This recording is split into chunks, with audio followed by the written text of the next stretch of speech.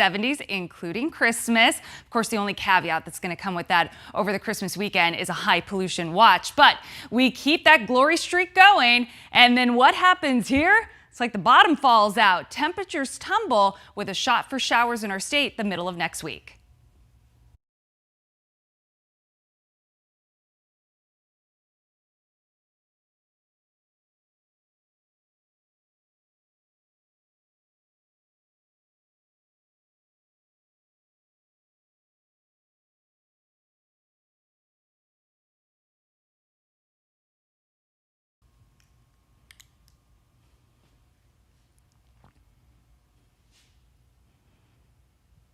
Okay. This is your second noon weather cut-in. In 3, 2. Well, it seems like we need a Christmas miracle for travelers to dodge delays and cancellations at the airports right now. At least Mother Nature is cooperating with a road trip here in Arizona. So if you're driving to your holiday destination today, tomorrow, and Saturday, you'll find a mixture of some sun and clouds throughout our state, but no harm, no foul. Temperatures hanging out around that 50-degree mark in Flagstaff. We're going mid-50s in Prescott and in Sedona, cracking 60 degrees on your Christmas Eve day with tons of sunshine. We're also going to see more sunshine than anything here in the valley. We're going to see increasing clouds later on tonight. All they're going to do, though, is put on a great sunset show. Looking ahead to your weekend, we're popping up into the 70s. We keep that trend going before a storm system gets its act together the middle of next week.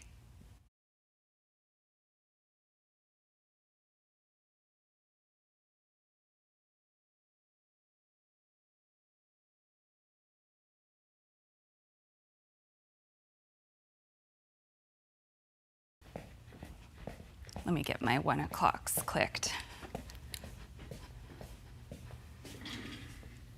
Are you doing separate record or same record?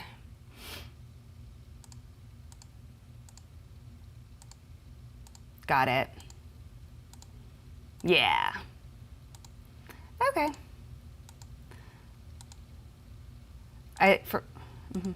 Now I'm gonna mess up big time. You know, antivirus software protection on it. I will take that as the physical exhibit. I won't let you plug it into the court system. You take your Costco player and plug it in, and you bear the risk of what happens to your Costco player. And you can play it in court, okay? And with that, Your Honor, I would say also that it was played on the record yesterday, or it was played in court yesterday. I'm fine with that. Okay. As long as I can get the actual audio admitted as the exhibit, and I will have our technical people do that today. I just ruled, I just told you, Okay. If you get me that, I will take it now. Oh, I thought you said play it again in court, Your Honor. If no, you did it. Thank you. But here's the thing.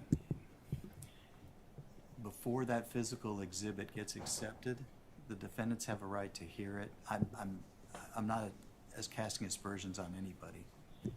But if you take what you're going to give the clerk, plug it in, play it, and they say, yeah, that's exactly what was played in court, then we've got no problems with foundation. Then that'll be, I know you don't do, go ahead. I know you don't do placeholders, so what number is this? Yeah, we don't do placeholders, so it'll be Exhibit 120. So for the record, it's Exhibit 120 we've been discussing, not 74. Exhibit 120. 120, okay. And I will make that happen today, Your Honor. It's your responsibility to make sure it happens, you know, if you, I anticipate you're going to rest your case today, all right? Yes, but that's going to be contingent upon making sure that you've got all the exhibits in. So for this one exhibit, I will give you until we adjourn the hearing beyond when you rest, because I know you have to jump through these hoops that I just told you, okay? But you have responsibility to make sure this happens in case I forget, in case something else happens, okay? This will happen, Your Honor. And the second question I have is, we spent a lot of time discussing Betty yesterday, Okay, and this exhibit, this specific exhibit, okay? And this is an email from me, Your Honor. I avow this is an email from me. I'll take your word for that, And Mr. this is a. Just tell me. This is an email from me to, I believe, all of the defense counsel sitting up here, in which I, again, on behalf of both my client, who submitted the Public Records Act request, and my witness who was on the stand yesterday talking about those documents that she needed, that the county will not produce. This email, Your Honor, specifically talks about Betty. It says Betty Gallanter. How much time are you asking for? I'm asking for at least 15 minutes, Your Honor, that were spent debating about this issue. And, you know, with leave of court, I would also like to move to admit this email and exhibit. This email is highly relevant, Your Honor, because it does discuss the chain of custody documents that were discussed yesterday, and those very documents, Your Honor, that Maricopa County says they have, but will not give to anybody, or have not given to anybody. Now we're beyond the scope of the exhibit that you're talking about. If you're talking about, you want time back focused on the discussion we had about chain of custody and how to do it, without arguing, I think we have some additional time. I've made time. This time we're doing right now, this is time that I made by making you come in earlier. Okay, I didn't take this into account. So this is on me, okay? So I have no problem giving you 15 minutes. Thank you, Your Honor. Okay? And I'm not gonna admit the email and go into all of that. I'm giving you the 15 minutes because I think the email goes well beyond this. And I think I'm gonna invest more than 15 minutes of my time straightening out what's relevant and what's not relevant. So I'm gonna give you the 15 minutes and not go into that. Much appreciated, Your Honor. Thank you. Okay? Defendants, if you Well, want. Your Honor, Go you ahead. just saved me and you saved the court some time because I'm not going to argue for the 9 minutes and 22 seconds that should be allocated, so I'm not going to mention that. But what I will mention, and we can check the record, is that the question was asked about a Betty who works in the Maricopa County Public Records Department.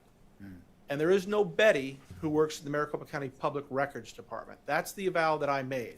That goes directly to my integrity, Your Honor, so I have to put that on the record.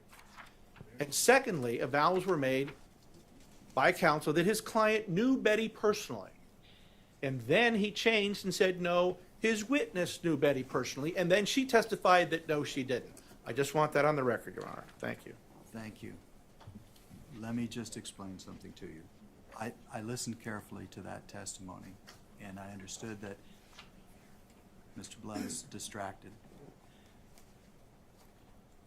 Some of the things Mr. Blum told me weren't true. Some of the things Mr. Liddy told me weren't, exactly what Mr. Blum said. I'm not saying you didn't say what you said isn't true. I'm saying that in terms of the representations that went back and forth, I didn't take this as being, there was trying to be instructive to me to have an idea or focus of what the exhibit would actually say. I didn't make my rulings based on your reputation, Mr. Liddy, nor Mr. Blum and his representations. I listened to the evidence, and during the testimony, Mr. Blum realized that some of the things he had said were not in line with what the witness said, and so he may not have come out on the record, but I saw it, and he acknowledged by body language. Let me just digress just a second here. I've tried to be respectful, fair, and impartial to both sides throughout all of this, and I have the highest regard for the attorneys involved in the case on both sides in the presentation of the evidence, and I feel it's been very professional and it's been very well done. So I just encourage you, I know this is hotly contested and it hasn't, well, I'll leave it at that. I think I rely on your professionalism and dignity. And I don't take things to be personal attacks. I've already given you my view of each of you, all right? So let's leave this and proceed. I think you've got 15 minutes back, Mr. Blem. I didn't go into anything further. I think that should cover everything. And I just want to be clear on it. You, twice in court, it was played, the tape. A woman named Betty who works for Maricopa County said, we'll get the documents to you when we get them. wait. I don't want you to rehash the testimony. Okay. Okay. Enough, because I've tried to take very good notes and I've paid attention. Thank you, Your Honor. So, thank you. Okay. Plaintiff, do you have a witness that you'd like to call? Yes, Your Honor. We call Rich Ferris.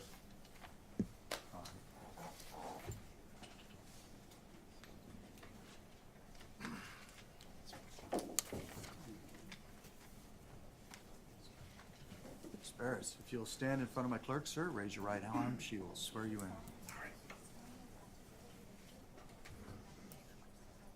I do. Thank you, Mr. Barris. Just have a seat at the witness stand, please. All right, you may begin when you're ready. Mr. Olson. Good morning, Mr. Barris. Would you please state your full name for the record? Good morning, Mr. Olson. Richard D. Barris. And Danny. where do you work currently? For about over 6 years, I'm the director of Big Data Poll. Before that, I worked in election forecasting. Modeled the election forecast model for People's Funded Daily. Did that from 2014 till 2018.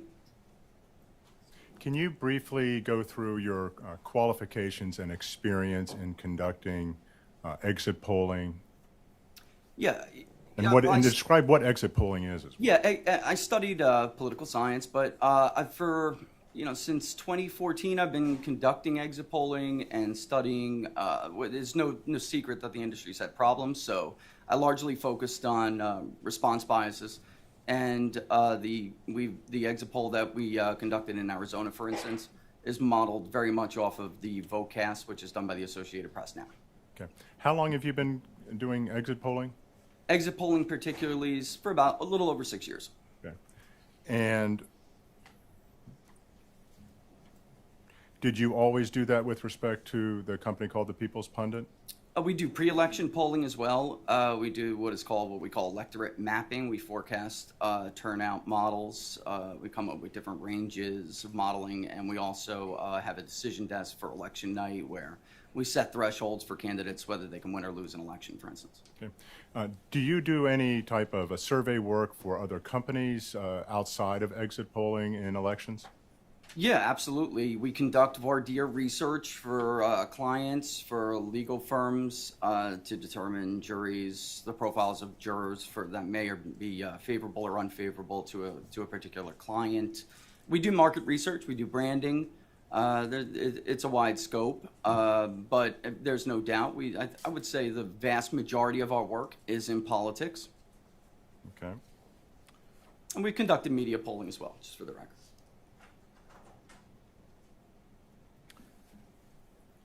What type of methodology do you employ in conducting an exit poll for an election? So the methodology that we employ now, because exit polling has changed over the years, is the methodology that is now used by the Associated Press, which has broken away from traditional exit polling in recent years, and it will be the future. Okay. What is the difference between a turnout model and exit polling? So turnout modeling, and that's a great question. Turnout modeling, we only have certain variables that we could look at with turnout modeling. For instance, historical turnout, population increases, but that is limited. So the difference between exit polling and just turnout modeling in general is that we're able to talk to people to see whether or not there's something that would have changed. For instance, in regular turnout modeling that I would looked at in the Maricopa County 2022 election plan, they gave two different variants. There's always variances to models, but they gave two different plans. If they would have used those plans in 2018, they likely would have understated turnout because there would have been no historical basis for turnout to have been as high as it was in the 2018 midterm election. When you say they gave two different, what are you referring to?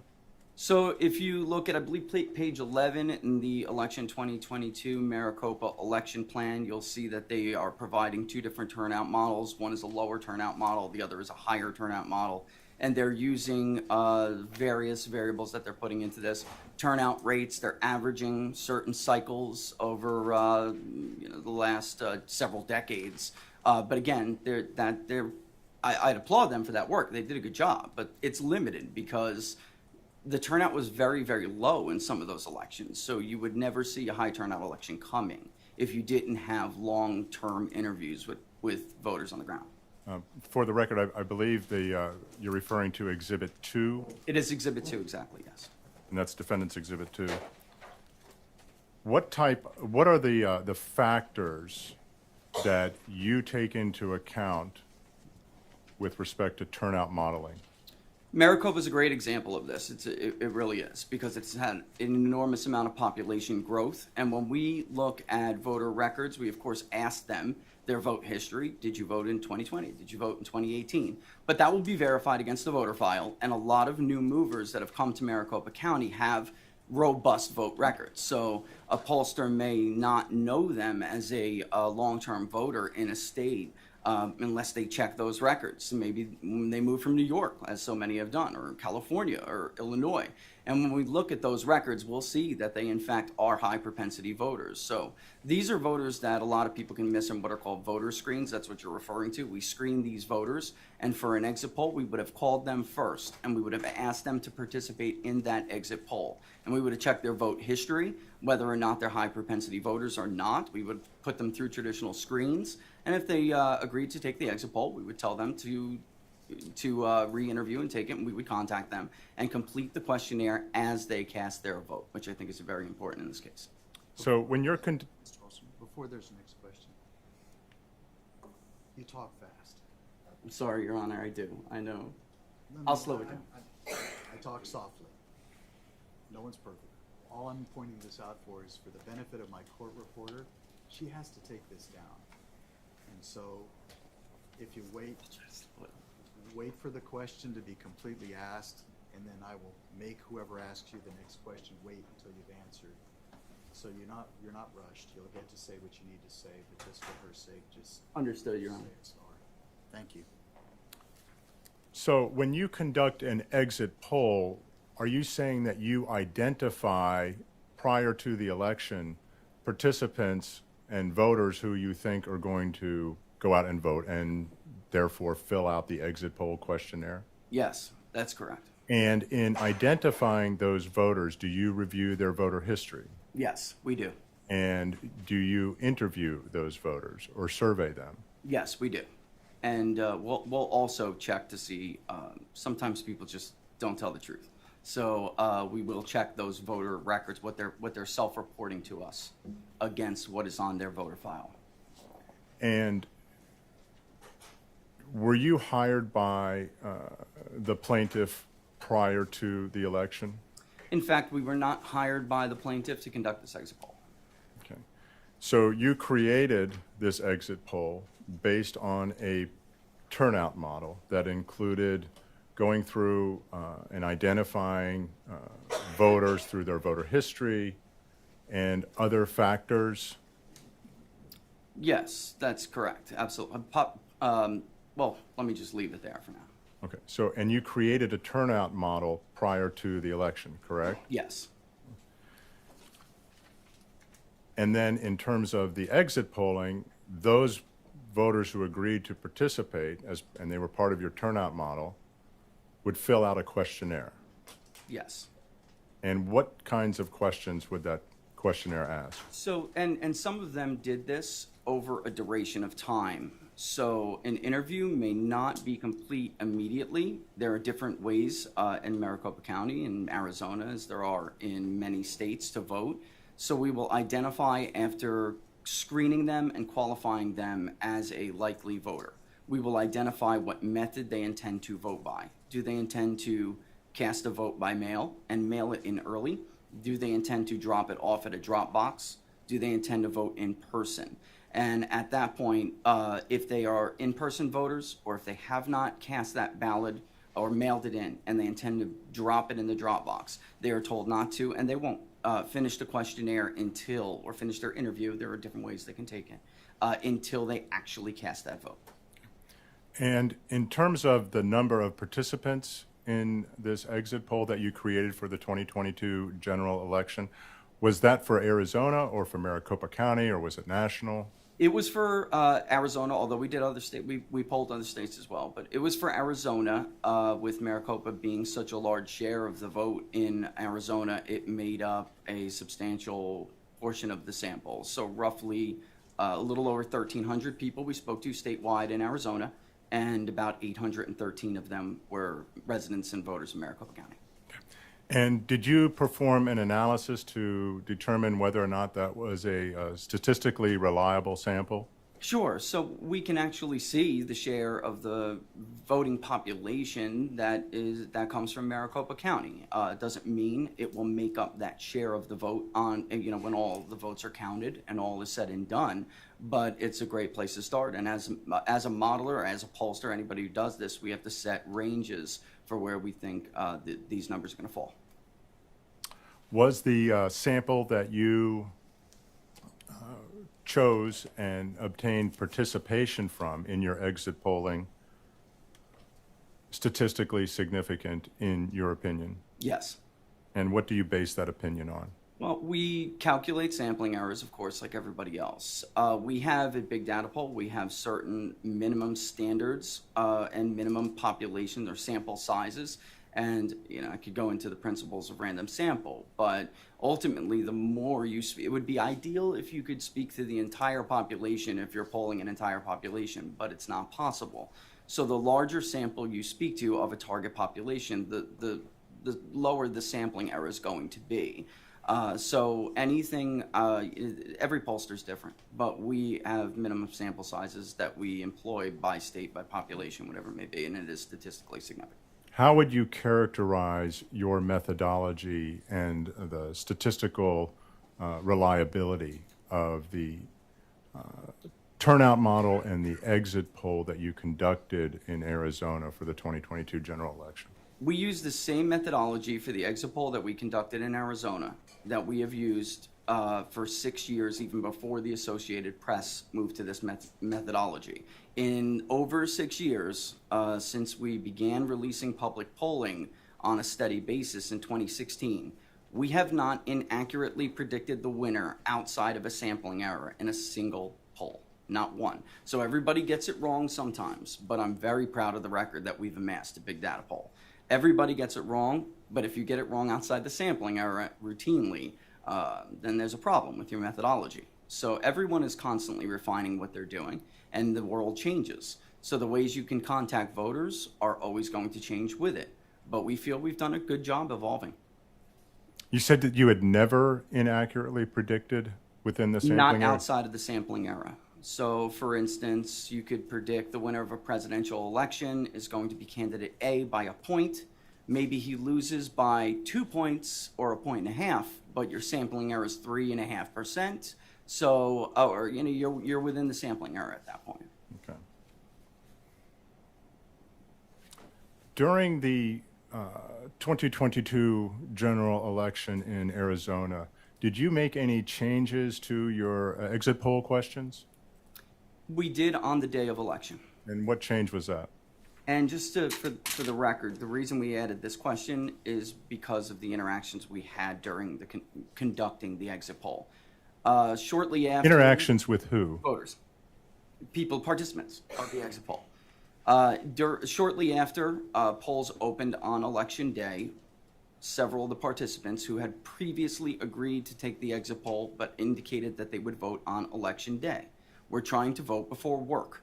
And when they went to go cast their ballot, the lines were long. So some of them would tell us, we'll come back after work and we'll see if we can do it. Some others, complained, that they couldn't wait on lines or they had to go pick up a kid or something, life, really. So we, in fact, added a question that it was not designed to see how many voters may have been suppressed. In fact, it was designed to try to point people in a direction to a polling station where they could vote. So we added a question that basically said, did you have any issues or run into any complications while attempting to vote, such as tabulators rejecting ballots or running out of paper when at the polling station? And we took this from issues that voters were telling us. We didn't make this up. We took this from issues that we heard directly from them. And was this change in terms of the questions, to add this question, was that done in connection with any anticipated litigation No. that might arise out of this election? The goal was to attempt to tell the participants where they could go vote, and we were taking lists of polling places. Those who were able to successfully cast a ballot, where were they able to do so? Okay. Now, you did a report for use in this election challenge, correct? We did. And what was your conclusion as to the number of likely voters that were suppressed from turnout as a result of the chaos on Election Day? Well, like anything else, I try to set a range because we have sampling errors and we have variances. So I have to feel comfortable with the estimates that we're looking at. And I put a couple of things into this. First, I'm looking to see whether or not there's still a substantial amount of voters out there that historically we could support with historical data that they could have turned out. Meaning, would this be out of the range of normal if we were missing such a large chunk of voters, or can we look at the numbers and have expected it? The bottom line here is that those who said they would cast their vote by mail or drop their ballot off by mail completed their questionnaire at a 93% rate. There are always going to be people who tell you that they're going to participate in your poll, but then don't, especially in exit polls. The rate for Election Day voters was only 72%. So that doesn't, I can tell you that it's never happened to me before, ever. And why is that significant? It's significant because, looking at, we can go through it a lot more in depth, but looking at all the totality of it, there's no explanation for why these voters simply did not come back. They didn't cast their ballot. There's always going to be a difference, but the difference here is almost 20 points. It's roughly 20 percentage points. It's a significant finding. And I can only, in my professional opinion, I've done many of these exit polls. These people didn't complete this questionnaire because they didn't vote. They didn't get to vote. And I don't know why anybody would agree to participate in an exit poll and then not, show up in such large, why would they not vote and then complete the interview? This just doesn't happen. What was the range of voters lost on Election Day? So if we look at that 20%, admittedly very large. Could we have expected the Election Day electorate itself, roughly 250,000 Election Day voters, could we have expected that to expand by another 20%? That's a lot, but there are means. Could we expected it to expand by 10%? Could turnout for Election Day have been 10% higher, 15% higher? Look at the number of votes that would mean. 10% would be 25,000 votes. Did that fall within our modeling? Sure, it fell within the modeling of the 2020 election plan from Maricopa County. What about 15%? If turnout increased on Election Day by 15%, we'd be looking at almost 40,000 votes roughly. Something like that? Absolutely could have. They're talking a little fast. Sorry. So what was the expected range that you determined of voters who were disenfranchised as a result of the Election Day chaos? Between 25,000 to 40,000. And again, there's always going to be some variance there. Okay. And what of the 25 to 40,000, what was the net effect on Republican voters? This is important, and you can only understand that by understanding the difference in vote preference by vote method. If you showed up on Election Day, you were far more likely to be a straight ticket Republican than if you cast a ballot by mail. The same is also true if you were, for instance, a Democratic voter. If you voted on Election Day, you were far more likely to cross over and vote for another party. And the same is true of Republicans. If they voted by mail, they were far more likely to vote, for instance, for the Democratic candidate, Katie Hobbs. So you have to understand that when you're looking at it, it's not as significant of a number for disenfranchised voters as you may think. So the election day margin for Miss Lake was huge in the areas where we saw these depressions. And by huge, it was not uncommon for her to win 75, 76% of the vote there. It's because she was also winning large numbers of crossover voters. So, you know, when we're looking at who may have been disenfranchised, the mail-in vote is in. We can only be talking about election day voters at this point. So one more, well, we call them dumps, but one more batch of tabulated votes in Maricopa County really could have done it. Well, what do you recall the range that you concluded in your report as to the number of Republican voters that were suppressed from coming out on election day as a result of the chaos? Well, it's, again, I really want to caution anybody for thinking about this just as Republicans, because, you know, the vote share is so large, where the Republicans were absolutely disproportionately impacted by this. And we're talking about a net advantage that absolutely puts the margin in doubt.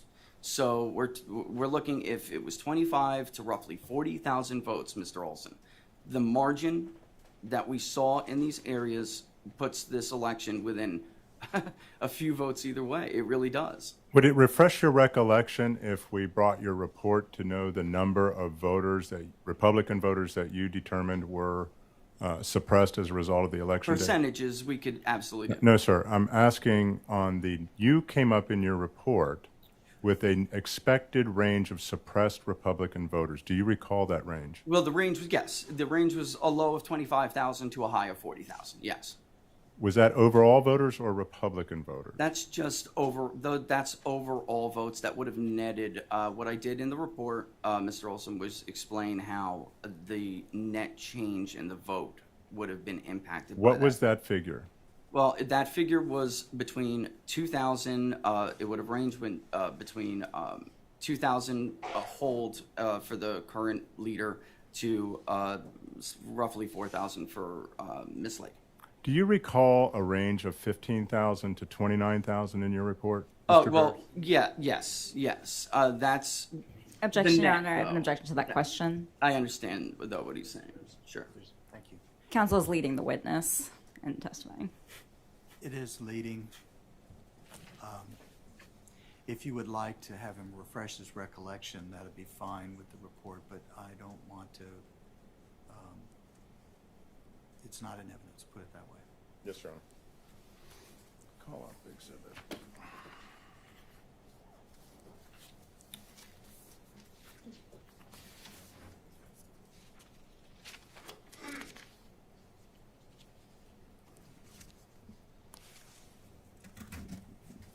Exhibit 48. Which exhibit is it, Mr. It's Olson? exhibit 48, Your Honor.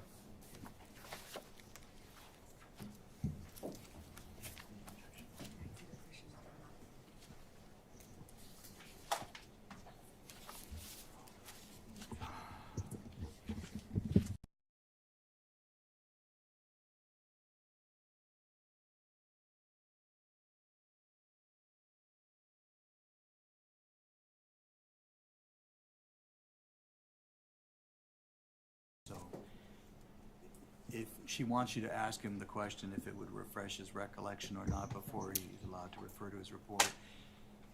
Sorry, Your Honor, may I clarify what I was saying? He actually testified to the numbers, so he doesn't need his recollection refreshed. I think I'm entitled to ask the question, Your Honor. You may. Would it refresh your recollection in terms of some of these numbers to look at your report? No, I think this is a matter of nomenclature. We're just talking in different terms, where you're saying Republican votes, and I'm referring to it as the net change. So I'm not thinking about this as the registration of that voter. I'm thinking about how it would impact the margin of the governor's race. So the net gain for the Republican candidate, what would the net gain be, is the margin, is the number you're referring to. So yes, it would be significant enough to change the leader of the race. It would.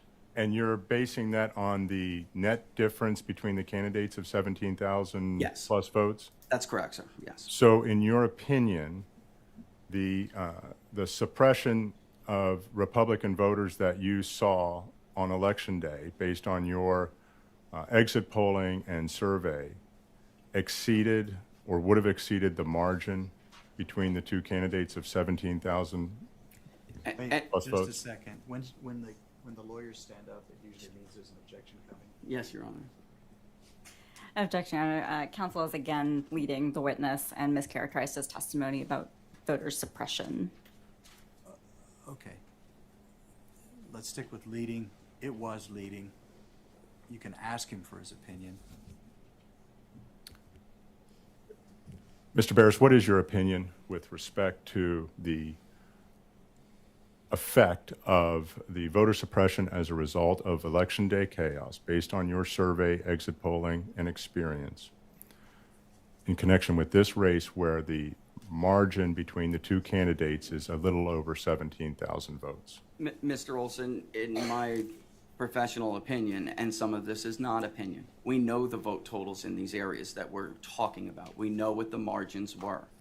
In my opinion, in my professional opinion, this did have an impact on the it definitely impacted the outcome. The only question for me is whether it had the potential to change the result.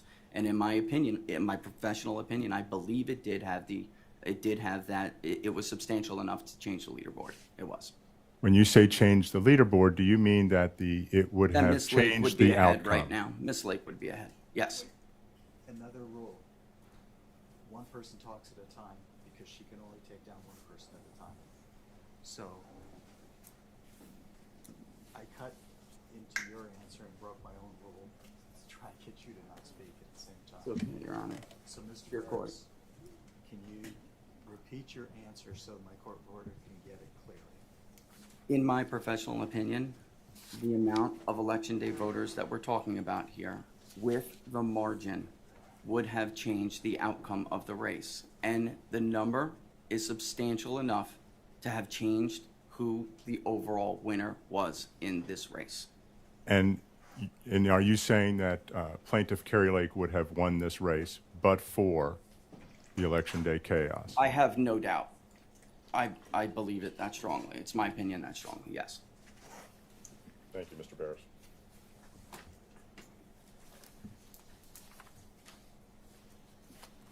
Are you done with questioning? Yes, Your Honor. Thank you.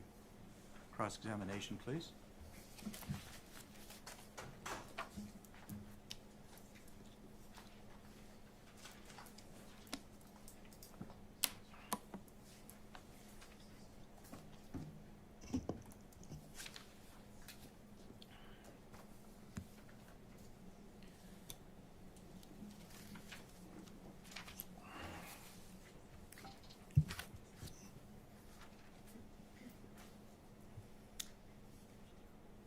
Good morning, Mr. Barris. Thank you for being here. Good morning, thank you. My name's Lally Midday, and I represent Governor-elect Hobbs, and I'm going to ask you a few questions. Just first, have you ever testified in federal or state court before? No. But I have been consulted by lawyers about election processes and laws. Have you, in an academic study, in an academic setting, ever studied polling? In an academic study? In an academic In an setting? academic setting? It's funny. The professor who got me into this said, beware of presidents and pollsters who have PhDs. They don't make good ones of either. So no. Have you ever studied long lines in the context of elections? I'm In not an sure academic setting. I'm not sure that's not my purview, and I'm not sure has any bearing here. But Have you ever studied the effect of long lines on turnout? no, Have you ever studied the various factors that can affect election day or any kind of turnout? of course. In what setting have you, but not in an academic setting? Well, I'll say it again. I make my living in the real world. There's a difference between practice and theory, ma'am. There is. So no, you've never studied No. the effect of, No. have you ever published any peer review academic articles? No, but I've appeared in numerous outlets after elections. I've written commentary articles for various news organizations. No, it's not academic, but again, in my industry, academia means nothing. Accuracy matters. People come to me when they want the truth and accurate information. They don't care about theory. So no, you've never published any kind of academic No. peer-reviewed article? That's correct to say, yes.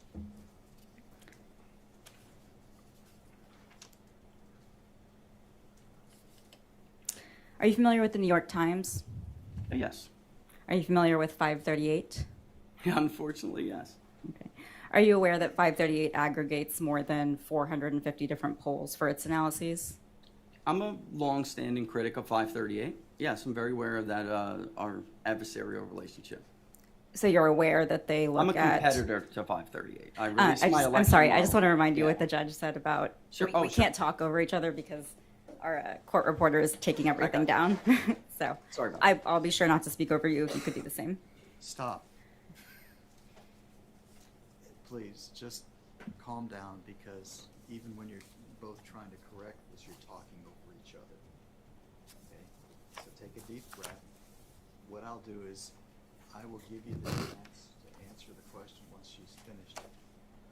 But don't answer the question until you've actually heard it, even if you think you know where it's going.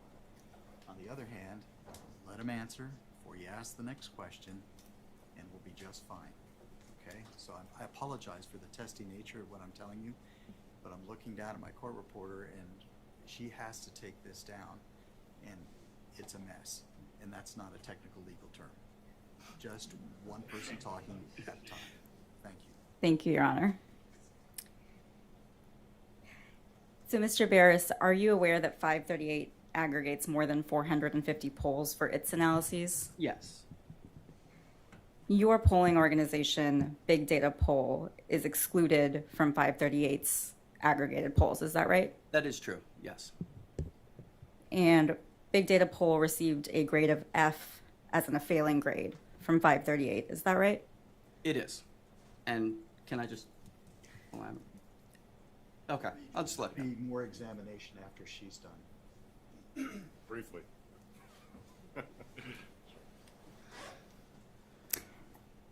And it sounds like you're aware that 538 currently ranks about 500 different pollsters. Is that right? I honestly, ma'am, I don't know how many they rate. I don't pay much attention to them. Any reason to disagree that it's about 500? No, I take your word for it. Okay, and are you aware that just 11 of those polling organizations have received an F grade? No. Are you aware that F grades are given to pollsters if their methodology is unreliable, their methods are not transparent, or their results are inaccurate? No, but again, I would just argue that you're acting as if they're an authority on polling. They're not. Are you familiar with Real Clear Politics? Yes, yes, I am. Are you aware that it's been described as a right-leaning media outlet? No, they're not right-leaning.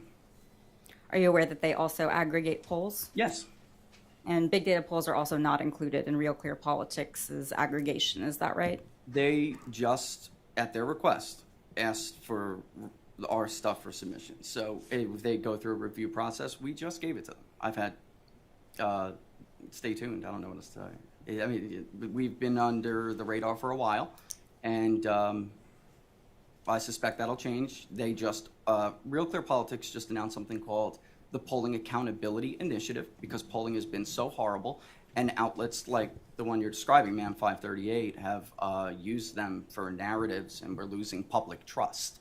So RCP just began this initiative and starting to rank pollsters. I gave them our stuff for their review, and I expect we'll end up within the top 3 like we are in election recon, right behind the IBD tip poll. And unlike them, we poll states as well, not just national. So it's actually harder to get a higher grade if you're polling both states and national polling. National polling is easier. State polling is more complicated. Yeah, and I'd like to move to strike that testimony as non-responsive to the question that I asked. I'm not going to strike it. Go ahead and ask further questions if you want to clarify. Okay, so I understand the explanation you just gave, but is it correct that you have not previously been part of the aggregations? Sorry. Is Big Data Poll a member of the National Council on Public Polls? No, but we do follow the transparency initiative that they laid out. And you're not also, it's also not a member of the Association of Public Opinion Researchers? Same answer. And just for the sake, it's only, not a lot of pollsters, probably 70% of them are not. Nobody wants to pay dues. That's not the point of polling and to be part of the clique. And you're also not a part of the Roper Center? No, I've never contacted them. Okay, I'd like to discuss now the poll that you conducted in this, for this election that you just discussed with your counsel.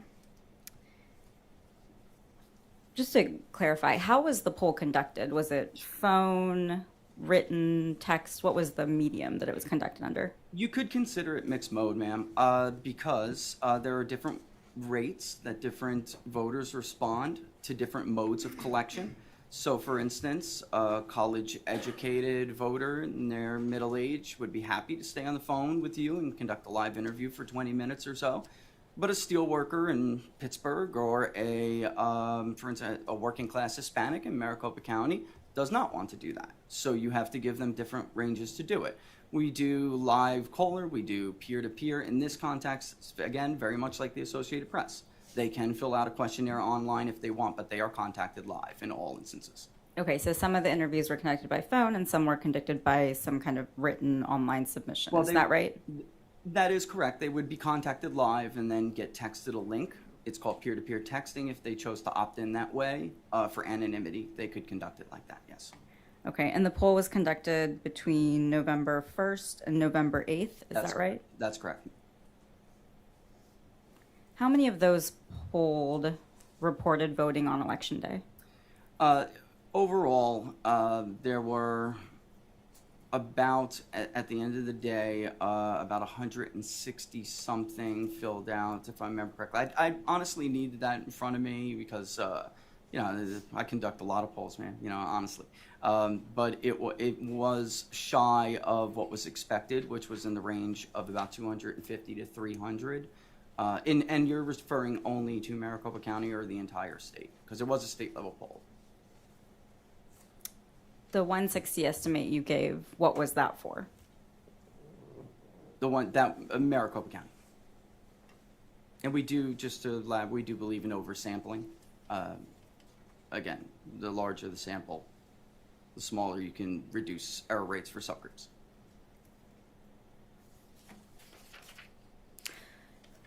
Of those who responded from Maricopa, who voted on Election Day, were there respondents from all of the congressional districts that Maricopa covers? That's a great question, yes.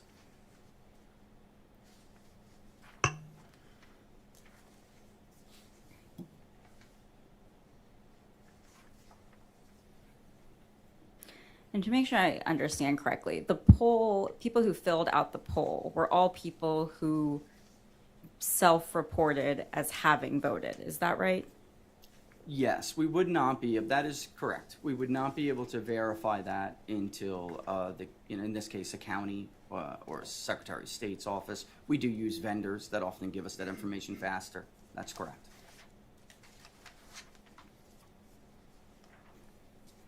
Okay, so I think you answered this, but then you didn't do anything to verify whether they had voted or not. At this point, there is, there's just the tools there are not at our disposal.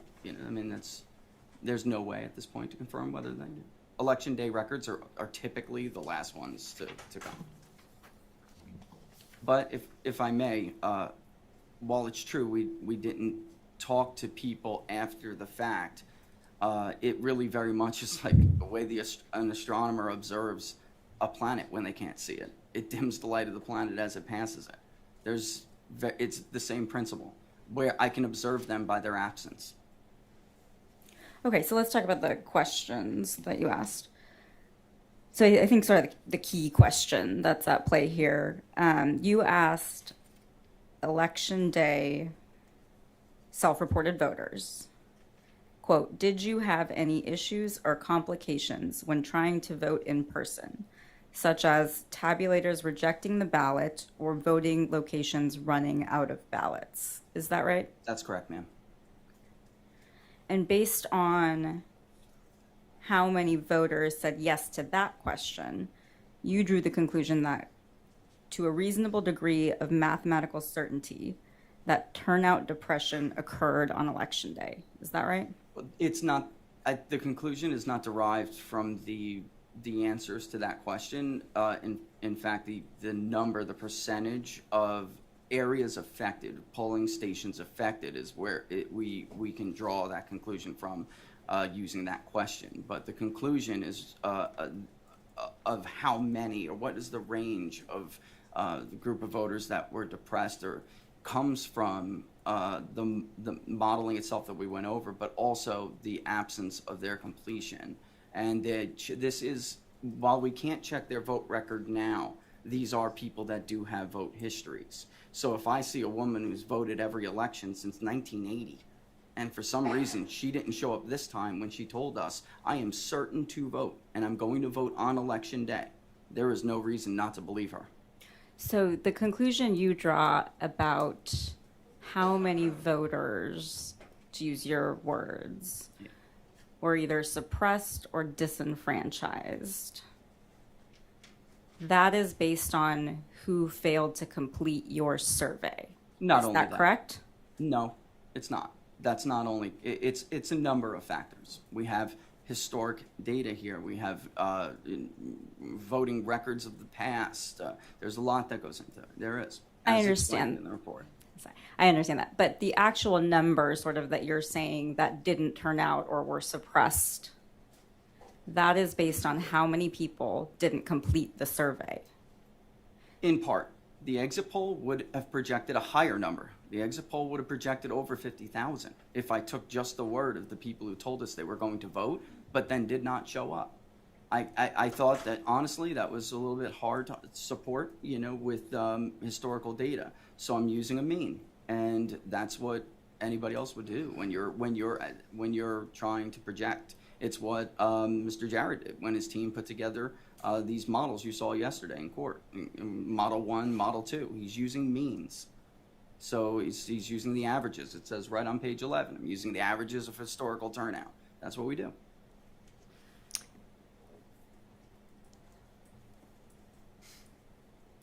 In your projection about how many people would vote, was that based on any sort of interview with a person? Yes, later in part, absolutely. So I think I asked my question, but let me just make sure that we're speaking about the same thing. Your projection about how many people would vote on election day, that is based on how many people told you they would complete your poll, correct? on election day specifically you're referring to? Or at all? No, I actually, again, I'd applaud the work I saw in the election plan in Maricopa County. It just has limitations, so we would add those interviews as a variable. Again, I use 2018 as a great example. If you only used historical data, then you would never have saw over 64% turnout in Maricopa County coming, because you haven't seen an example like that in decades. So the reason, for instance, a pre-election pollster would be able to accurately project the outcome of that election is by talking to these voters, and at some point you have to believe them. And you have to, of course, verify and make sure that their vote history checks out. But if you're a pollster and you're interviewing them, you actually are you have the advantage. You're able to catch on to new movers, for instance. Whereas if you're just looking at a historic turnout model, you're gonna miss it. You're gonna fall shy. Okay, and the people who actually responded to your poll, they all reported voting, right? Who actually responded? That's correct. Yes.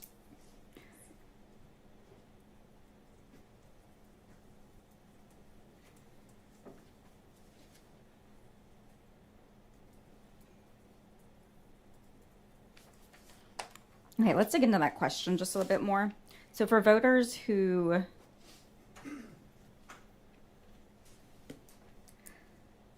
You discussed with your counsel that you added a question to your poll on election day, right? Yes. Okay, so that question, which we've already gone over about sort of facing issues with any issues specifically referencing tabulators, there's no similar question that was asked to anybody who completed your poll before election day, right? Yes, I'd say that's true. And Okay, there's great. a reason for that. That's fine. So Okay. yes. So if early voters had faced issues, there was no question in your poll that would have captured that response. If early voters had faced issues, we would have added the question. That's what I'm trying to distinguish here. I understand. So they were yes. not asked the question. They were not, that's true. And they Okay. were not alerting us of any issues either. Did you ask election day voters outside of Maricopa if they had issues on election day? Yes. Okay. It's not really an accepted practice in the political polling industry to change or add questions partway through a poll, is it? Yes, it is. In a tracking poll, you can change a question every day. There's nothing wrong with adding a question on if you feel that there is a subgroup within the poll that is being uniquely impacted by it. Then sure you can. Part of the question had a premise in it. One of the issues you gave as an example that a voter could face was a voting location running out of ballots, correct? Yes. You're aware that Maricopa prints ballots on demand, correct? Yes, but Pinal County had an issue in the primaries, so we were simply reflecting what participants of the poll were telling us they've had in the past. That's where they came from. And again, the entire poll was conducted that poll was even asked of other voters statewide, and it's worth noting that only Maricopa voters, only participants in the poll who vote and reside in Maricopa County responded that they had issues. There were no other voters outside in this state who said, yes, I ran into a problem. Okay, your poll can't tell us how many voters encountered an issue with a tabulator in Maricopa, correct? You can get election day voters. It was about 32.7% did say they had an issue, yes. They said they had an issue. Yes. Okay, but your analysis can't tell us how many voters encountered an issue with a tabulator, correct? That's true. We didn't give them the option that's true, absolutely. And it can't tell us how many voters of a specific party encountered an issue with a tabulator, correct? Specifically with the tabulator. That's right. But we can give the share of each party that had issues. That had some issue on election day. You are correct, yes. And no voter in your poll was asked whether they waited in a line on election day. No. So your analysis can't tell us about how many voters encountered a line when they went to vote. No. I think that's fair. And you can't tell us anything about where lines occurred in Maricopa. Well, not lines specifically, just issues, being Okay. able to cast a ballot, yes. It also can't tell us how long those lines were, should a voter no, have ma'am. encountered a line. No. It also can't tell us whether a voter decided not to vote because they encountered a line. That specific question, no. The only way we can, again, infer that is by the absence of their participation and them being the only ones to have an absence of participation. So there is always going to be a percentage of voters who tell you they're going to do your exit poll and then don't do it. Those who voted by mail were significantly less likely to not complete the questionnaire, and they are instructed to complete it at the time they cast their vote. 93% did if they did not vote by election. 72% did if they voted on election day. And you can't tell us anything about whether long lines occurred in more Republican areas of Maricopa or more Democratic areas of Maricopa, correct? I can only speak to general, like the question was worded, general issues. Did you encounter issues? Yes.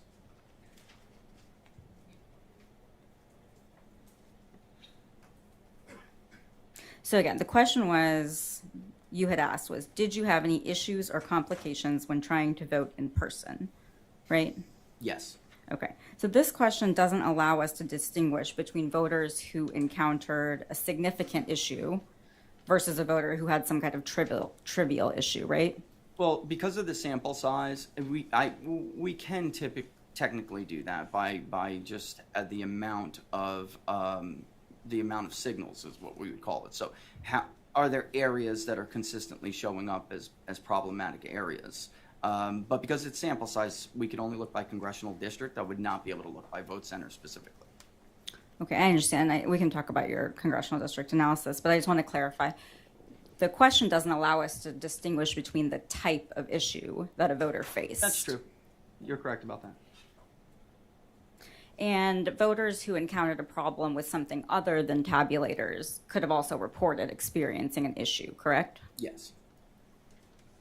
So, for example, if somebody had an issue with their voter ID, their voter ID,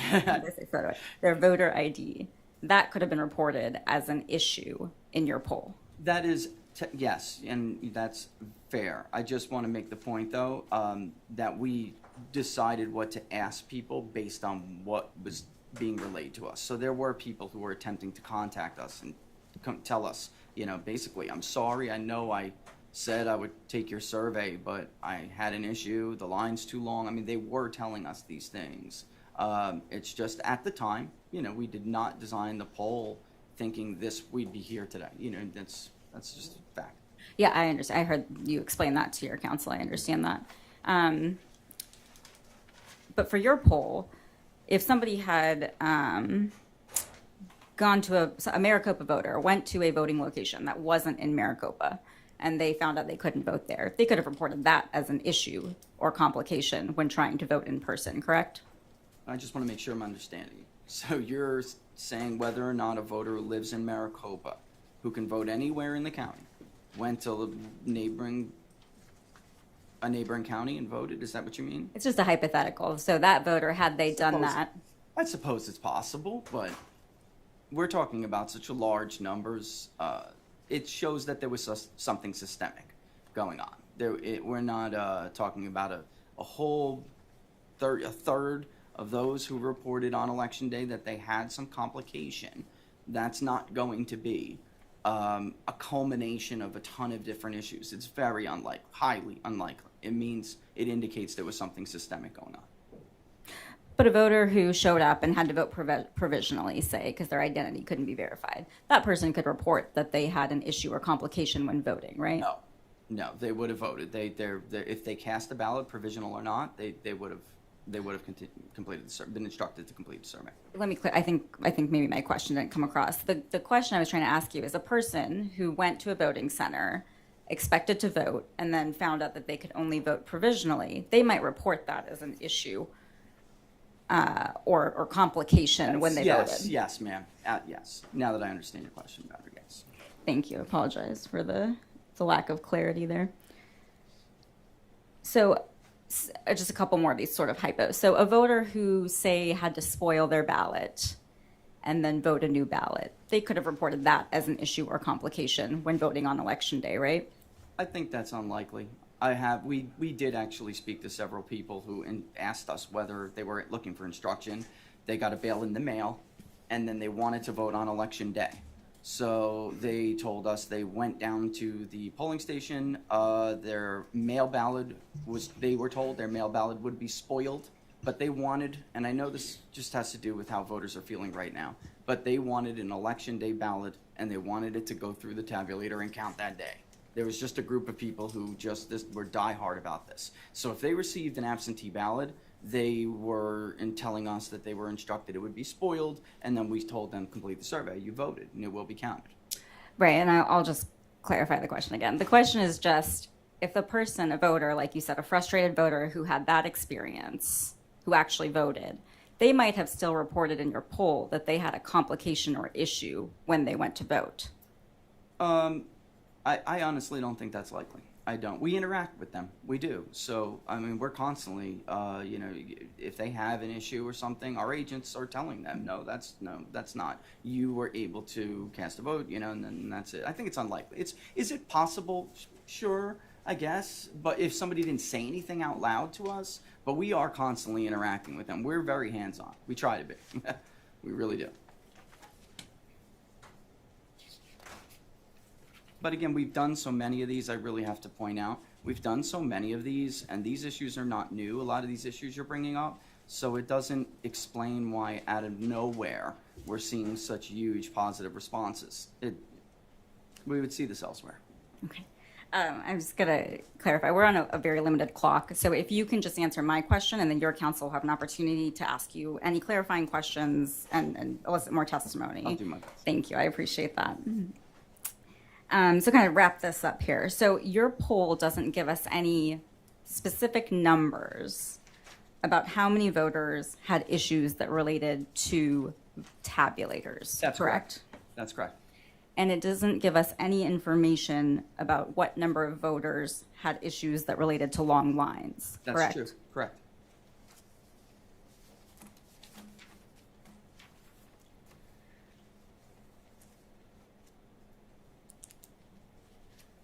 I think in our conversation and also with your conversation with counsel, you mentioned sort of a geographical analysis that you did about where respondents of your poll reported encountering issues. Yes. Is that right? Okay.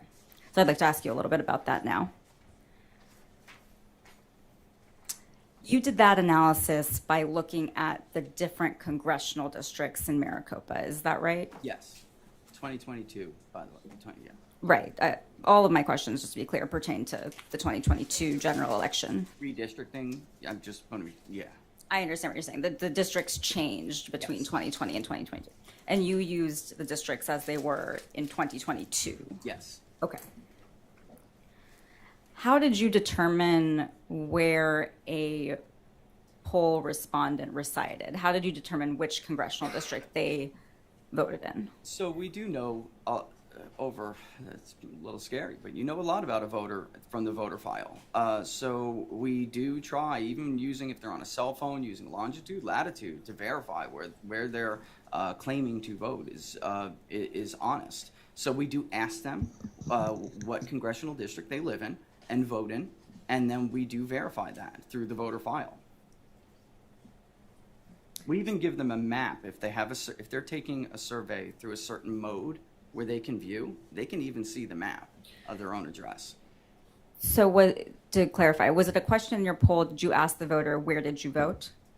No, just in which congressional district do you live in and vote in and reside? So the question was, which congressional district do you reside in? Both. They get both, is what I'm saying. Did you live in? And Maricopa's a little bit different because you can vote anywhere. So you can go up the street and end up outside of Mr. Biggs's district and end up in Mr. Stanton's district. So they get both questions. And we have the added benefit if they're taking that question on a cell phone. We can track them with their longitude and latitude. Software is crazy these days.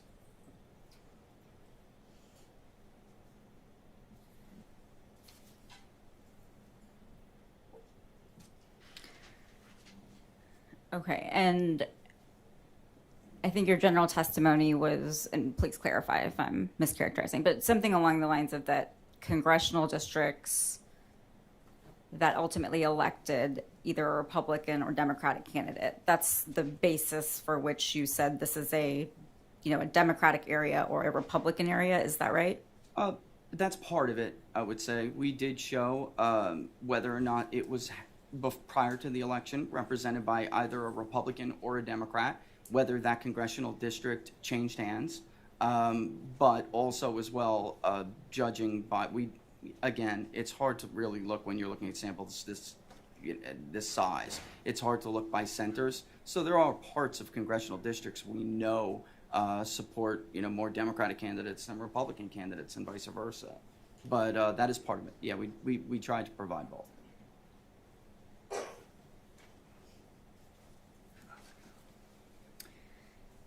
Congressional District 9 is one of the districts that's in Maricopa, right? 1, 5, Schweikert, Siscomani, Stanton.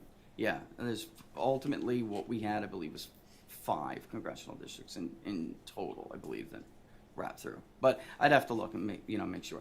They're small samples. Sometimes you'll get a couple from a corner of one district. Yeah. Are you aware of how many congressional districts are in Maricopa? There are 5 congressional districts that wrap through Maricopa County. Would it surprise you to learn that there are 8? No, it wouldn't. Sorry, but there were 5 participants that took the poll. There are 5 in the report. I see. So there are 3 of the 8 Yes. congressional. That's what I meant by a few of each. Sorry. So does that mean that in your poll, respondents only came from 5 of the 3 districts? There Sorry, were- 5 of the 8 districts? There were some in others, and they're on the table, but they're so statistically insignificant. I really can't draw any conclusions from them, and they're in the report. Okay, so there were 3 districts, 3 congressional districts in Maricopa where you didn't have enough of a response to be able That's to correct. report what the issues, how frequent the issues were in those congressional districts. Is That's that correct. We're talking about 0.2%, it was very small. right? Okay, and one of those congressional districts I remember from your report is Congressional District 9. Is that any reason to disagree with me? Yeah, I'm not sure. I mean, I'd have to have it in front of me to make sure I know exactly which one. 8, I know the percentage for 8, first. To feel comfortable, if you're about to ask me about percentages, I'd need to, honestly refer to it.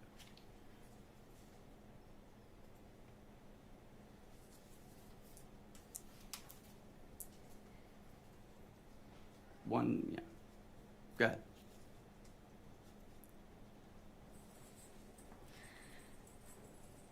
So you analyzed for each congressional district what percentage of the people who reported problems or complications resided in a specific district. Is that right? Yes. So if memory serves, about 30% of the people who said they had encountered issues came from the 1st Congressional District, what is now the 1st Congressional District. And the 8th Congressional District, if I remember correctly, was about 14%, I believe. There's the 5th as well. I mean, again, I'd have to have it, right in front of me, but go ahead. I thought you were going to ask me something. Sorry. So you just reported some percentages, and it's fine if they're exact or not. I'm not asking you to. It's not a memory test to report what the percentages were. What I wanted to know about is when you reported that percentage. I think you just said around 14% for CD8. Did you consider how much of the voter population resides in CD8? Sure. And that's why we chose to show it as that it is, first of all, that weighting, if it was necessary, would have taken care of that as a share of the overall population in Maricopa. So it's not necessary. Because each district is representative as far as how many came from that district in the overall sample.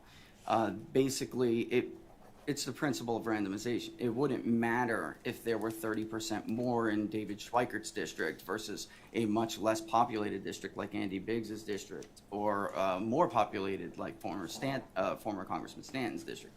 It wouldn't matter. They still have the same probability of being asked being asked a question. So they're basically going to.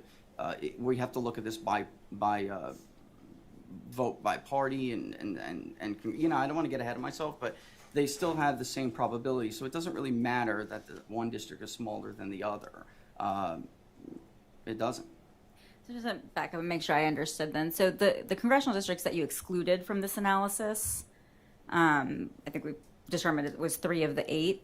Does that mean that there weren't sufficient voters from those 3 districts who reported having problems, and that's why they're not included? No, the size was so small, that's why they weren't included. The sample size from that And district. maybe I'm misunderstanding you, but yeah. Yes, the sample size. Okay. So for an excluded district, you didn't have a large enough sample size to say whether or not voters had problems in that district. Right. That's right. So for the 3 of 8, there wasn't enough voters to determine whether there were problems in that district. That's fair to say. Yeah. Okay.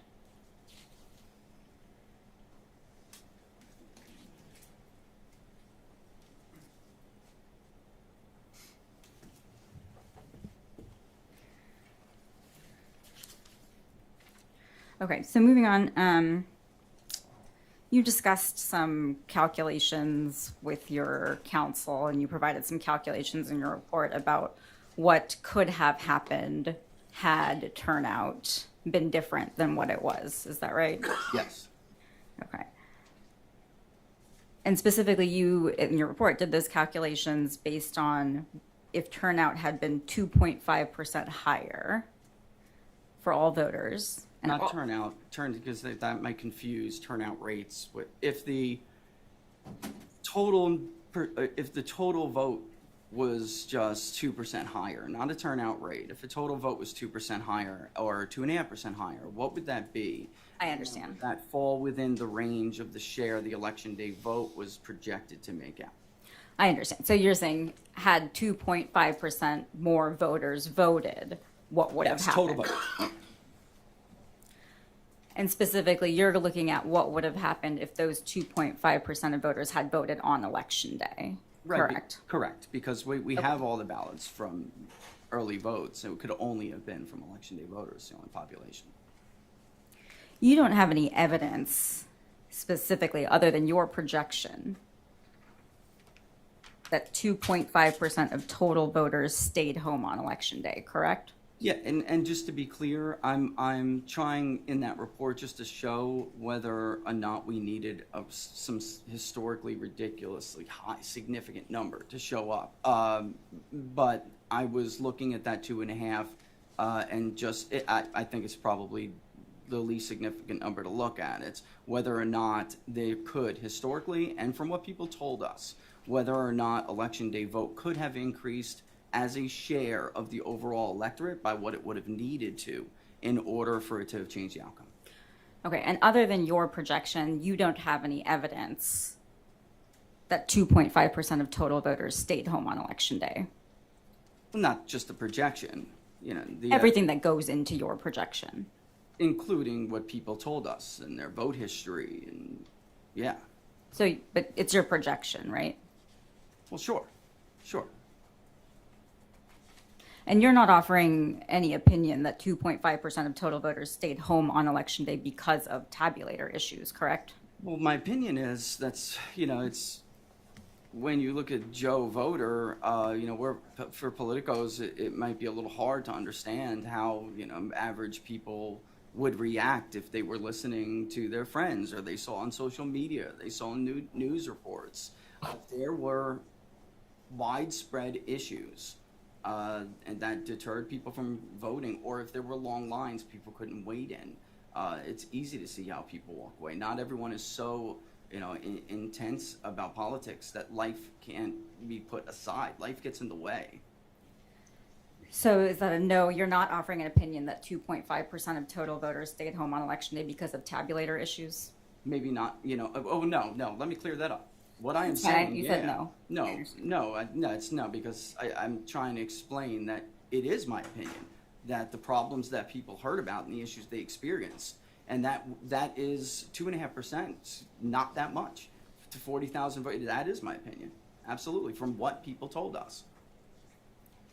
And the percent that was missing from the poll. Again, at all the exit polls we have ever conducted, you don't see missing participants like this without something happening, some other variable getting thrown into the equation.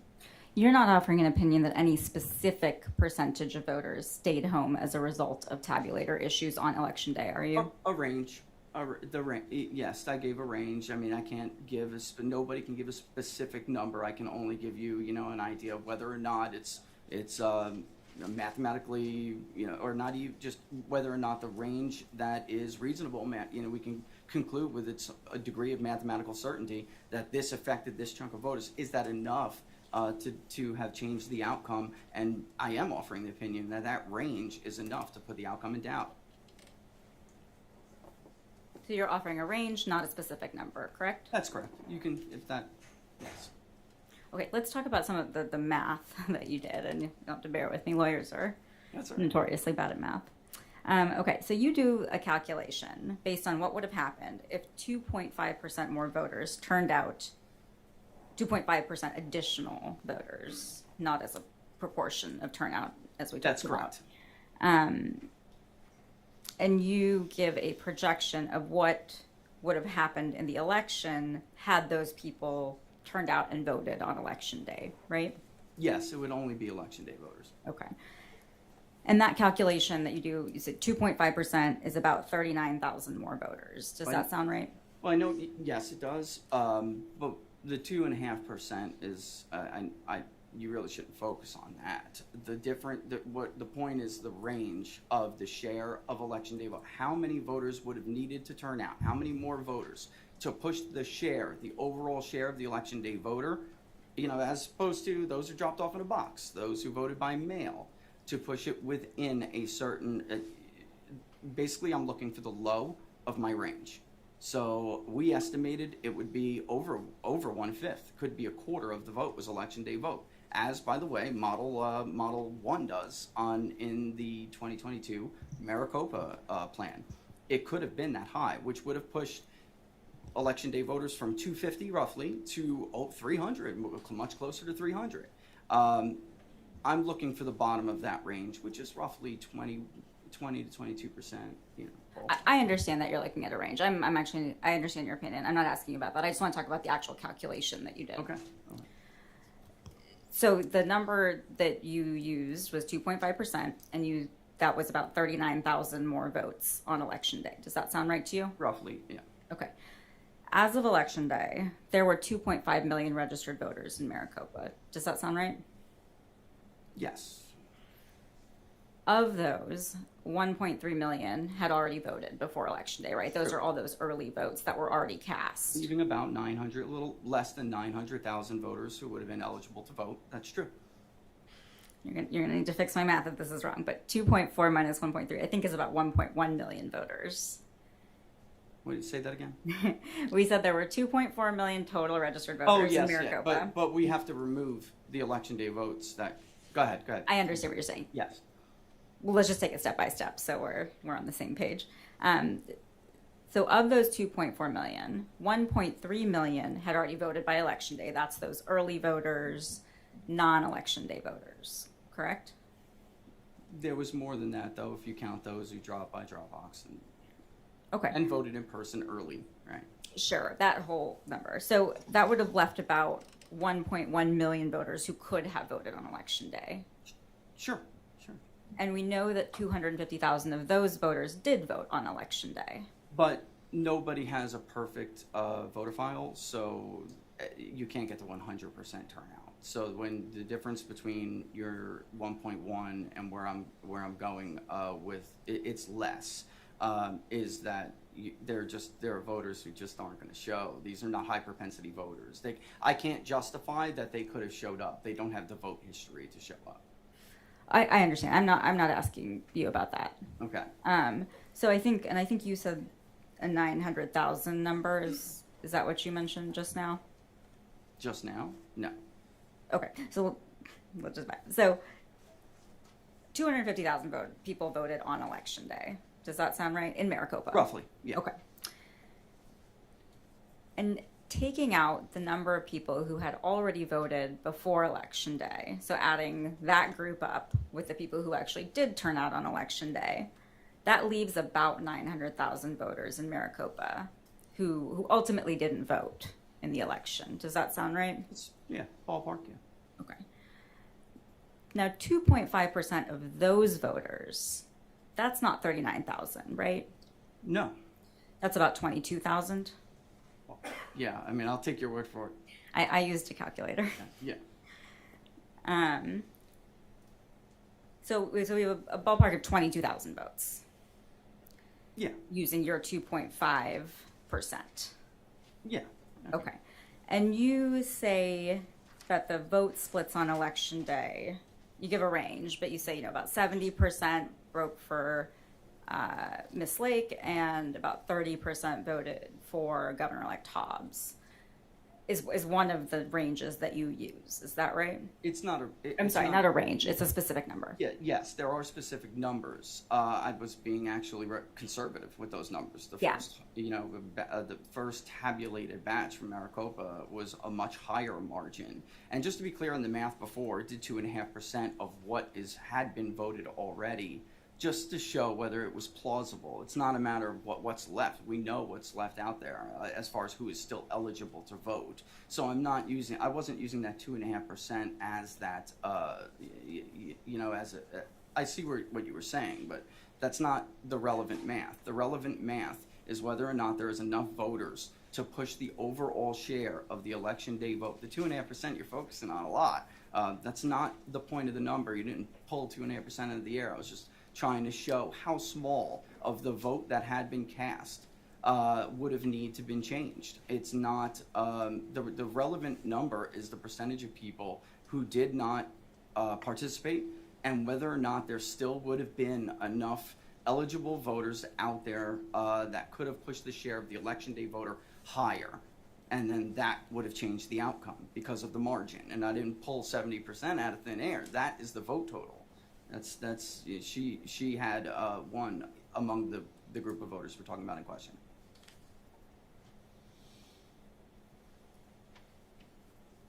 Okay, but taking your number, this is the number you reported, and that's the reason I'm using it. I understand that you're saying that there could have been a range, but the number you used was 2.5%. So I just want to make sure we're understanding what that 2.5% actually means. So that's what these questions are about. I understand. Okay, so taking your number, the 2.5%, of the voters who could have been left to vote on election day, that's actually about 22,000, not 39,000. I'm talking about the entire electorate. The entire electorate. With that too, and that you're again, the math is still the math.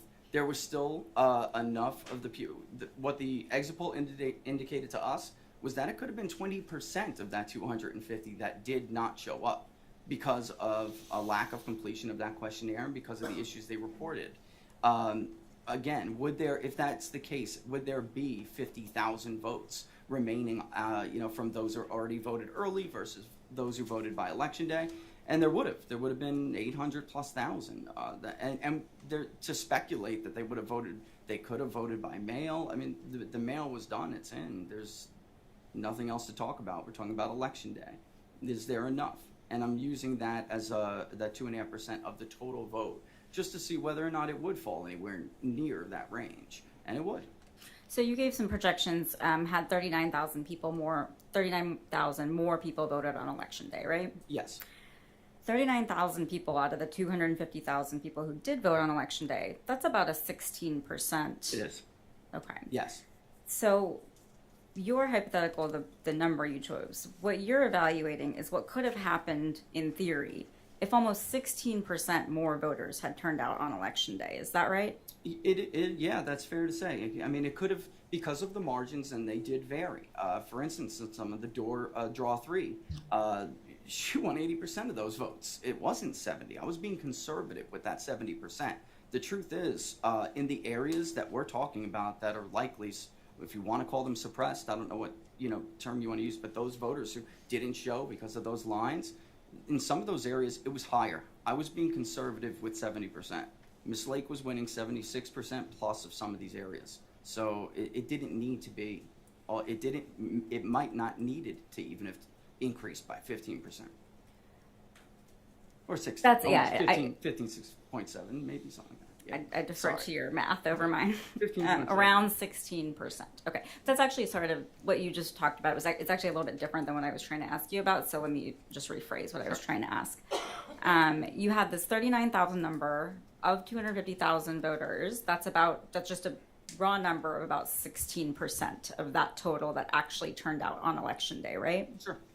Okay, so your 2.5% selection, that example that you gave, what that is really saying is what would have happened if 16% more voters had turned out on election day, right? It is, but that's not unusual in what we do. It's Okay. not. It happens. And so the math, the way you've done it, that basically assumes that 1 out of every 6 voters who was going to vote on election day didn't vote, right? I guess that's fair. Little less actually, but the truth is,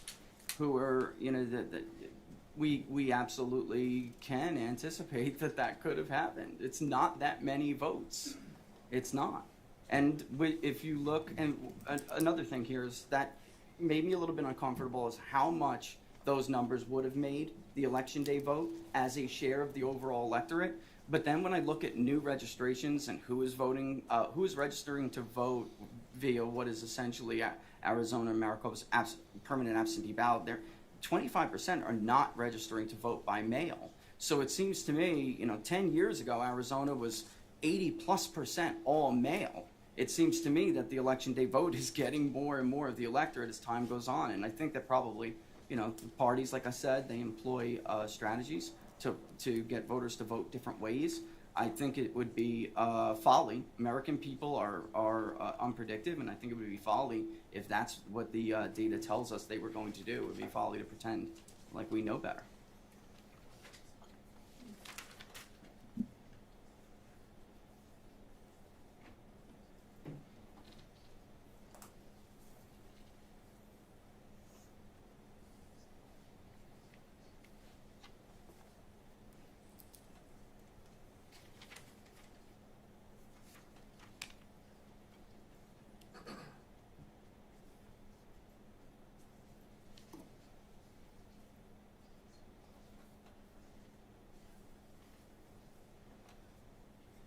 In your direct testimony, you used the term disenfranchised. What did you mean by that term? I think if governments can't do everything in their power, there are always problems on election day. There's always going to be something that turns up. But if this was normal, then I would see this in every exit poll I do. This was not normal. This is the first time this has ever happened to me. The first time. So I can only assume these people, I mean, when you hear the frustrations in their voice like we did, there's no other word for it. Okay, so by disenfranchised, you mean the people who chose not to vote. I would argue they didn't choose not to vote. Again, they may have chose not to vote early, but that's their right. They chose to vote on election day, and they were not provided ample opportunity to do so. This one gentleman's going to stick in my head forever. He showed up, it was 7:13 in the morning, and he said, I'll vote after work if I can. I don't know if he did or not, and that to be fair, but he didn't take the exit poll. And I think just one last question for you. You have no knowledge that anyone from Maricopa County or otherwise intentionally tampered with the printers or tabulators, correct? Not my purview, ma'am, no, correct. Although I will say this, when you look at it by congressional I'm sorry, district. you said. Oh, no, yeah, you're right.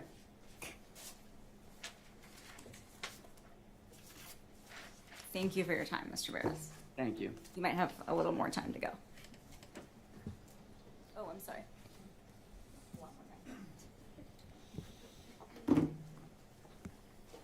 Morning, Mr. Barris. Good morning.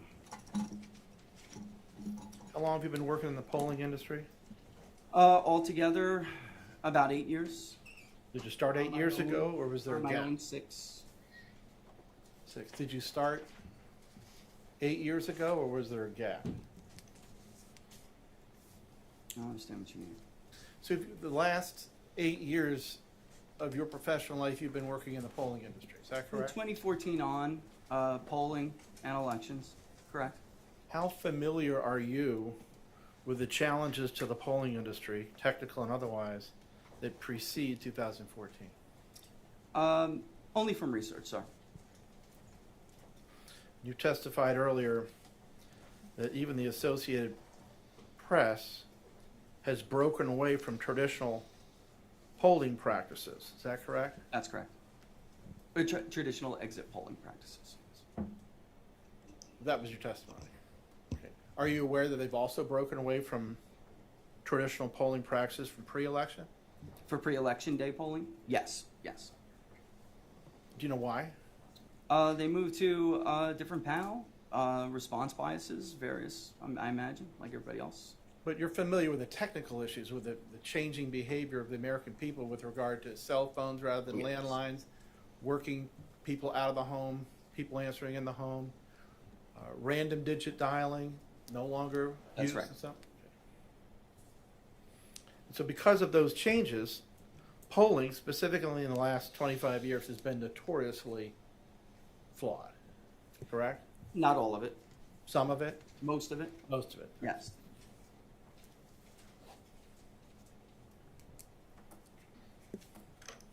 Now, as a pollster, you're familiar with the term random sample. Yes. And my understanding from your report is that you sampled or attempted to sample 813 voters in the state of Arizona? No, 813 just in Maricopa. 813 just in Maricopa. It was a statewide survey. That was what represented Maricopa. And how many voters in Maricopa? About 813, yes. And not about 813 to qualify and participate. I'm sorry, I wasn't clear on my question. How many registered voters are there in Maricopa County? There are about 2.4 and change, almost 2.5, I would say. And would you say 813 is a sample size that would give you a significant amount of confidence in the outcome of that? You know, I do. And the reason I would say that is because we're looking at certain subgroups of the population. It is a midterm. So admittedly, not everybody is going to come out and vote. There are people who have vote histories that support that. That's part of projecting the projections we use for turnout goes into the sampling errors, the calculations we do for sampling errors. But 813, there are polls out there right now from before the election that did 800, maybe even less for the state of Arizona, not just Maricopa. What confidence level did you attribute to your 813 sample size? About 3.5%, Plus or minus? plus or minus. And you said there were 2.4 million voters in Arizona? Yes. Maricopa County? But there's not going to be 2.4 projected, to turn out.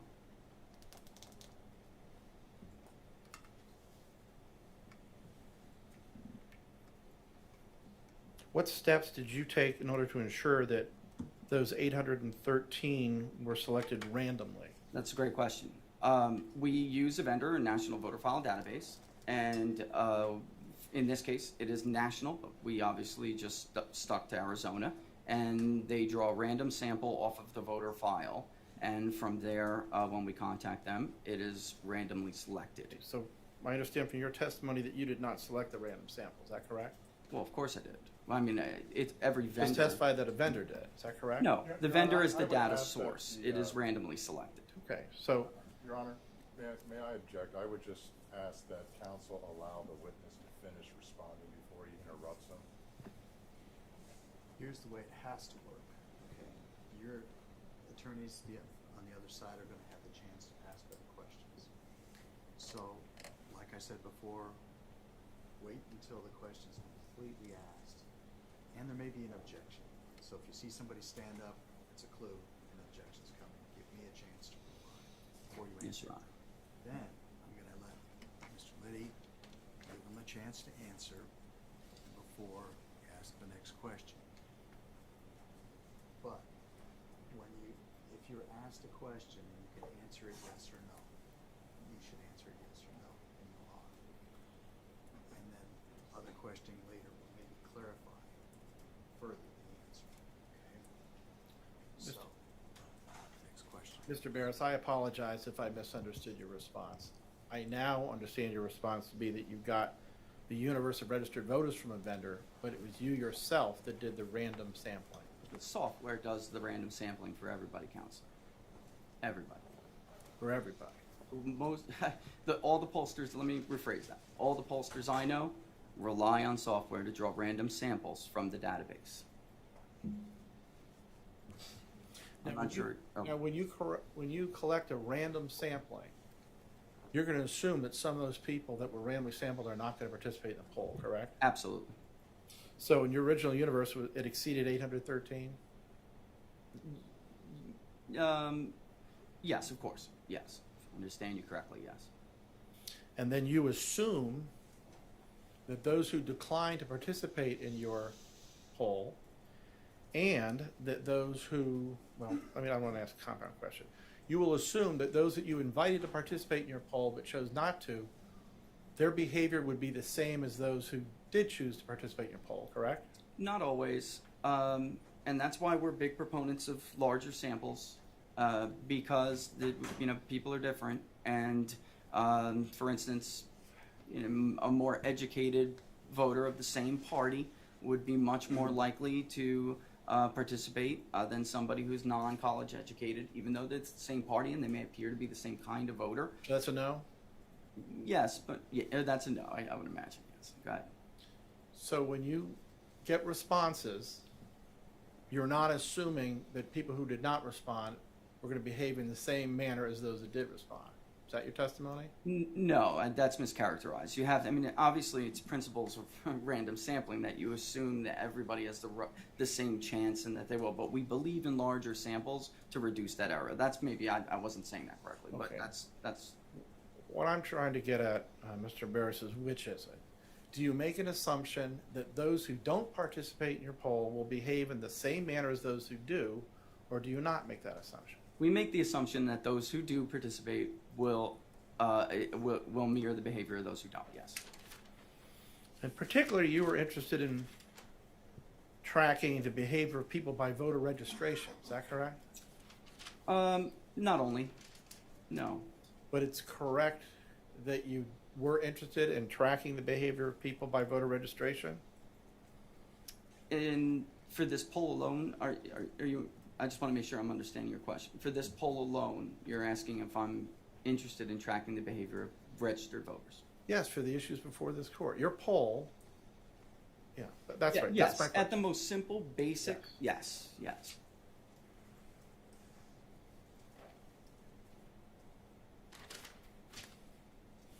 I think you testified that in addition to party registration, there are many different variables that can impact the behavior of a voter, correct? Correct. Did you test for those in this poll? Give me an example. Well, let's say that in a previous election, there was a candidate for statewide office who was registered a Republican prior to 2022.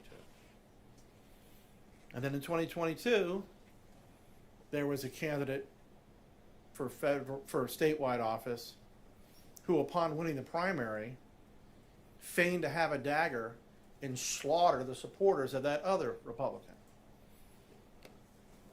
Could that be broadcast throughout the state affect the voting patterns of other people that are registered as Republicans that you would anticipate and in fact did vote in 2022? I got to be honest. I mean, Your Honor, I don't know if I could. That's such an over-the-top example. I don't know if I could make a serious response to that. Well, you can ask to have a question rephrased if you wish. If you don't understand the question, don't guess. Please say that you can. Can we get there are events that do change voting behavior. Absolutely. And If I understand that. Okay. And are you aware that, as you characterize it, over-the-top example actually happened? It's not a hypothetical? No, I'm not. Okay. And so therefore you did not test for that in your survey, the results of which are here in this court.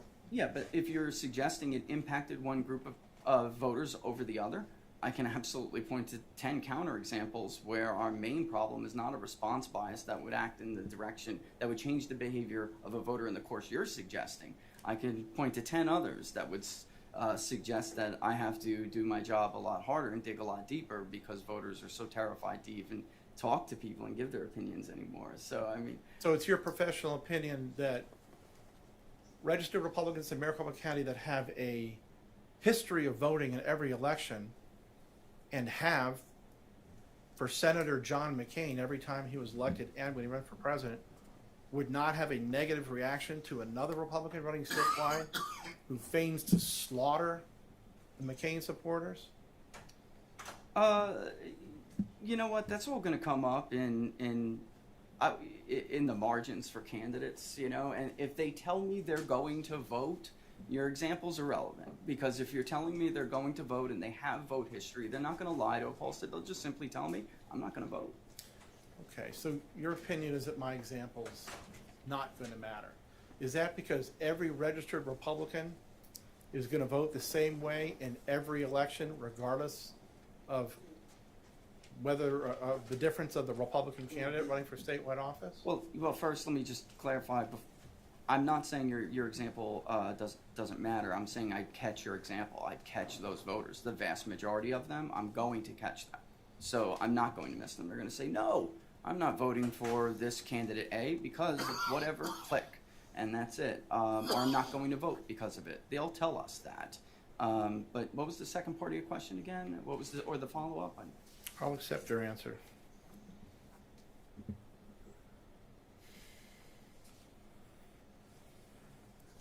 Your general conclusion is that fewer Republicans voted on election day than otherwise would have, but for the problems of the printers and perceived problems of the tabulators. Is that correct?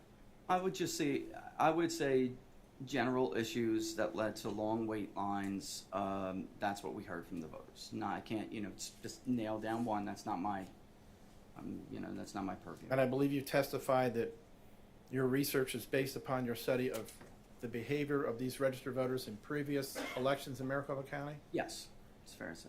And did you track as a variable in your survey the wait lines of other midterm elections, such as 2018 or 2014, Sure. 2012? Sure. And compared them to presidential election turnouts as well. Well, what was the wait time of this Oh, I thought data you looked at 2012? I thought when you're saying weight, I thought you meant how much weight is given to turnout for different, when you're modeling. Weight lines, and you're being specific to wait times. That's correct.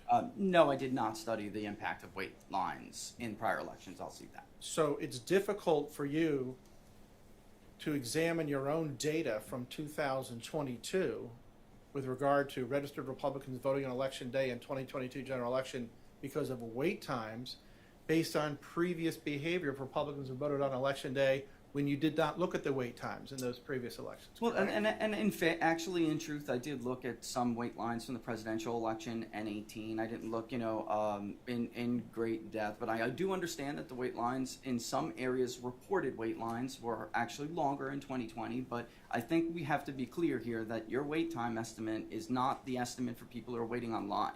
You're looking at site check to the time that they get a ballot. You're not looking at estimates of people who are wrapped around the corner in a shopping center, a mile long.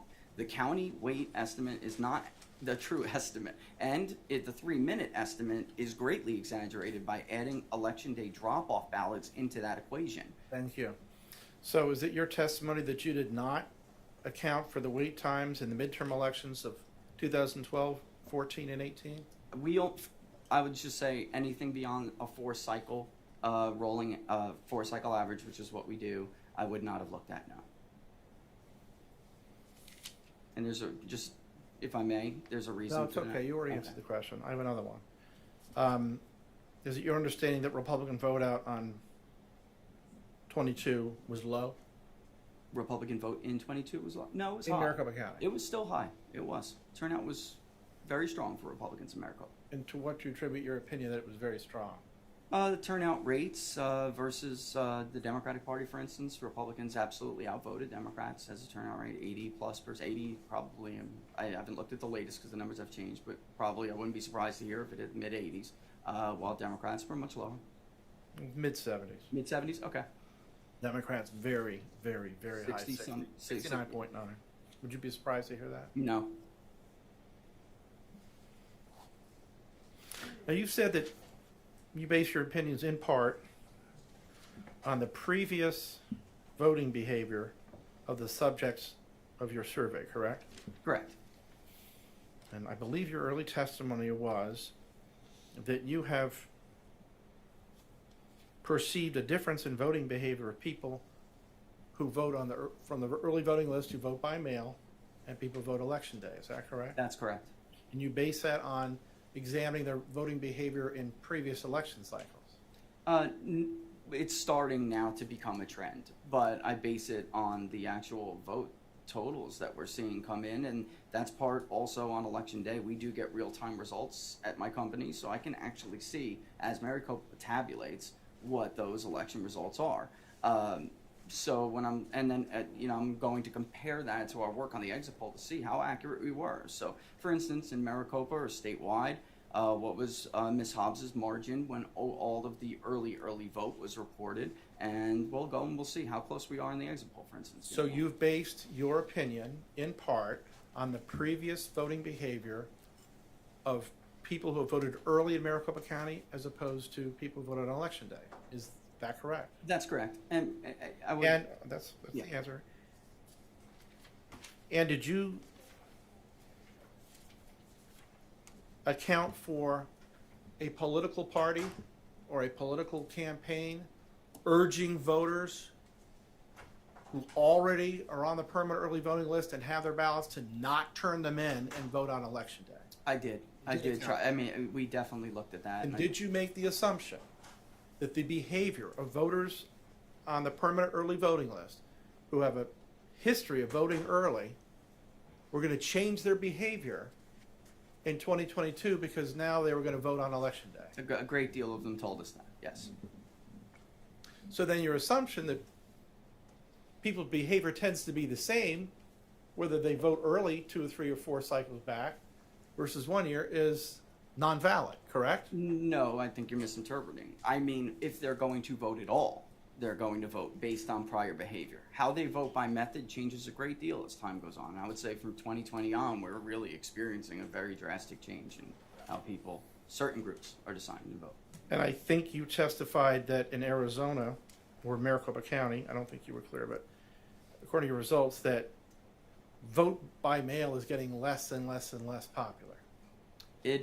Well, I don't know if we can call that a trend yet, but it does appear from the last 2 cycles that it will be, yes, that's true, just to be.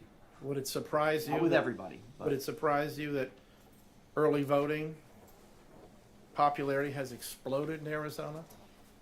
I don't know, what are you basing that on? Data, early voters? Yeah, I would, because the people who registered in the last 2 years, newly registered voters in Maricopa County are registering to vote less as an early vote than had.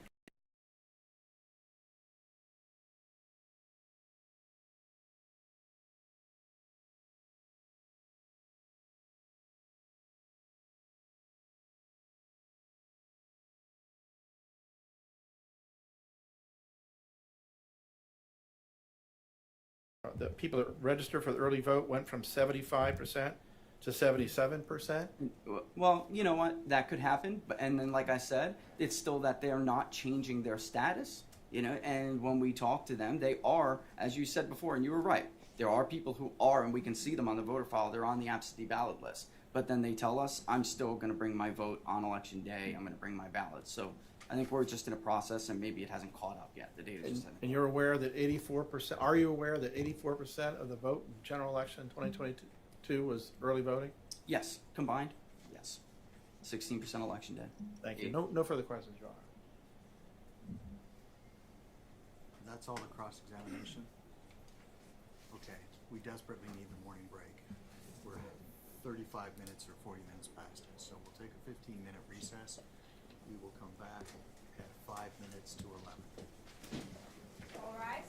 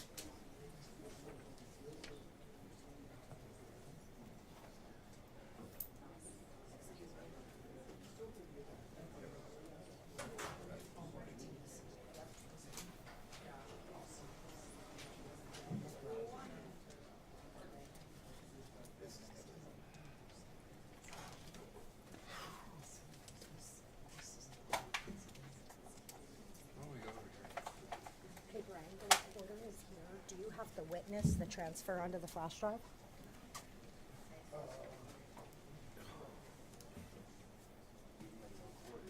What's that? Better sitting down there and just standing up the whole time. You guys want water? No, I'm good, thank you.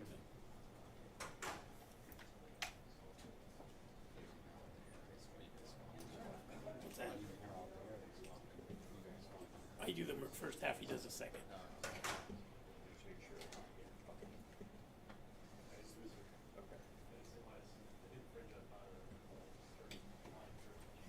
Is there any issue with keeping the screen going on your end? The only thing is I have a small battery.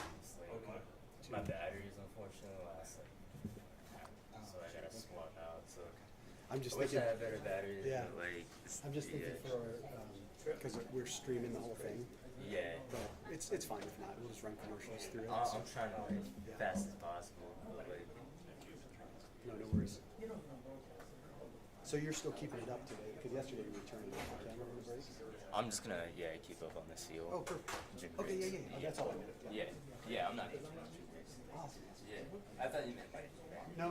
Yeah, no. You got to do the battery. This won't shut off unless it's off for like cameras. Yeah, off I'm for gonna constantly be charging and everything. Okay. So.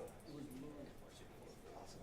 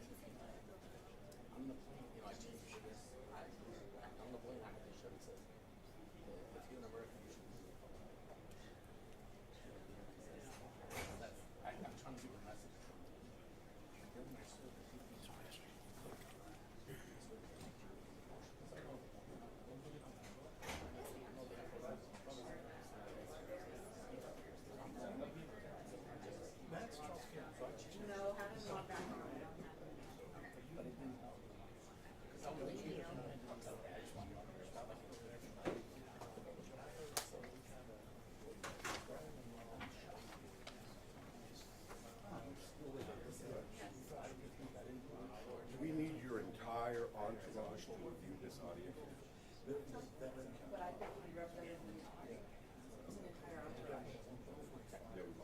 We have 3 defendants.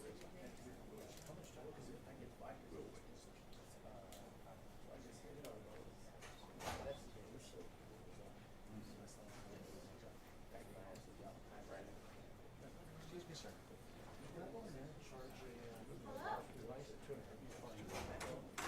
I'm not part of the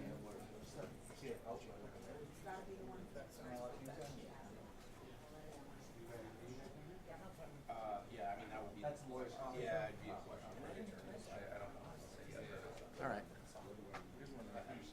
Yeah, there's one right here, Brandon. Oh. They're all along the front wall.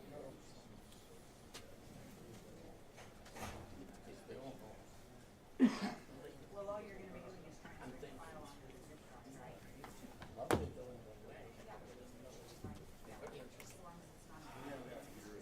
is it a wait file? What kind of file format?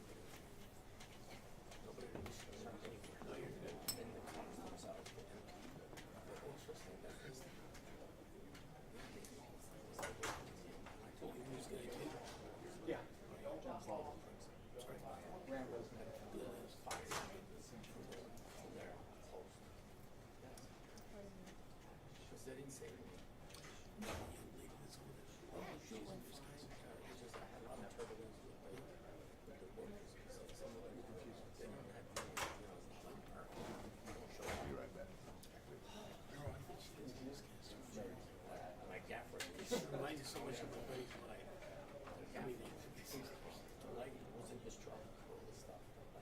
That was one day, he just went home. It was, because you understand, like, because you no, I'm good, thank you.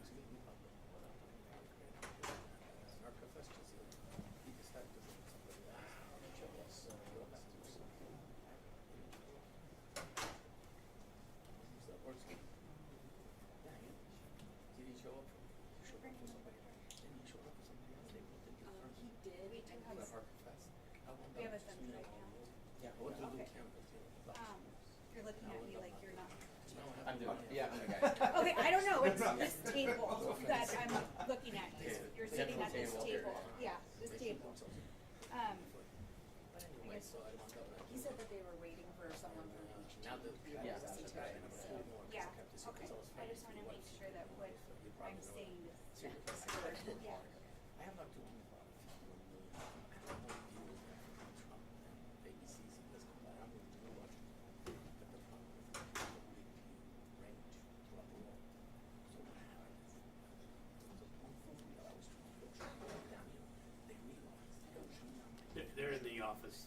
This isn't streaming live, is it, right now? If you know what No, Okay. I'm just up on the ceiling.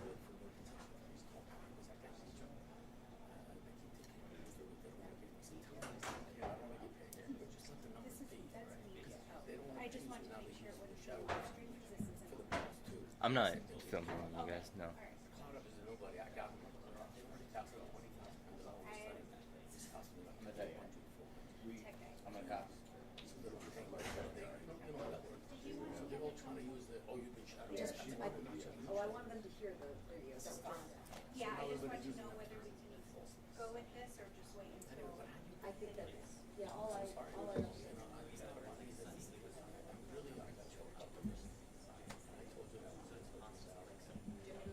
Even now, I don't know. I call her. Great. That's what, you know, my news is not her. My news is not her. It's just not tough. Everybody's expecting it to like, I don't know. How do you think that's right? This either a USB drive or a CD needs to be ready. It has to be played on your device and then it's handed over to a third for it to run.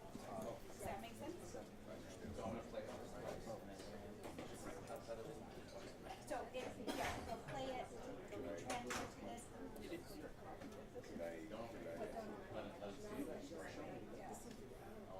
You're gonna find deficiencies everywhere you go. There's any deficiencies. And now the kids are like, I never tell nobody because I don't want to take their money. Now that it's over, that's what I say, feel like.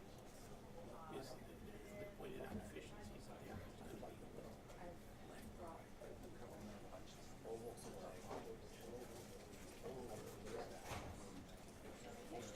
Okay, so this is for the voicemail of Betty, exhibit 74. I was drinking. Represents.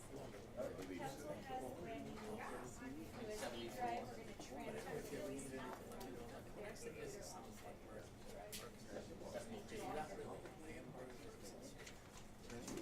So we'll just need that. And there's a timer. We only did what? We only totaled 70. No future. I want to get the job done. So I'm right here today.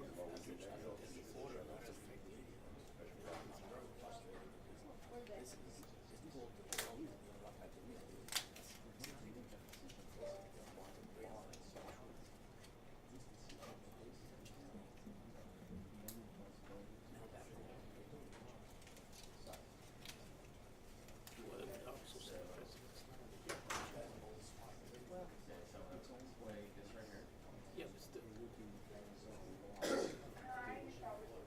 It would open the door right there.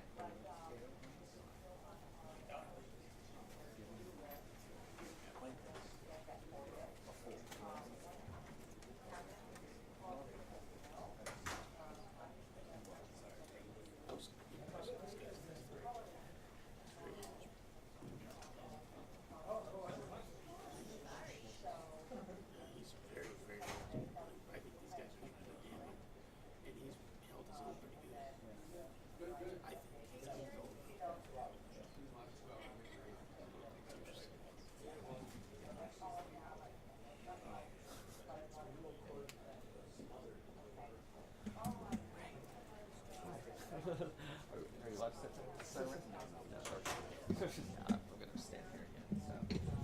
Oh, so I was looking for you. Yeah, yesterday, you know what you saved me? You saved my life yesterday with that. Well, I didn't see you. Oh, really? Oh, I got here on time.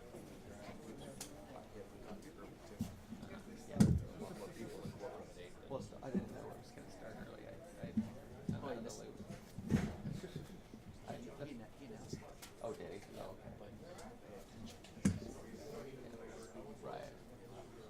And so I know, I didn't do it.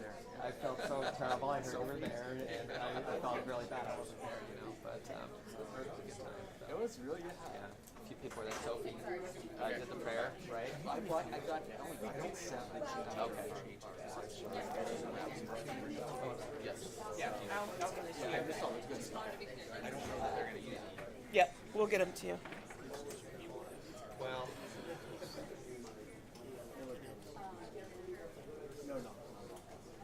Jordan did, yeah. Right. So pretty much politics. But then they're up in court. I normally work in Southport, and that case, I state case on the Linda Williams and some other stuff. That's okay.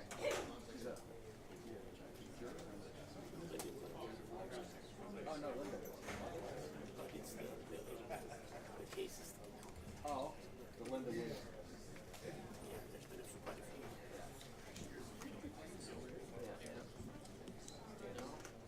Yeah. Gosh, I did before I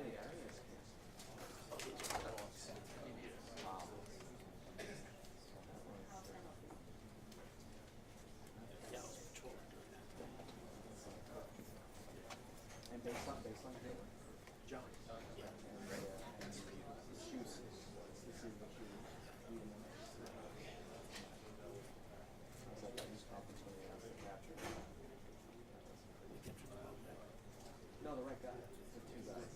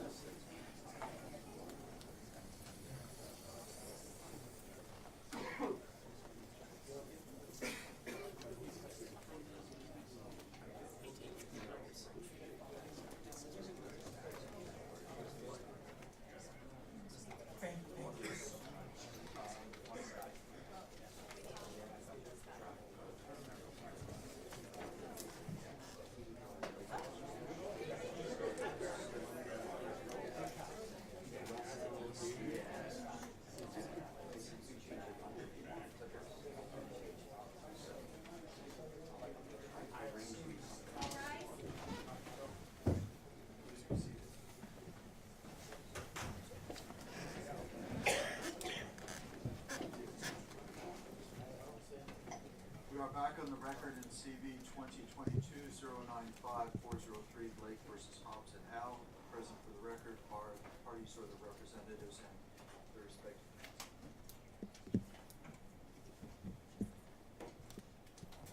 Apparently absent is mine.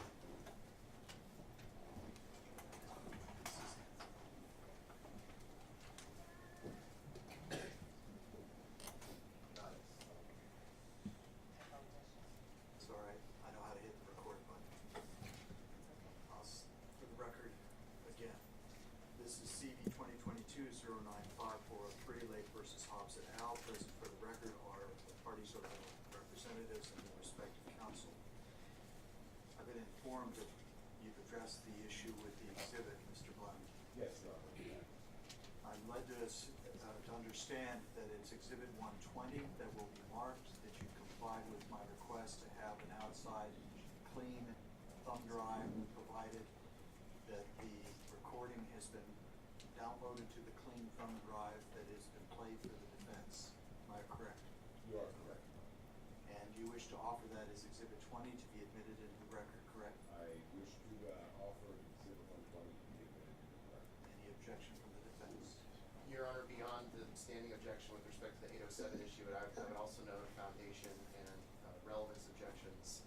The witness who reportedly received the voicemail never testified about what document was referred to in there and laid no foundation for its admission. Okay, I'll give that the relevance that it's entitled to, but I'm going to admit it over objection. Thank you, Your Honor. All right, Exhibit 120 is admitted. All right. I believe where we left off was the redirect. Yes, Your Honor, I have a few brief questions. Thank you, Mr. Olson. Mr. Barris, has your polling company ever been ranked by any professional organizations? Yes. And which professional organizations ranked your company? Well, it is my understanding it's being ranked by Real Clear Politics right now. The only other bipartisan group, I would say, that has looked at our work thoroughly and ranked it is Election Recon. They're a forecast website.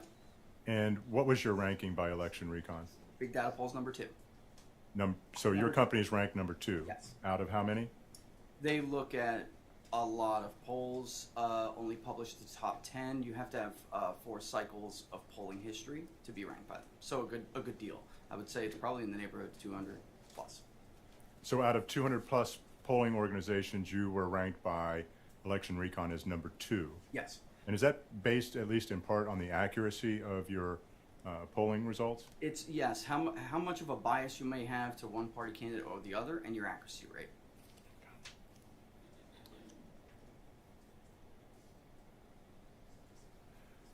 In your cross-examination, counsel asked you a number of questions about hypothetical issues that might have arose on Election Day that could have affected turnout.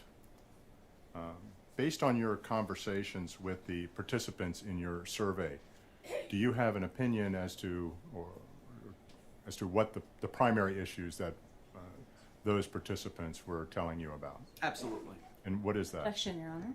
It calls for speculation and mischaracterizes the prior testimony and discussion. Okay. We could cure the second half of the objection by simply asking a straight question and not basing it upon any statement of prior testimony or answers. And I would, the question I think that you were posing, I just want to make sure that it's directed to the basis for his statements related to the opinion relating to the reasons for not showing up. I'll rephrase the question, Your Honor. You understand what I'm saying? I think I do. All right. Well, if you don't, I think we'll hear about it in just a second. So please re-ask the question, sir. You were asked by counsel for the defendants a number of hypotheticals that might have affected turnout on Election Day. You spoke with the number of participants. Sorry, objection, Your Honor. Can I finish my question, maybe? He's repeating exactly what he did before, And he's characterizing my question as hypothetical when it was not. And the court specifically asked him to just pose the question without referring to my previous question. Your Honor, I'm actually not referring to his examination. I'm referring to your co-counsel, and she actually used the word hypothetical.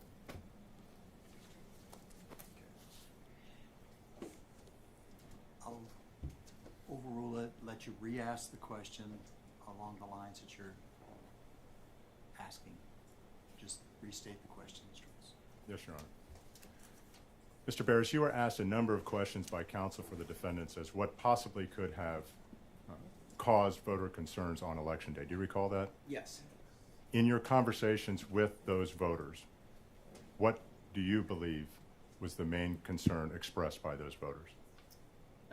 Long wait times and ballots not reading properly generally is what they expressed. You were also asked by Mr. Liddy about certain events. I think he used the word if somebody talked about a knife and some kind of gory details as possibly affecting voters. Yeah, I recall. If I told you that any comments like that were made several months before the election, would any impact, any comments such as that be included in your data? Yes, as I said before, Mr. Olson, people would tell us they're simply not voting or they're voting for somebody else. It would have been included. It's after the fact. So I believe you said that you have never experienced a drop-off rate on exit polling that you experienced in November 2022 before? That's correct. And what was that drop-off rate again? The drop-off rate is normally anywhere between 5 to 8%. So for mail-in balloting, those who chose to vote by mail, the drop-off to 93% completion rate, meaning of those who said, yes, I will take your exit poll, 93% did, in fact, complete the exit poll. It was 72% for Election Day voters, which we don't see the differences like that. They're not that stark. Never have. So that was approximately a 19% drop-off rate in comparison? Approximately, yes. Out of how many polls have you conducted in your experience? Over 6 years, I think it's fair to say hundreds. Okay. Have you ever seen that much of a drop-off rate in the several hundred polls that you've conducted in your 6 years? No, I have not. Okay. Have you ever experienced anything even remotely close to that drop-off rate? And not on an exit poll, no.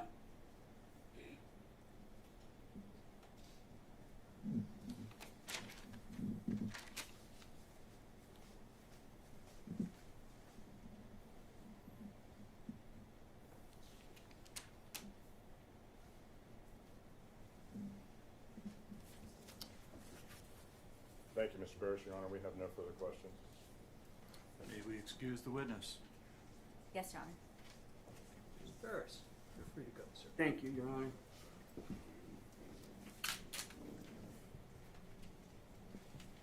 Okay. Counsel, have we attended to all the exhibits that the plaintiff intended to offer? Yes, Your Honor. Okay. Do you have any further witnesses or testimony? No, Your Honor. So the plaintiff rests. Yes, Your Honor. Thank you. Defense. Thank you, Your Honor. We'll call our first witness, who's Kenneth Mayer, and he'll be joining us by the Teams link. Very well.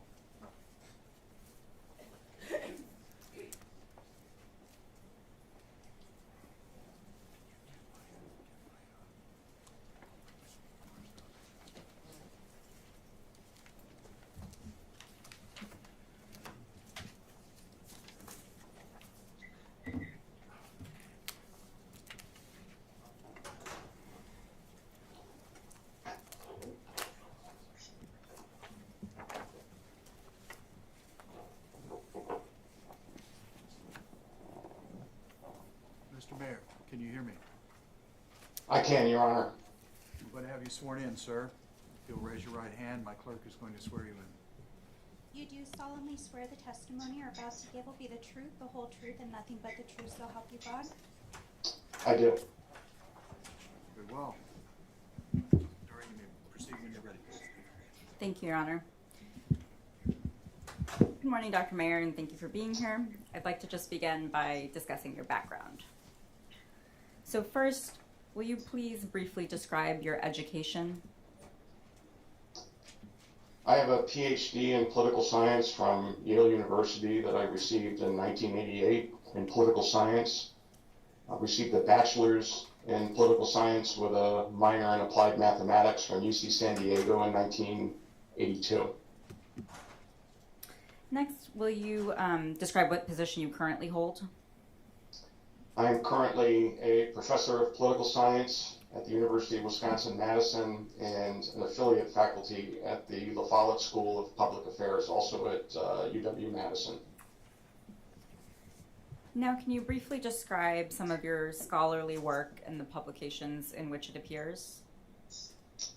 Most of my recent scholarly work has been in the area of election administration, everything from voter turnout to wait time and non-voting, voting rights, redistricting, and also academic studies of the presidency. Okay, and can you, I know you just described a number of different areas of research. Can you focus a little bit on some of your work as it relates to polling and tell us a little bit about your background there? I have actually done various polls since my earliest days at Wisconsin. I was hired as a pollster in the early 1990s.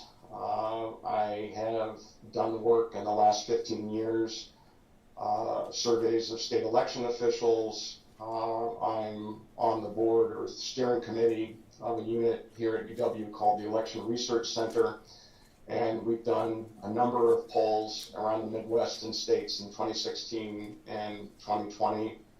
I've also done surveys of non-voters, so I've been involved with the design and execution of surveys and polls over the last 30 years. And another sort of relevant to this case area that I would like you to describe some of your background in. Specifically, can you describe some of the work that you have done relating to polling place lines? I was part of a national research group that did a study of polling place wait times and lines in 2016. And I'm currently involved with some advice or consulting with a local municipality about optimizing their allocation of polling place resources to reduce wait times. And have you previously testified as an expert in legal cases? Yes, many times. Have courts relied on your expertise and opinions? Yes, they have. Has a court ever rejected your testimony? As being excluded as a non-witness or not an expert witness, no. Have you served as an expert witness for both plaintiffs and defendants in the cases that you've been involved in? Yes. And have you worked on behalf of both Republicans and Democrats? Yes. Now, turning to this case and your work in this case, as it relates to printing and tabulator issues, what were you asked to do? I was asked to evaluate claims that issues at voting centers caused long wait times or had resulted in voters basically walking off or not being able to vote. My analysis was focused on the available data. Did you review the complaint that was filed in this case? Yes, I did. What about any of the attachments to that complaint? I reviewed the attachments with respect to a number of the affidavits that or declarations that voters had filed, and also reviewed the report of Mr. Barris. Have you watched any of the testimony that's been given in this case yesterday and today? Yes. Have you watched all of it? Yes. So as it relates to the question that you analyzed, what is sort of your high level opinion? My high-level opinion is that all of the claims that were made in the complaint about the effects of voter wait times, the claims of disenfranchisement, claims of a disproportionate effect on Republicans and Lake voters, that they are all based on pure speculation, that there's simply no data to support any of those claims, and actually quite a bit of data that suggests that those things actually did not happen. Okay, let's now discuss sort of the specifics of what you base your opinion on. Are you familiar with reconciliation and provisional vote data? Yes. Just generally, what is that? So in this context, reconciliation data typically refers to comparing data on the number of voters who check in at a polling place and the number of ballots that are cast. Provisional vote data, there are a number of circumstances in which people will present at a polling place, and for one reason or another, there are questions about their eligibility, and rather than turn them away, after the Help America Vote Act in 2002, polling places are required to let them vote provisionally. They cast a ballot, and then after Election Day, election officials try to figure out whether or not they were eligible. And if they're eligible, if they find out or conclude that those voters are eligible, the ballots are counted. Otherwise, they're rejected. And what about reconciliation data? What is that?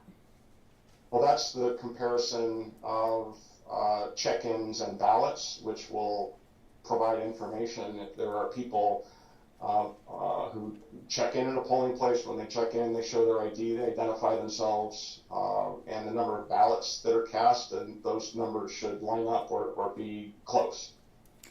And did you examine reconciliation and provisional vote data in this case? I examined the summary data reported by Maricopa County. And what did that data show? It showed that there were, I think the numbers are, there were 170 voter difference between the number of people who checked in and the number of people who cast a ballot. And we don't have information about why they were not, or they did not cast a ballot, either a ballot that wasn't counted or a potential walk-off. So that gives us an idea of the number of people who, for example, might have presented at a polling place and because of trouble with the ballot or trouble with the tabulator, simply left without putting their ballot into door 3. I've also looked at the provisional vote data, the summary data produced by the county, which shows the number of provisional ballots that were cast in the county. And what about, did you look at any data about voters who perhaps checked in at one voting location but then didn't ultimately vote there and voted somewhere else? Yes. So there is a process that voters who check in at a voting center and for one reason or another have trouble turning in their ballot, or there was a tabulator issue, they didn't want to use the door 3. They had the opportunity to actually check out of a vote station and go to or vote center and go to another vote center. And it would also show up that if someone checked in at a vote center and for whatever reason didn't submit a ballot that was tabulated and they actually left the vote center without checking out and went to another vote center, that's also something that will show up in the data, because then they'll be in the registration system twice, once where they checked in initially and once where they checked in a second time. And there were, and I would have to look at the county report. I think there were 84 people, 94 people who checked out and then checked back in and voted. There were another 120 or so people who checked in and then left without checking out, and then cast a ballot at a second vote center. And I think all but 13 of those ballots, or all but 13 of those voters, were able to successfully cast a ballot that was counted.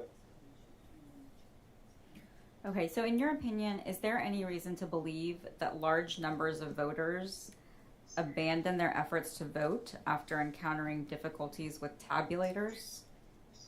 Not only is there no evidence that that happened, the evidence that exists suggests strongly that that did not happen.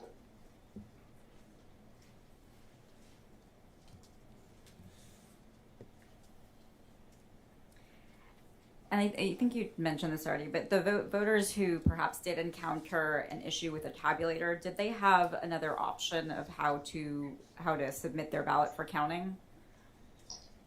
Yes, they could have submitted them into what Arizona calls door number 3, which is just a storage area within the tabulator that the voter submits their ballot, and then it is later either tabulated at a tabulator at a central location, or if it's not readable or there's an issue with the pens or the ambiguity of the mark, it's duplicated and then tabulated. So there was a fail-safe option for voters who could not get their ballot to be read by a tabulator at a vote center.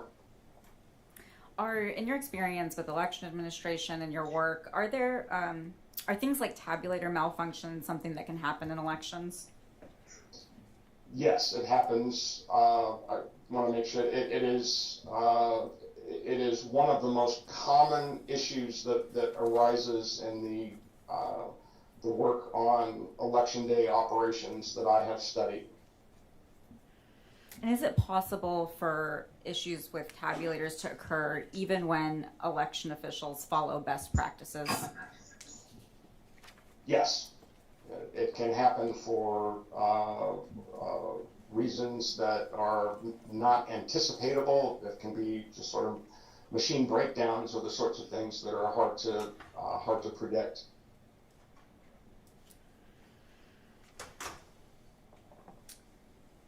When tabulators do break down, is that a reason to suspect that the integrity of the election results are somehow compromised? No, it's not. Are you familiar with the Cybersecurity and Infrastructure Security Agency? Yes, I am. What is that? It is a unit within the Department of Homeland Security that was created to address critical infrastructure problems and cybersecurity problems, and I believe it was in 2017 when election infrastructure was declared a critical infrastructure. It became part of the purview of that unit within DHS. Has that agency put out any information or guidance on sort of how to think about tabulator malfunctioning and whether that has any effect on election integrity? Yes, they have. They put out information that provides their conclusion that when you have a paper ballot, that's a physical record, and that's universally agreed to be the best way to secure the integrity of elections, because you have a physical representation of the vote. And they put out information to combat misinformation that says that the fact that there's a paper ballot means that tabulator malfunctions actually don't undermine the integrity of elections, because even if one tabulator is not able to count a ballot, the ballot is still there. It can be counted. So in the view of CISA, a tabulator problem does not compromise the integrity of an election when you have a paper ballot. Okay, so to kind of wrap up this part of what we've been discussing, did you find any evidence that large numbers or any specific number of voters were disenfranchised because of the tabulator issues that occurred in Maricopa County? No, and I'll restate this as about what I said earlier. Not only is there no evidence that that occurred, the evidence that we have and things that we can directly observe suggest conclusively that that did not happen. Okay, let's next discuss the lines at voting centers in Maricopa. What does the data show about wait times in the 2022 general election in Maricopa? Working with the data that the county produced, it does indicate that there were long wait times, sometimes exceeding an hour and a half or 2 hours at some vote centers. Do you recall roughly how many vote centers had that sort of a wait time? I would have to look at the report. I think it may have been 7%. So, but I don't recall specifically sitting here. Okay. Can we pull up what's been marked as Defendant's Exhibit 2? I'm sorry, Exhibit 1.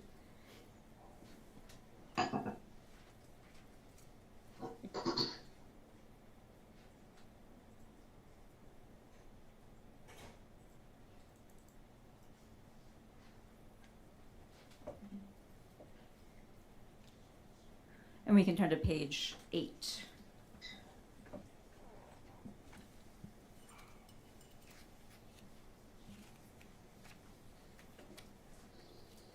And we can focus in on the paragraph that starts in 2022. Dr. Mayer, looking at this, does this refresh your recollection about sort of the specific numbers about reported wait times in Maricopa? Yes, so the 7% reflects the percentage of vote centers that had maximum wait times of over an hour, and that nearly 3/4 or 72% reported a maximum wait time of 30 minutes or less. What's your understanding of how Maricopa County measured the vote times?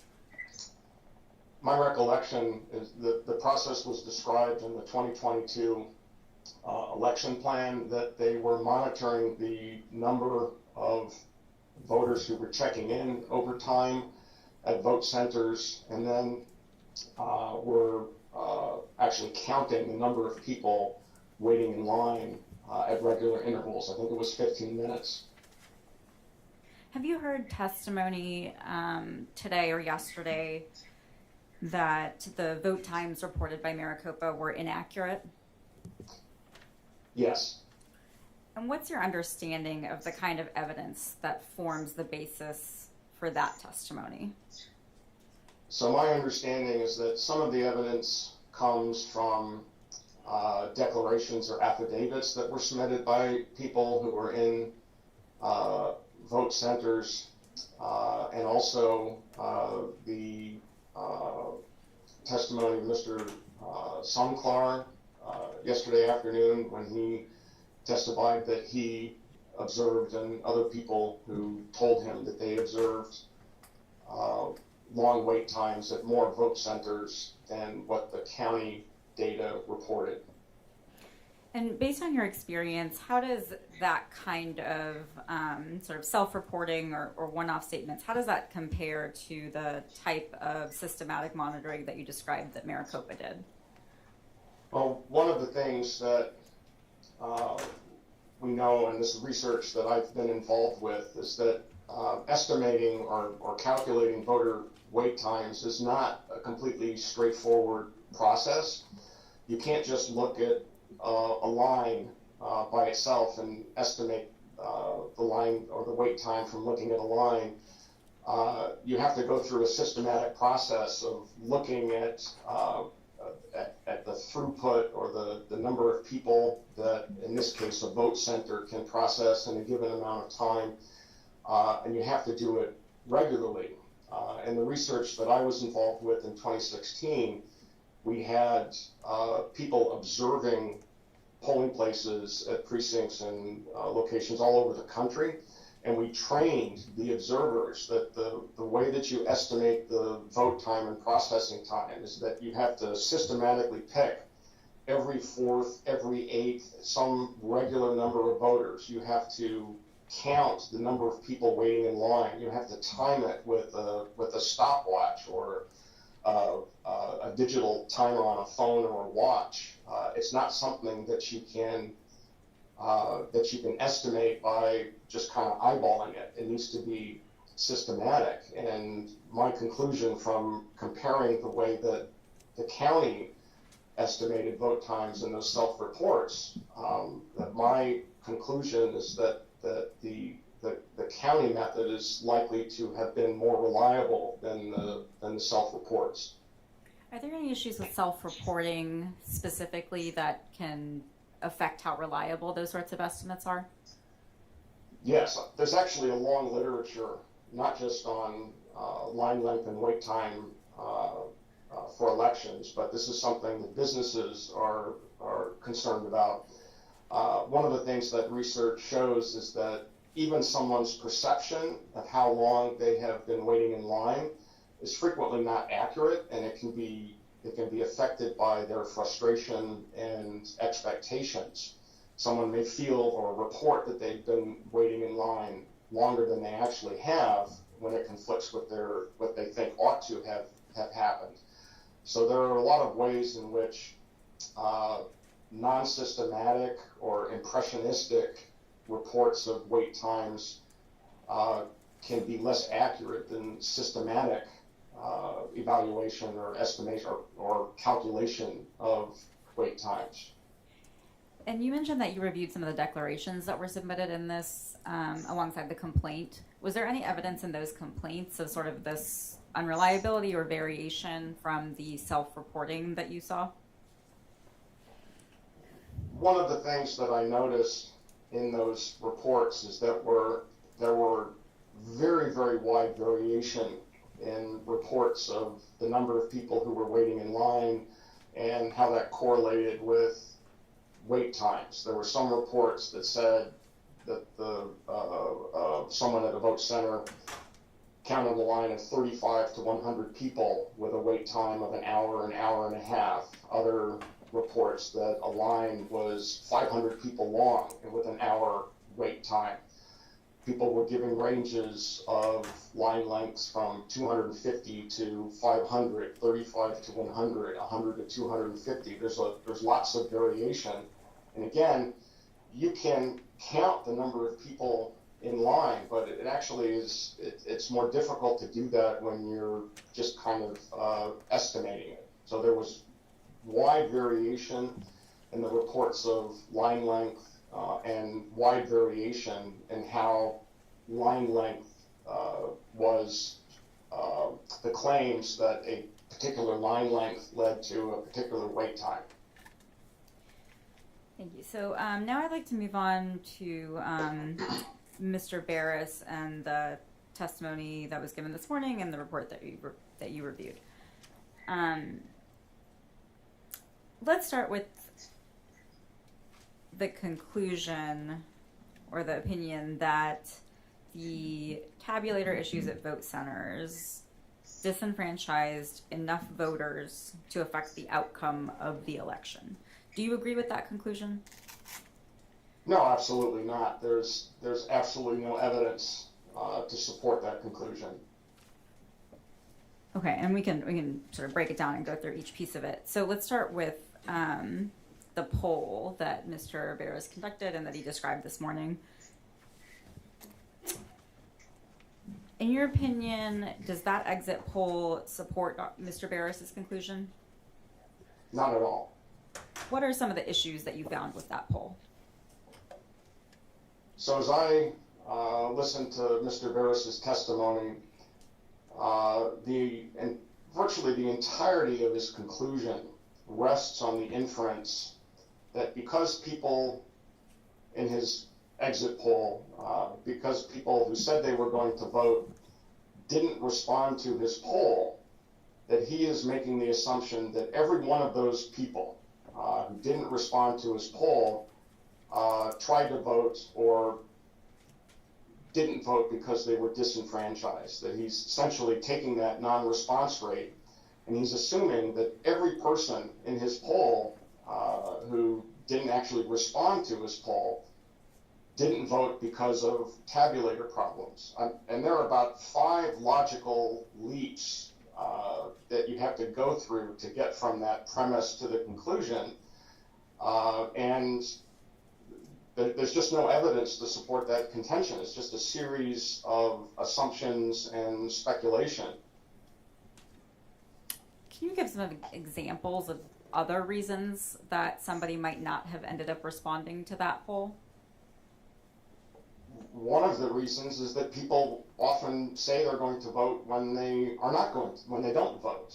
There's research from 20 years ago that shows that when you validate vote records, and again, when you are doing an exit poll or you're connecting with a voter or a registrant because of being able to identify them in a voter file, you know who they are, and you can follow up and see if they actually voted. And there's research from sort of the early 2000s that show that sometimes 25-30% of people who say they're going to vote actually don't vote. So that's one possibility, is that the people who said that they were going to vote didn't vote. So that's one possibility. Another is that the people who fall into that category say that they're going to vote and then don't vote. There are all kinds of reasons why the effects might be different for different types of voters. You might have someone who votes absentee be more likely to respond positively and vote, as opposed to someone who is telling you what they might do 2 or 3 weeks in the future. There can be a proximity effect where someone who was just asked to participate in the poll and agreed to it, and they complete the poll in a couple of days or a week, they might be more likely to eventually respond to the poll and participate when they just voted, as opposed to if they're going to vote on election day and that act might be 2 or 3 days, a week, 2 weeks, 3 weeks in the future. So there are all kinds of reasons why someone might say that they're a likely voter and then not vote, or say they're going to participate in the poll and agree to participate in a poll and wind up not participating. Based on your experience, if a poll had an unexpected non-response rate, what would that tell you about the poll? Well, the first thing that I would think of if I had that kind of differential non-response rate is that I would worry that there was something wrong with the poll, that there was something about the sample, something about the selection criteria, something about who was more likely to respond, whether it's demographics or age or even partisanship. I think it's worth noting that Mr. Barris has actually presented no data to support any of his contentions, neither in his testimony or his report. There are no marginals, there are no demographics that break down the people who responded or didn't respond. There are all kinds of reasons why that might happen. And again, having gone through this process myself, my initial reaction would be there's something going on with my sample. There's something going on with that screen that's not picking up the thing that I'm trying to measure. In your view, I mean, you heard Mr. Barris's testimony, and he said that the people who ultimately responded to the poll, those were people who voted. Is that your understanding? Or at least self-reported voting, I should say. That's my understanding. These are people who said that they voted. What's your opinion on drawing conclusions about non-voters based on polls of voters? My conclusion is that you shouldn't do it. When there are polls, there are surveys, large-scale surveys. Some of them are done by the Census Bureau. Some of them are done by academic centers that actually go into the details of who voted and who didn't vote. And those polls actually have a battery of items for people who say they didn't vote, about why they didn't vote. And the one that I refer to is called the Survey on the Performance of American Elections. It actually has a 13-item battery that goes into why people didn't vote, that they weren't interested, they weren't registered, the lines were too long, it was raining, they had lacked transportation. There are all kinds of reasons, but I don't think, in my view, it's decidedly improper or wrong to make inferences about why people didn't vote by asking questions of people who did vote. Let's shift gears a little bit and talk about some of the specific calculations that Mr. Barris did. Mr. Barris gave some testimony about what would happen if overall turnout had been 2.5% higher, or some range, I guess, undefined range higher. In your opinion, is there any reasonable basis for Mr. Barris' selection of 2.5%? Or any range? Well, I mean, going by what Mr. Barris said in his report, is that he picked 2.5% because that is the number that would generate, in his view, uncertainty about the outcome. There's just no basis for that. He's picking that number out of the air. There just is zero basis for speculating that turnout might have been, and you know, he's presenting this as a what if, but it's not just a what if. He's presenting this as a possible scenario to shed doubt on the outcome, and there's just no basis for that number. And there's also a little bit of sleight of hand that he did in doing the calculation, because the 2.5%, he thinks, well, what if 2.5% of voters, turnout overall increased by 2.5%?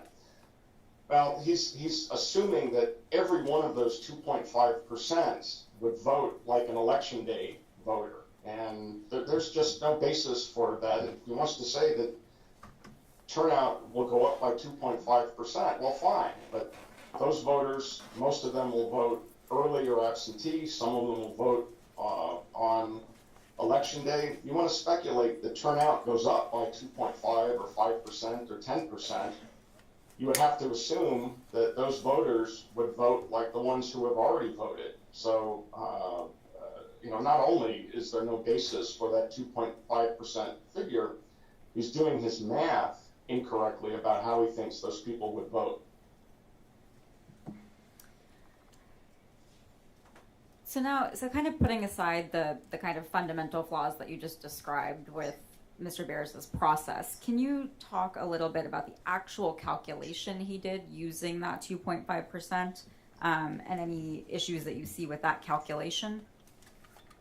Sure, that he speculated. So this is all just a counterfactual that he's making up, and asking what would happen if 2.5% more people voted. He's applying that 2.5% to the total number of people who voted in Maricopa County. So he's counting election day voters, early voters, people who dropped off, the total number of voters. When what you would have to do, if you were thinking about what a 2.5% election day turnout difference would make, you would have to think about who hasn't voted, taking the population, the registered voters minus the people who have voted absentee or early, minus the people who voted on election day, minus the people who dropped off their ballots on election day, minus the people who voted provisionally. And that gets you down to about 900,000 voters. And so if he wants to speculate about what a 2.5% turnout increase might be, that's the population that you would have to look at. And again, that's not 39,000, which is his top level result. That's about 21,000 and change. So total election day turnout was about 250,000 people. Had there been 39,000 more voters, what sort of increase in election day turnout are we talking about there? That would be about a 16% increase in election day turnout.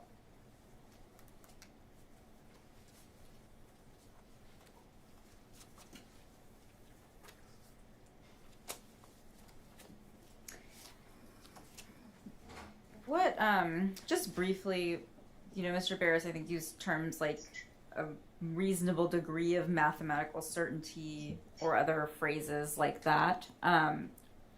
What are your thoughts on those sorts of qualifications or modifiers, I guess? Well, reasonable degree of mathematical certainty is actually a term that has no meaning. It's not something that is used in academic work.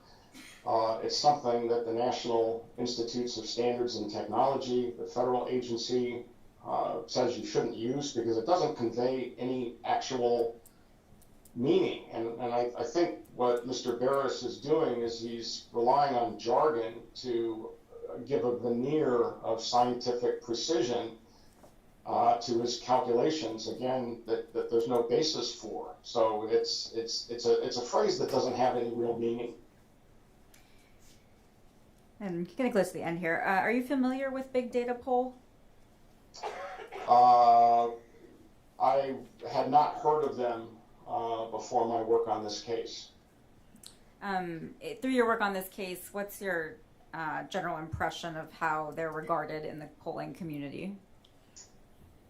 Well, again, 538 gives them a failing grade and excludes them. And again, they do that because of either lack of transparency about methods, inaccurate methods, or accuracy. So based on that and the evaluation of the pollsters who are in that group, about 490 pollsters, based on that, my conclusion is that they are not well regarded by the professional polling community. Okay, and I think last question for you from me. You've already said that you've watched all the testimony given at this trial. Based on everything that you have seen and heard, in your opinion, is there any reason to believe that the tabulator issue on Election Day in Maricopa County prevented or discouraged enough voters sufficient to change the outcome of the election? No, and again, not only is there no reason to think that that had happened, the available data suggests conclusively that that did not happen. Thank you, Dr. Mayer. That's all from me, and now the Plaintiff's Counsel will probably ask you some questions.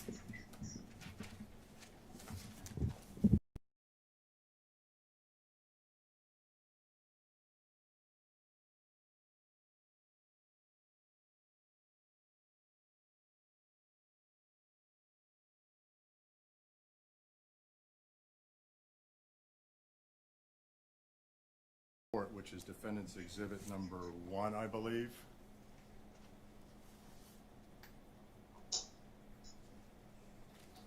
So I just say, Counsel, I can't see you.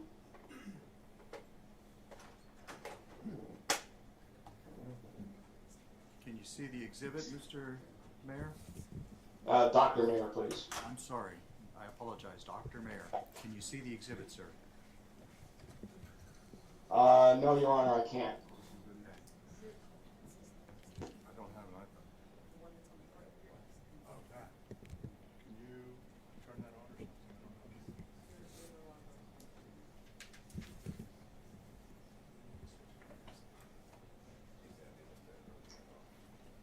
I can see it now.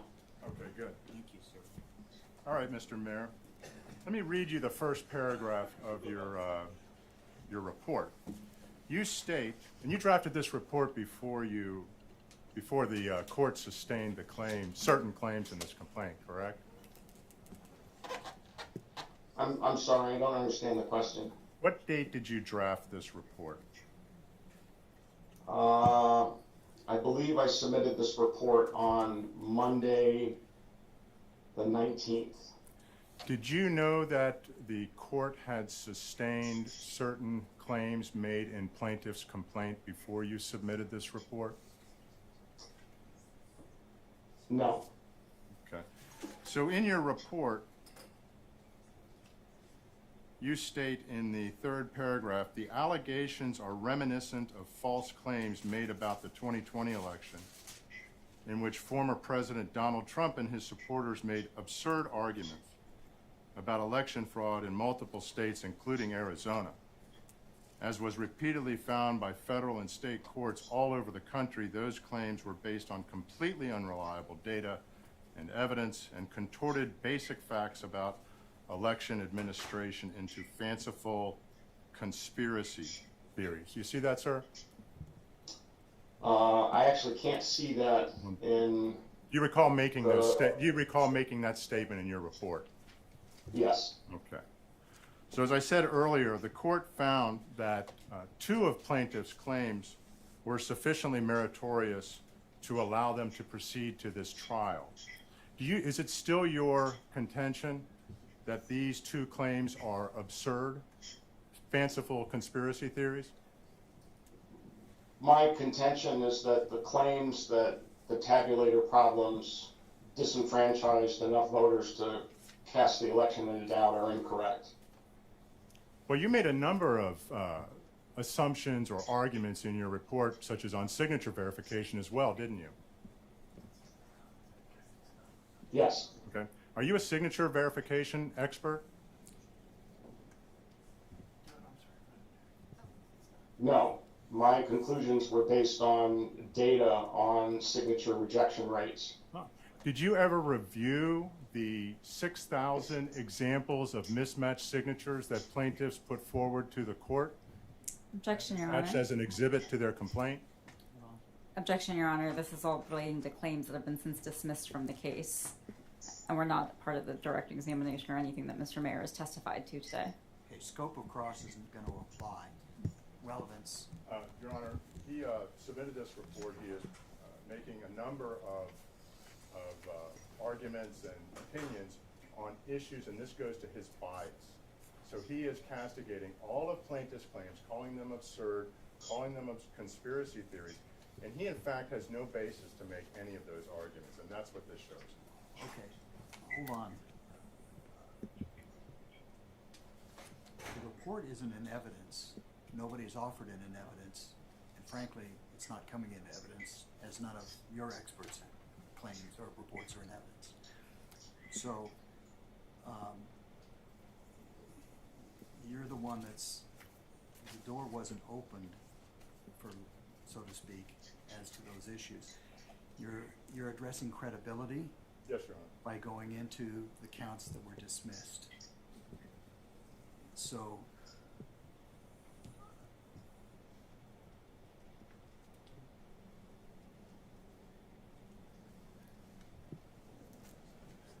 I can give you some leeway in terms of addressing his opinions as they relate to a baseline for who he is and where he draws his experience from for rendering opinions, but we're not getting into the weeds related to the minute details of why certain claims were dismissed or not. Fair enough? Yes, Your Honor. Okay. Thank you, Your Honor. All right, Mr. Mayor, you claim to be an expert in a number of things. I'm curious, as an expert, is it important to rely on relevant data before you render an opinion? Yes. Okay. And in terms of signature verification, plaintiffs submitted over 5,000 examples of mismatched signatures. Did you review any of that data before you criticized plaintiffs' claims regarding signature verification? My claim was based on the data on signature matching rejection rates in Arizona and in jurisdictions around the country that engage in signature matching. So you didn't, so the answer is no, you did not review that data, correct? That's correct. Did you review any of the sworn testimony of the actual signature reviewers who were reviewing signatures for Maricopa County in the 2022 general election? Objection, Your Yes. Honor. Relevance, the data he's referring to is from the 2020 election, which is not before this court. No, Your Honor, I'm referring to the sworn testimony of signature verifiers for the 2022 general election.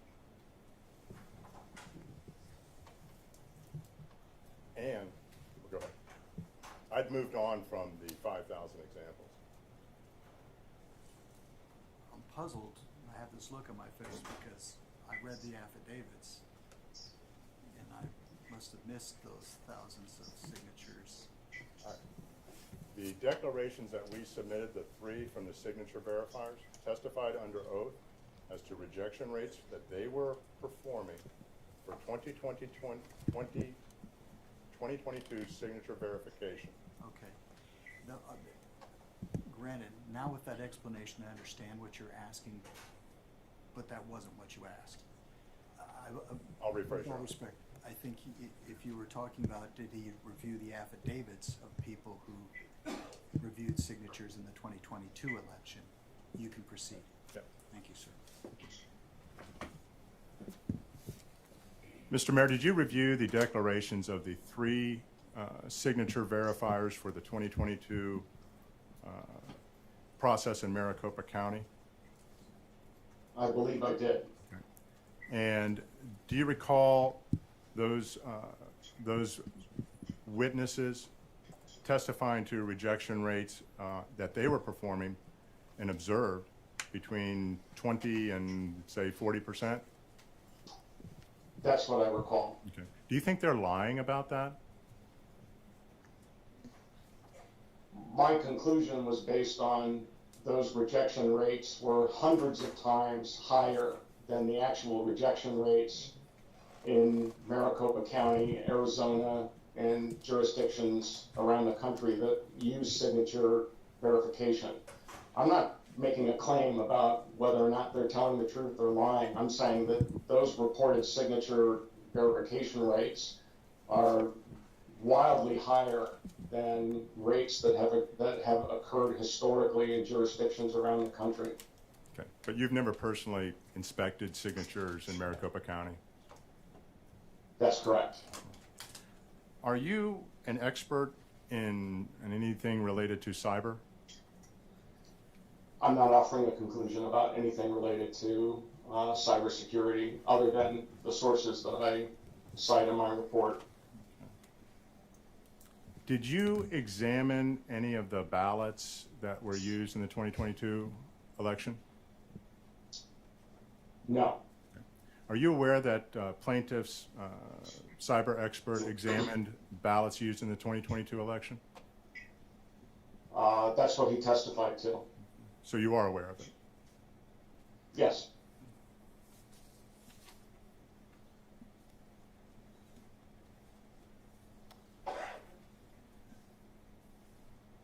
Were you in Maricopa County on election day? No.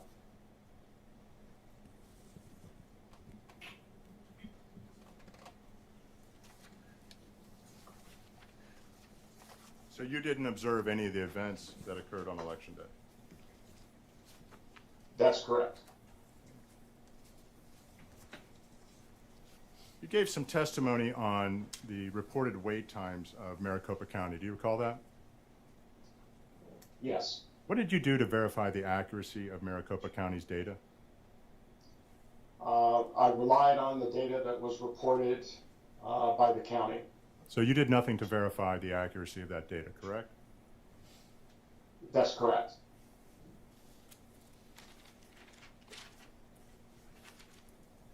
Is it fair to say that wait lines at various vote centers could vary in the rate of movement? I'm sorry, can you ask that again? So you can have varying rates of movement within wait lines at different vote center locations, correct? I'm not quite sure I understand what you mean by rates of movement. Well, the length of time it takes to get through the line. So that can vary, yes. Okay, and that can vary for many reasons, correct?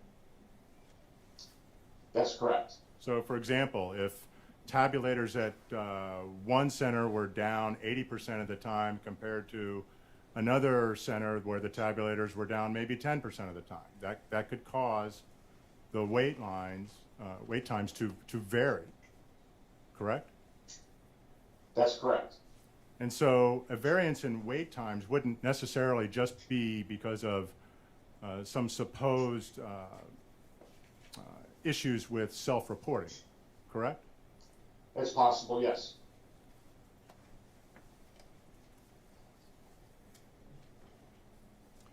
You had some asked some questions about the 2.5% that Mr. Barris referred to in terms of the projected increase in overall turnout. Do you recall that? Well, it wasn't a projected increase, it was a hypothetical increase, but yes. Are you aware that the county in their 2022 general election plan made 2 forecasting models for turnout on election day? Yes. Okay. And are you aware that the one model projected around, I think, 290,000 as the turnout on election day? Yes. And are you aware that the other model projected somewhere around, I think, 250,000 on election day? Yes. What's the, that's about roughly a 40,000 voter difference, correct? 290 That's minus correct. 250. What's the percentage on the overall turnout of that 40,000 delta? Approximately. So you're asking what's 40,000 divided by total turnout in Maricopa County? Yes, for 2022. I mean, I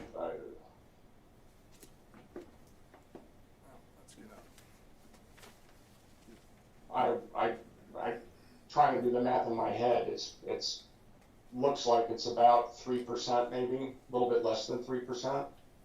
Okay, so Maricopa's own projections showed a delta of approximately 40,000 voters as having about 2.5–3% impact on overall turnout, correct? Well, you're talking about 2 probabilistic forecasts, but yes, the difference is about 40,000 between those 2 forecasts.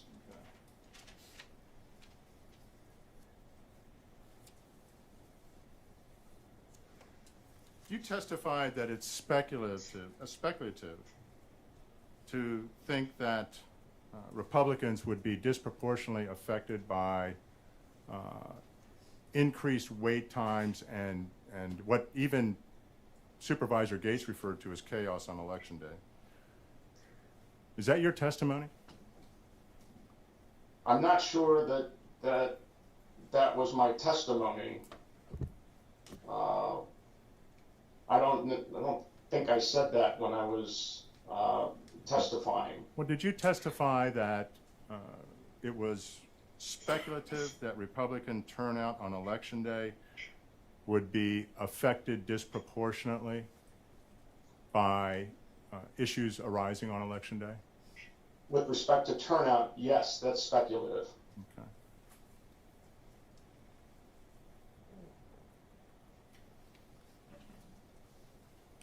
Would you agree that Republicans turn out on Election Day for the 2022 general election in Maricopa at least a 3-to-1 ratio compared to Democrats? Well, I would phrase it differently, that of those who turn out on Election Day, those are more likely to be Republicans. I'm not sure if the breakdown in their vote was 3-to-1. So you don't know what the ratio is? Well, you could look at it with what the vote actually was. Mm-hmm. Do you know what the vote actually was? The ratio between Republicans and Democrats on Election Day? Specifically with regard to Election Day turnout, Yes. I think it was in the range of 70%, but I'm not certain what the precise figure is. So 70% favoring Republicans to Democrats? Well, in terms of the vote.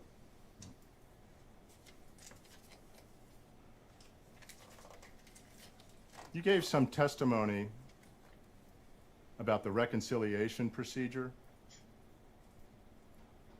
for check-in versus voting. Do you recall that? Yes. Would that data include voters who simply looked on TV and saw a long line or heard reports on social media about long lines and decided not to go and vote? Or would it include that data? It would not include it would not include that.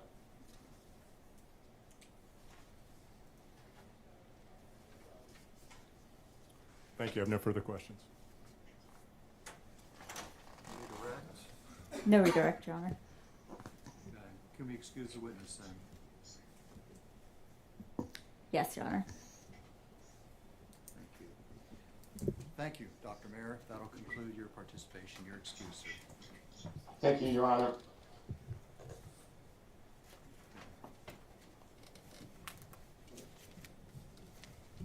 All right. We'll take the noon recess until 1 o'clock. We'll resume at that time. All right.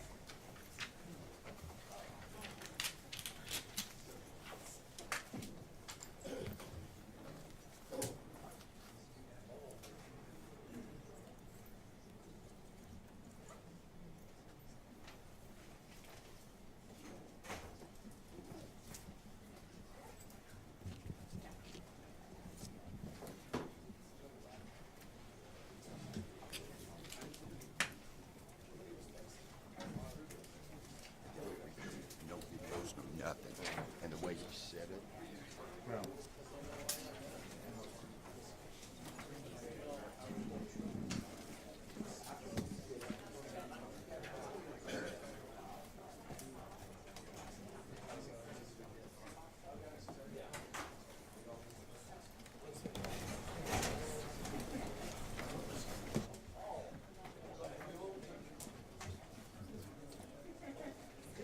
So just to confirm, you're gonna keep it rolling through the lunch? Yeah. Awesome. Almost forgot to put my extra battery on. Otherwise you would have died. They tried to tell me that the other day, when I got on the bus.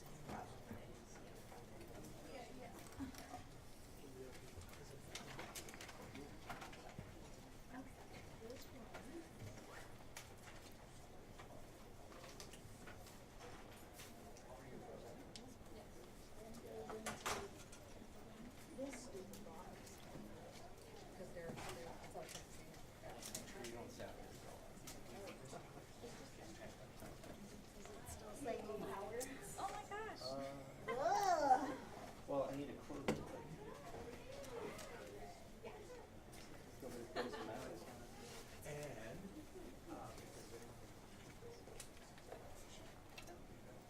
If there's not, that's great.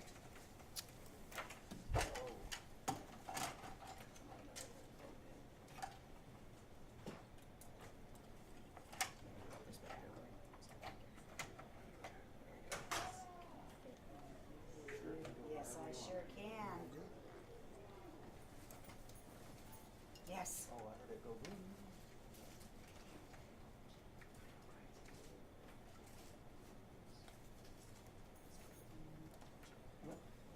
It's got its yellow, it's got its.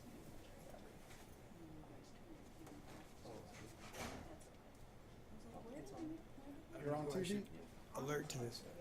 I have Okay. my travel bag in my little entryway here, Okay. because I don't have a car. And I didn't want it to alert, I didn't want it to concern anybody, so I took them to let sit there and I'm So the only issue with that is I'm not concerned about my security, that if there's something that runs off with it. what's inside the bag. Just my clothes, my travel bag. I would probably recommend that you take it downstairs Okay? to where the security is and see if they'll hold it for you, Good, thank you, my son, I'll do that. rather than leave it unattended like that. Understood, thank you much. That guy was on his phone. He was Was he? filming. He was filming because when he turned the phone, you could see the everybody sitting down. 'Cause Uh-huh. he turned it to the side like this, and I could see them. So he could say what he Shady wants. characters. He could Yeah. say what he Of course, wants, they but he was always do, recording. right? Yeah. I went over and I said, "Did you have a question or something about procedure?" And he goes, "Well, I was just texting. Can I not text in the courtroom?" Yeah, he And I wasn't- said, "Well, you can text." I said, "But you need to keep your phone down to where it's not being viewed." I said, "Because then it looks like you're taking pictures, videos, Yeah, because and that's not allowed." when he turned it, I could see everybody sitting down. Stupid. So Who is this? the No I think his clue. name's like Robert or something like that. Robert. He's a Attorney that was sitting here with the long hair? no. No. It's the gentleman that was back there. Yeah, back there, He- gray suit, kind kind of curly hair, I'm saying bigger this guy, gentleman. long hair, Glenn? he, on Monday, tried to, brought a knife in, Really? and then today he brought another one, Really? so. Did you guys confiscate it? On Good to know.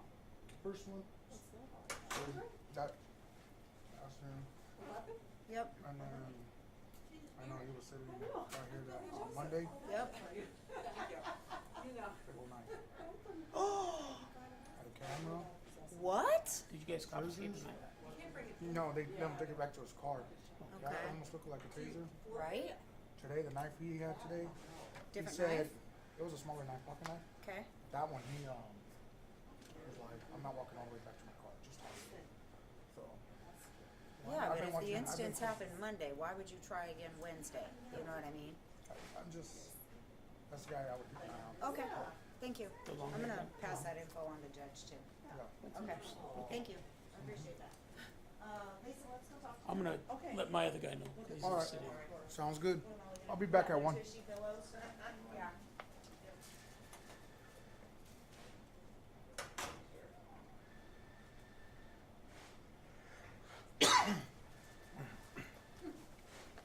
Just another exciting day, huh?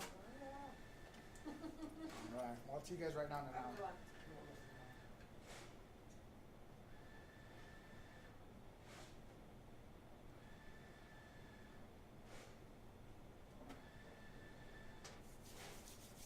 How you doing? How you holding up? I'm doing well, thank you. Good.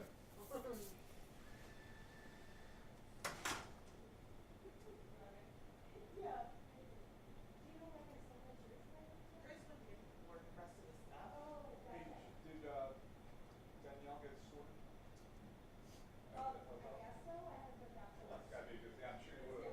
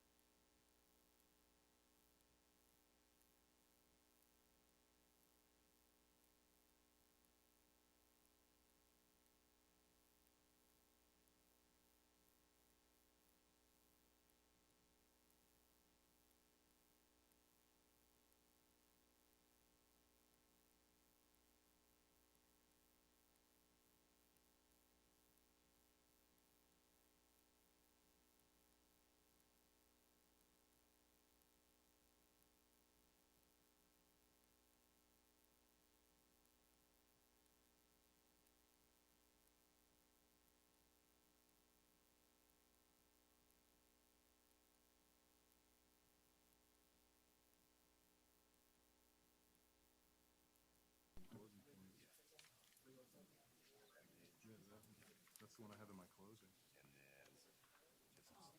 you know, easier Nah, let's just go with, this is the killer. Yeah. That's the killer. And here are these three. Yeah, I put this in my closing. Court of law can render justice to the law. And then I would like to follow up.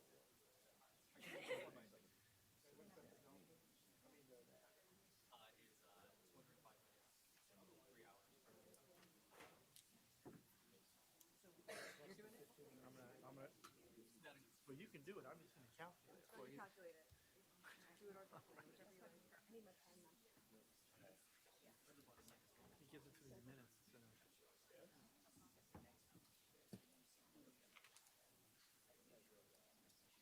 Plaintiff?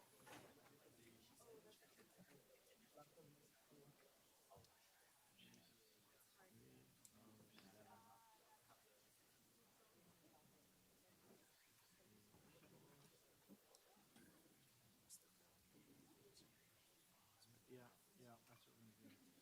Hours.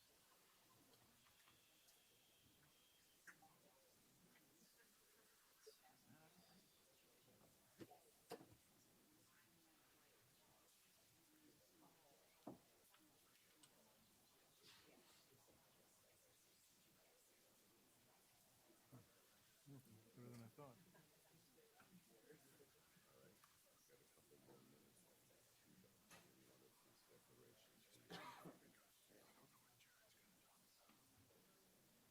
So, that would be 2, 1:35, right? No, we would have, we would have gotten that.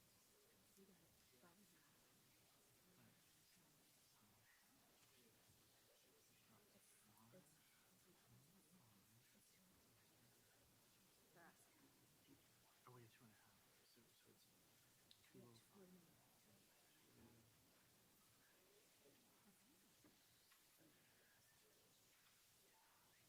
And they have 30.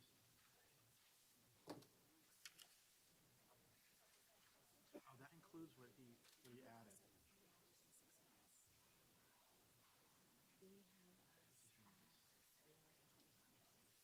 All right, this is inclusive of the extra time he gave. Well, no, he added for them. Look, they have 53 minutes left. They have. You're going up to 100. You're right, sorry. I gotta have more than that. Well, 60 minus 7. 5:30. Oh, so they're 23, okay. So we both have the same.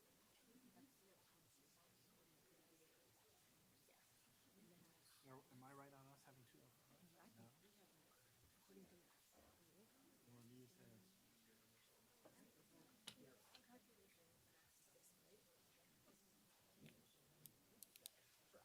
Okay, well then just get here, use the clean sheet. All rise. Please be seated.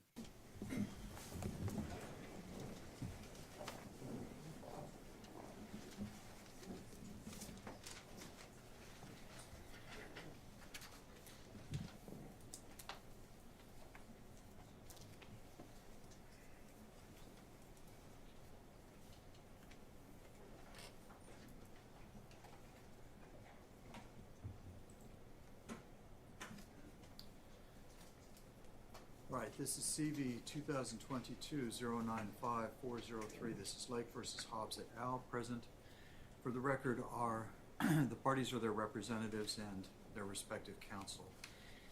I believe we're proceeding with the presentation of the defendant's case. Your next witness would be? Your Honor, our next witness is Ray Valenzuela. Thank you. Your Honor, as we get started, can we get a time check? I've got our calculation, but just want to know where we are. Tell me what you've got, Mr. I have 25 minutes remaining for plaintiffs, 2 hours, 24 minutes remaining for defendants combined. Okay, so where does that stack up with your count? Your Honor, we have 33 minutes remaining.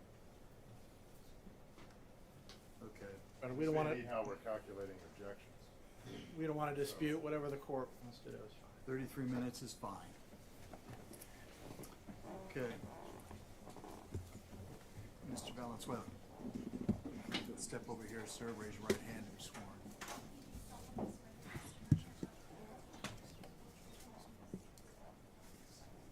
Sir, you'll make your way around to my right to the witness stand, please, and have a seat.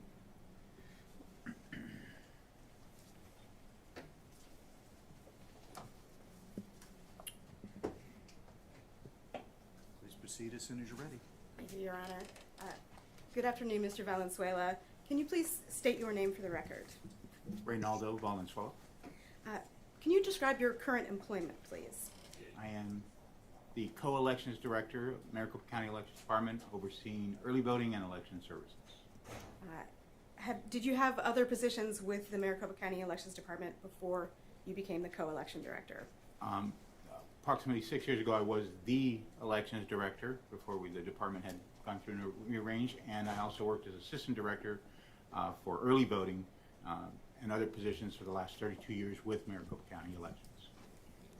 In your role as co-elections director, what are your responsibilities, briefly? Overseeing primarily the early voting process, all of its departments as far as special election boards, mail-out balloting, and so on, and also candidate filing and campaign filing. Do you hold any professional certifications?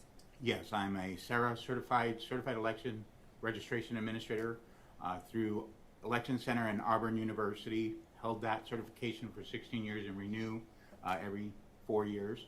I'm also a certified election officer through the Arizona Secretary of State, and I've held that certification for 30 years, and it's renewed every 2 years.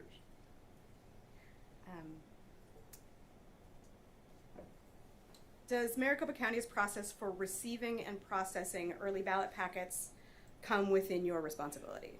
It is under my purview.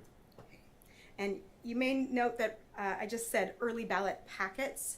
Can you explain why you call them packets and not ballots? Absolutely. So in our department, the early voting department, that is our preferred term, because I know a lot of folks, as far as lay folks, would say that ballot was inserted in the drop box, that ballot. And in fact, it's not the ballot, it's the packet that has to undergo scrutiny, verification, and validation. So our department, the early voting department, calls them packets because that's exactly what they are until they undergo that verification process to become a ballot that could be tabulated. So at the front end, how does a voter get an early ballot in the mail? So there's multiple ways a voter can get. Obviously, they can get it request to get it by mail. They can get it early in person. They can also get it election day. And there is that process, again, by which the mail process is probably the predominant process that most get early ballot. And when a voter receives a ballot by mail, how do you know that that's going to a registered voter? Early voting is reliant on the voter registration. Voter registration is a vetted process where the registered voter is verified through multiple statewide database that says that we check it against motor vehicles, we check it against INS, we check it against SSN, vital statistics, all of those things to come back. Once that voter's put on the registration rolls, we verify their address through sending them a return service requested registration card. But why I mention that is because then that vetted voter is put and eligible for a early ballot, which is then created utilizing that record and a specific unique piece ID that is created for every election for that particular voter for that early ballot pack. And does that piece ID appear on the affidavit envelope in which a person would return an early ballot to the county? It does. And what are the different ways that the county gets early ballots from voters?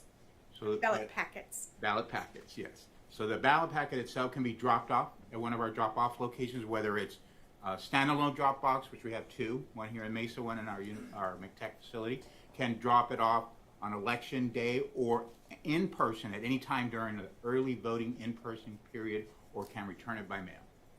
Before you ask the next question, I just noticed you speak quickly, Mr. Valenzuela. That may be a little bit difficult for the court reporter to follow. If you could just slow down slightly, sir. Yes, sir. Mr. Valenzuela, you just mentioned one of the ways that voters can return early ballot packets is by delivering them to vote centers or drop boxes. How do those ballots that have been delivered to a drop box or vote center during early voting, how does the county get those back to the central count facility? So we do have a courier process by which we assign two individuals of bipartisan differing parties, a Dem and a Rep is it specifically, and those individuals will visit the site, whether it be a standalone Dropbox, a city clerk that is assigned to be a Dropbox only, and or an early voting in-person site, and those couriers would present themselves. They would, those bipartisan couriers, to the clerk, city town clerk, or the inspector at the polling place or vote center, and that they would begin that process of emptying that sealed blue box that is present for collection of those ballots or packets. Okay, and you said when you say emptying those boxes, that's emptying them at the site where the early voting site or at the drop box. That is correct. So they would if they have a process by which, and I can delineate it as short as possible, but it is a secure process where they're filling out logs, a early voting ballot transfer receipt that is documenting seals, documenting the transfer of those into a secure cage that is sealed and brought back to our McTech facility. And if we could bring up Exhibit 20.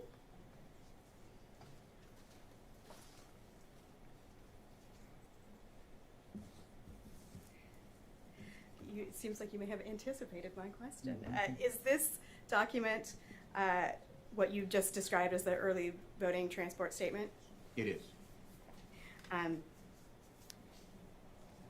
And do these statements contain information about how many ballot packets the county received from the vote center or drop box?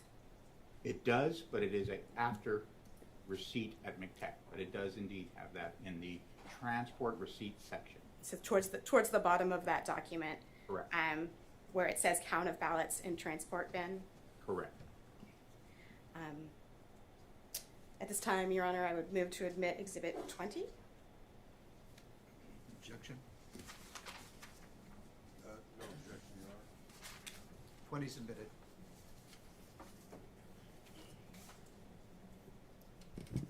So I think we've gotten to the point where early ballots come back to the central count facility at the county. Where do they go next?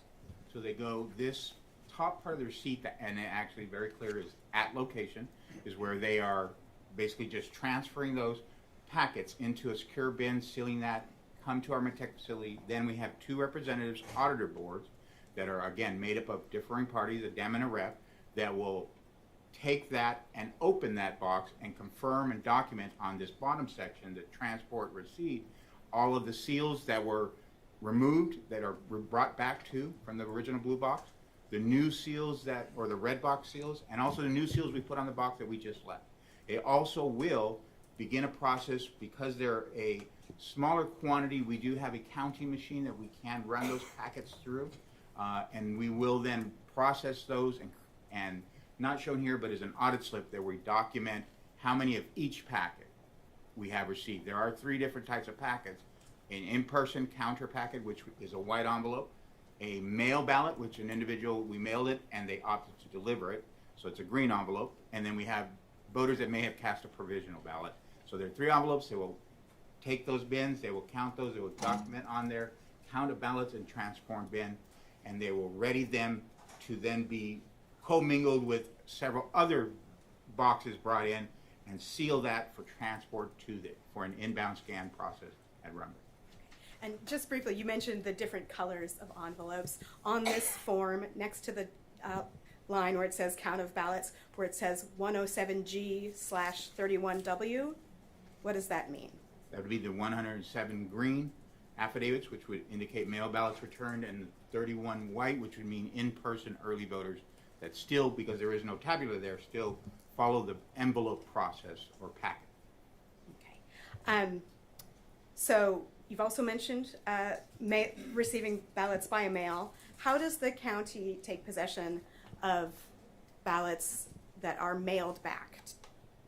So the county has with the United States Postal Service an arrangement that they do not deliver to us. We actually must physically be present at their main processing distribution center and have access list of individuals from our offices that would be eligible for that secure facility entry.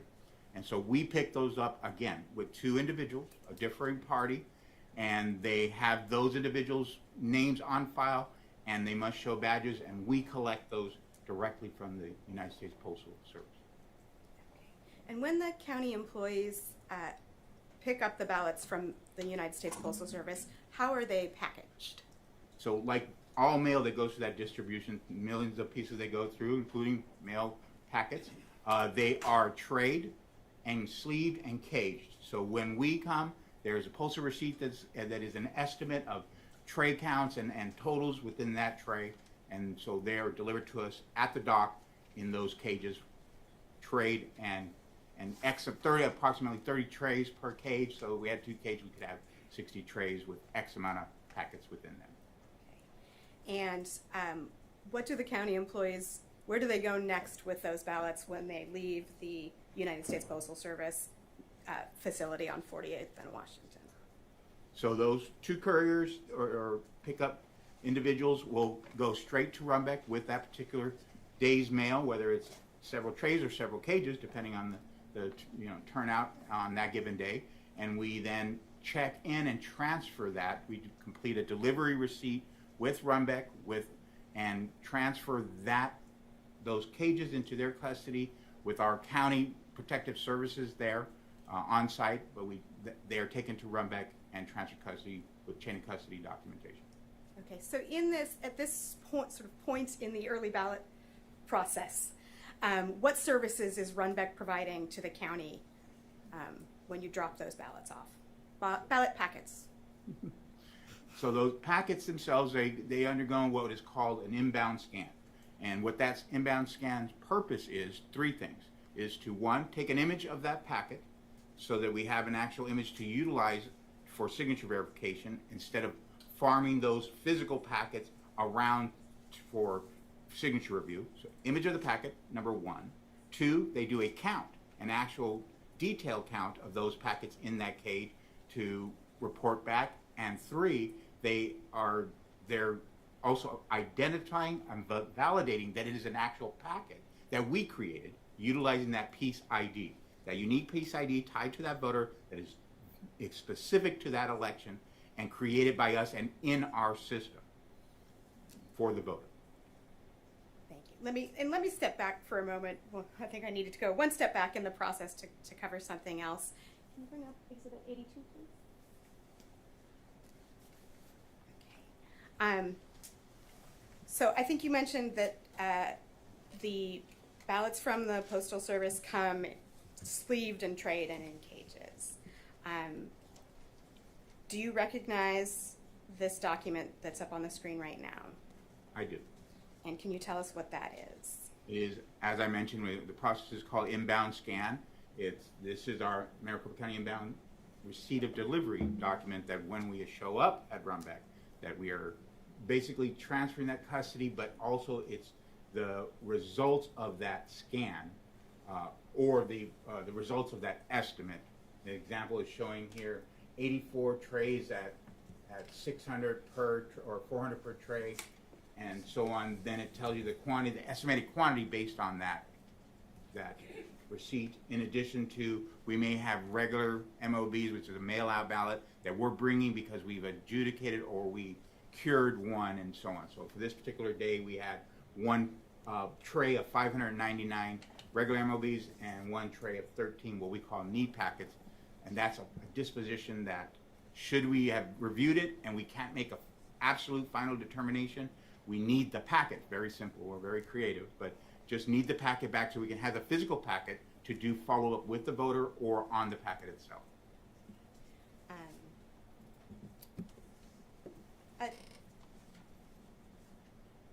So we've mentioned that there are estimates when you receive the ballots from the USPS, do you get an exact count of the ballots, the USPS ballots that are delivered to Runbeck when they scan them?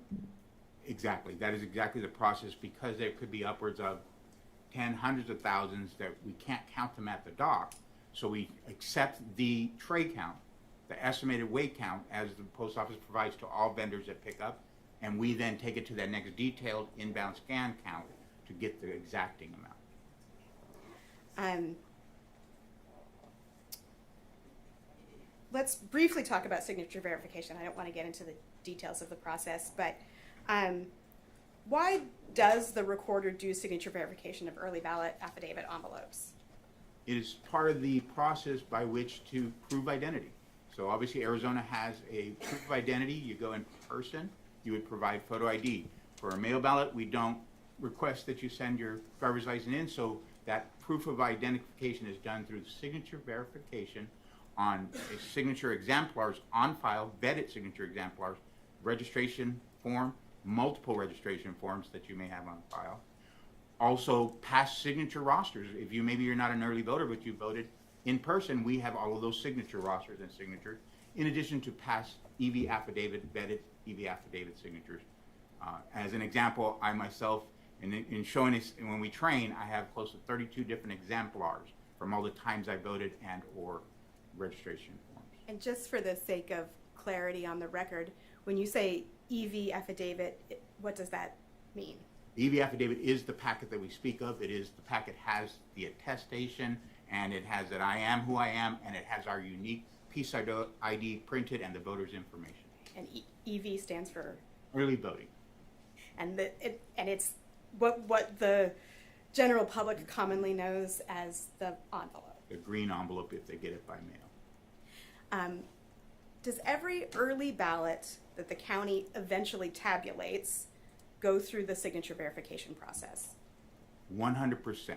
They cannot make it to the next phase. There's multiple bipartisan phases in between. They can't make it to the processing phase, made up of bipartisan boards who are auditing that tray report that says we've made these good, we've made these bad, we've made these need packet, whatever it may be, but the good six to get to tabulation must be signature verified. And I have a piece of housekeeping. I think I did not ask to move the admission of Exhibit 82. Your Honor, I would at this time move admission of that exhibit. No objection, Your Honor. 82 submitted. Has the county ever authorized Runbeck to allow its employees to deliver their own early ballot packets directly to Runbeck? No. And are you aware of Runbeck allowing its employees to do so in the past? No.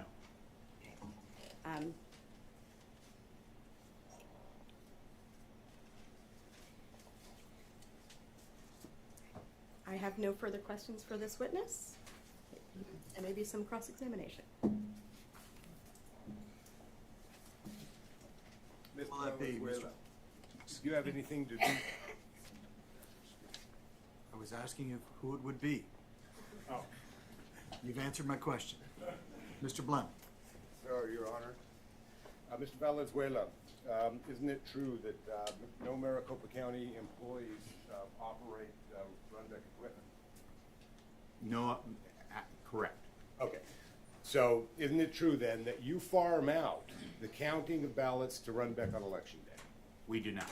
You We do do not? not count ballots. They count packets. I think you just said you accept the the U.S. Postal Service's weight receipt? We don't utilize that for a final count. You rely on Runbeck to run these through their machine and give you a count, isn't that correct? That is correct, of the packets. Okay. And the county does not run or operate Runbeck? It is a certified vendor that we have contract with. Okay. And Exhibit 80, that's just an inbound receipt of estimates, is that correct? I'm sorry, you would turn The inbound receipt of estimates, that's just an estimate, correct? for the Exhibit 80? for the USPS packets. Who created Exhibit 80? Hold on. Objection. I think Mr. Blum is citing the wrong exhibit number. Oh, I'm sorry. The inbound receipt, the last one that was received. The inbound receipt. 82. 82. Who created that document? The format of the document? Who made the document? Who signs the document? Well, signs the document, it's shared between Shared. Runbeck and a county employee that occurred. So it shows, does it not, that you are turning over ballots to Runbeck, correct? We're turning packets over. Packets.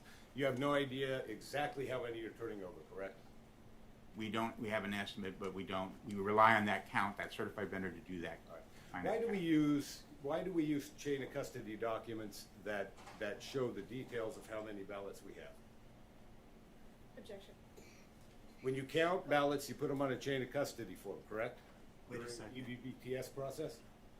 Objection. Just calling for speculation, lack of foundation. Speculation. Hold on, wait, let me rule. I'm just gonna ask a different question, Your Honor, because I'm. Okay, withdrawn? EVBTS documents that you testified about and we just admitted into evidence. Those contain counts, do they not? They do. Of the number of ballots that were brought back. Why do we do that? The number of ballots that are delivered and then the number estimated in some cases. Why do we do that? Why do we provide that? Yes. So that we have a basis to reconcile to some degree. Okay. Isn't it so that we know exactly how many ballots were injected into the system at each point in the process? It is not, because It we is don't not. have that at the post office level. We As you won't- sat here, you just testified. Hold on, wait a Mr. second. Val- Just a second. Let him finish answering. We only have one person speaking at a time, please. Okay? Sure. For the sake of my court reporter, okay, the record will look, if you've ever read a transcript, it has a bunch of dashes when people talk over themselves or each other, so please. And so, Mr. Valenzuela, you had absolutely no idea that Runbeck employees were allowed to inject ballots into the system, isn't that correct? I did not. You had no idea. And isn't it true that you had no idea because you do not keep adequate documentation with regards to the number of ballots you receive on election day and give to Runbeck? Yes or no? It's a simple question. Objection, Your Honor. what objection to what? Foundation, Mr. Valenzuela has not testified to regarding election day. If he's able to answer the question, I'm gonna let him answer. If he doesn't understand it, I'll have Mr. Glenn rephrase it. So Are you if you can answer the question, sir, do so. If you cannot, tell us. Repeat, if you will. You have no idea how many election day ballots are transported to Runbeck because you do not document exactly how many ballots are transported to Runbeck. Isn't that correct? For the United States Postal Service pickup, we do not receive a finite number, so we do not know that number when we deliver to Runbeck. Drop box ballots. Does the same apply? Does not. We do know that because it is small quantity where we have a counter that we can count 100 ballots, 1,000 ballots, but not 290 through this counter. You know the exact number? Exact number of. Ballots, ballot packets, drop box ballot packets.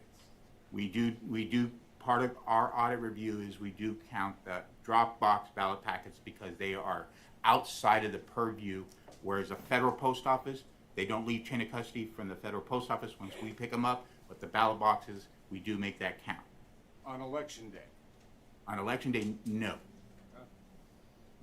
Because we're not doing drop box courier process at that time. It's a different process for election day.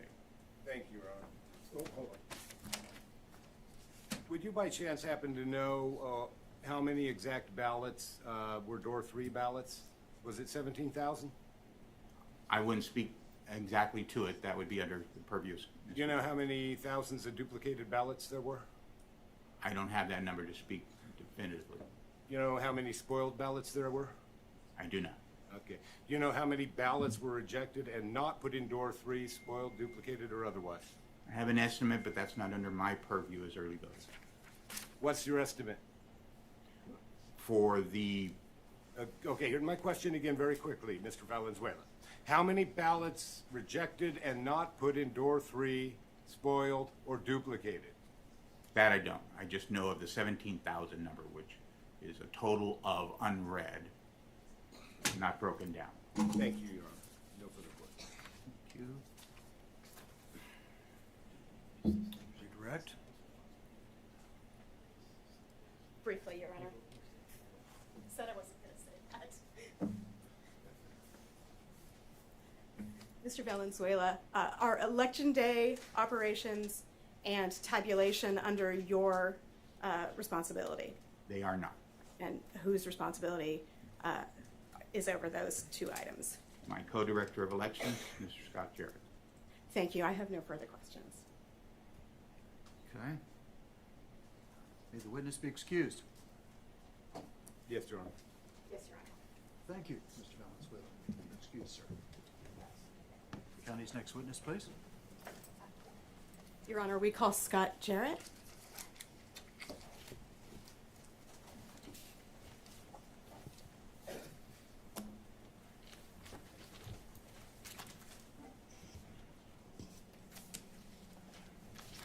ahead and take the stand.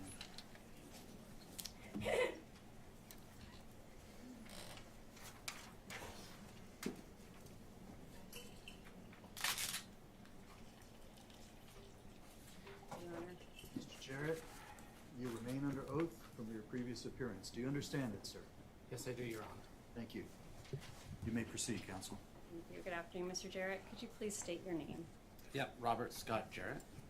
And where do you currently work, Mr. Jarrett? I work for the Maricopa County Elections Department. What is your current position? So I am the co-director of the Elections Department. I oversee in-person voting and tabulation operations. How long have you held this position? I was appointed by the Board of Supervisors in 2019. And could you just briefly describe your job duties in that position? Yes, so I oversee all in-person voting operations, so that includes early in-person voting that I report up to the Maricopa County Recorder for.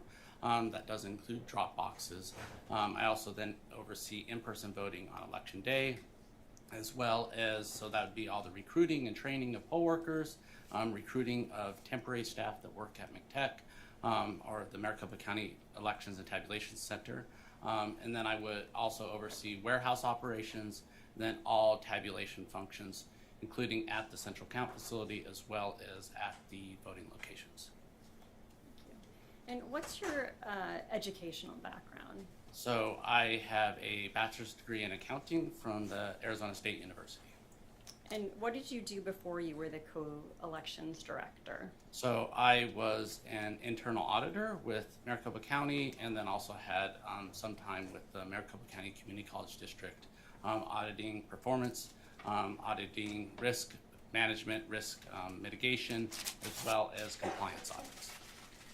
Okay, so we're just going to generally discuss how elections are conducted in Maricopa County on Election Day. To start, what was the total voter turnout in Maricopa County for the 2022 general election? So voter turnout was 64%, or 1,562,000 voters, or approximately there. Okay, and how did that compare to previous midterm elections? So it was one of the higher percentages. If you go back for several decades, all the way back to the 70s, it was actually the second highest as far as voter turnout.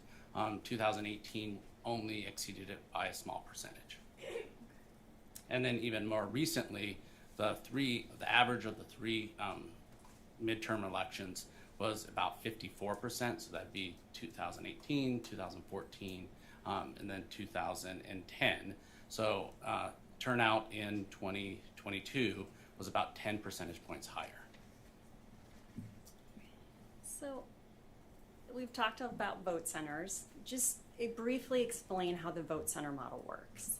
Yes, so a vote center model works is it allows a voter to vote at any location that Maricopa County is offering. We offered 223 vote centers in the 2022 November general election. That was an increase over the August primary, which we had 210. And it was also an increase over 2020, which we had 175 vote centers. So we're able to offer that option through our site book check-in station. So that will confirm if a voter is registered, confirm that they've not voted previously, and then it will allow us, in conjunction with our ballot on demand technology, our printers, to print that specific ballot for that voter. Maricopa County, we have over 12,000 different ballot styles, so we cannot offer a vote center model without that ballot on demand technology. So, thank you. How does the elections department, well, actually, what's the average distance between vote centers? What was the average distance in the 2022 general? So we performed that calculation actually based off the August primary, where we had 210 vote centers, and that average distance was just under 2 miles per vote center, 1.98. We did add then those 13 additional vote centers for the general election. So that actually distance would be smaller, but I don't have that specific calculation. So on election day, when people are voting, and at times waiting in line to vote at certain vote centers, how does the elections department communicate with the public about the wait times that are at the various vote centers? So when we're tracking this information through our site books, our poll workers are going and gathering the number of voters in line, and they will go count all the way to the end of those lines. They report that back to us through that site book. Then we post that information onto our website that is updated about every 15 minutes from every one of our voting locations. So voters will know when they're attempting or driving to a voting location, what is that wait time at that location. We advertise that through, so we had many different press conferences leading up to the election, informing voters to use that website. All in-person voters are also provided a sample ballot. And on that sample ballot, it directs voters to, does provide their closest location, but also that they could go to the locations.maricopa.vote website to identify what are all their voting options and in-person voting locations. So, based on Maricopa County's calculations, which, well, let's start with you. You heard Dr. Mayer's testimony earlier today regarding his analysis of wait times. Is that right? That's correct. And did you agree with his description of the way that Maricopa County makes that calculation? So we make our calculation based off of how many voters are in line and how quickly they're able to check in to those voting locations. So that is how long it's taking them from the end of the line to be able to check in to then receive their ballot. And that's based off historical knowledge as well as the throughput, how many voters are getting through and checking in on a site book. And I think you heard, or I recall Dr. Mayer testifying about people's perceptions sometimes being incorrect about the length of time. What are some of the things that you've observed or experienced impacting that perception or misperception, perhaps? Yeah, I think when someone's making an estimate about how long they've waited in line, they may be making that off of when they arrived, they parked at the voting location, right? Whether they've then stood in line, right, to be checked in at the voting location, how long it took them to get their ballot, but also then how long it would take them to actually vote their ballot. And that can vary greatly, right? So some voters, we had in Maricopa County, one of the longest ballots ever, on average over 85 contests. So some voters come in very, very prepared, right? They may even bring a sample ballot with them, and that can help them expedite and fill out that ballot much more quickly. Some voters may come in and they'll see the contest and they only want to vote a few. So that might only take them a minute or fewer to even complete that ballot. But then some voters, and this is we allow this. We encourage voters to be able to do this. We want them to be informed.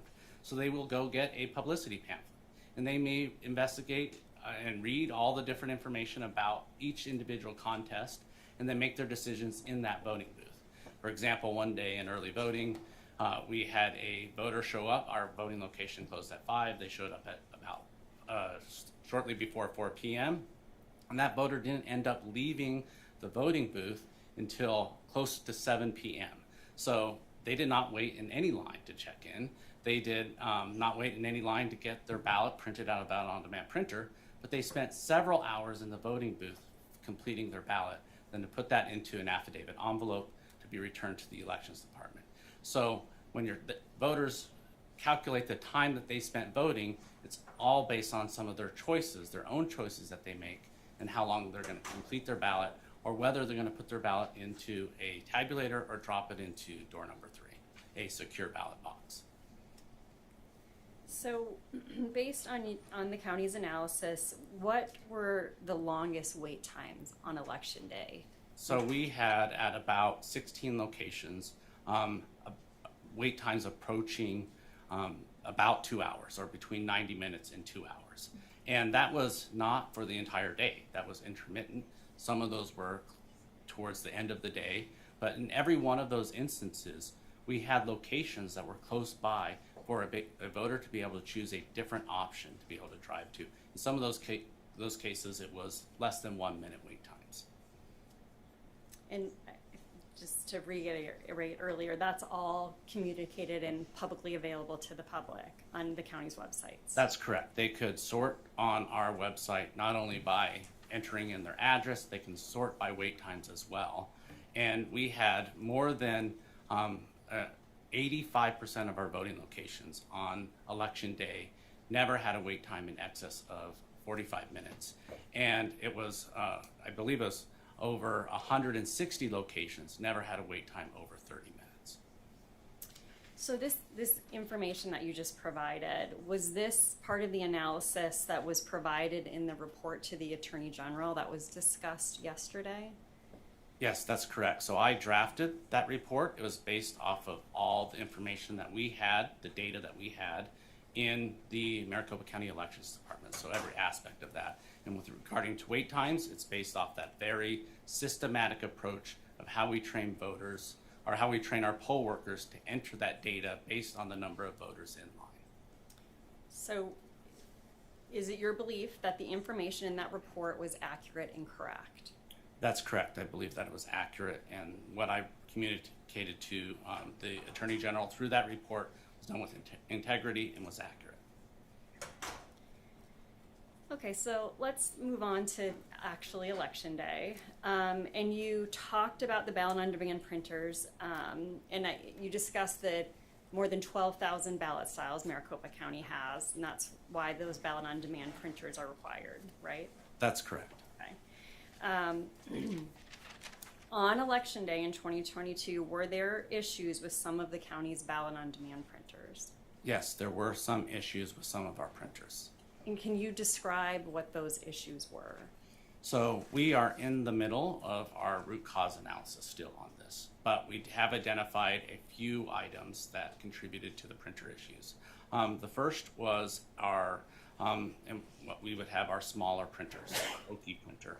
And that was, it was not printing ballot timing marks on the back of the timing mark dark enough, or some of them were speckled. And that was due to what we identified was the printer settings or the heat settings on a fuser. And we needed to adjust those printer settings to all be consistent at the highest heat setting. Now, we had used these heat settings for prior elections in 2020, as well as the August 2022 primary, the exact same heat settings. We had gone through stress testing and identified that this was not an issue or was not identified through that testing. But on election day, we identified that due to the variance and the number of ballots being printed through, along with the affidavit envelope, as well as the control slip, we needed to change those heat settings to be consistent for all three types of items being printed from those printers to be at the highest heat setting or the heavy heat setting.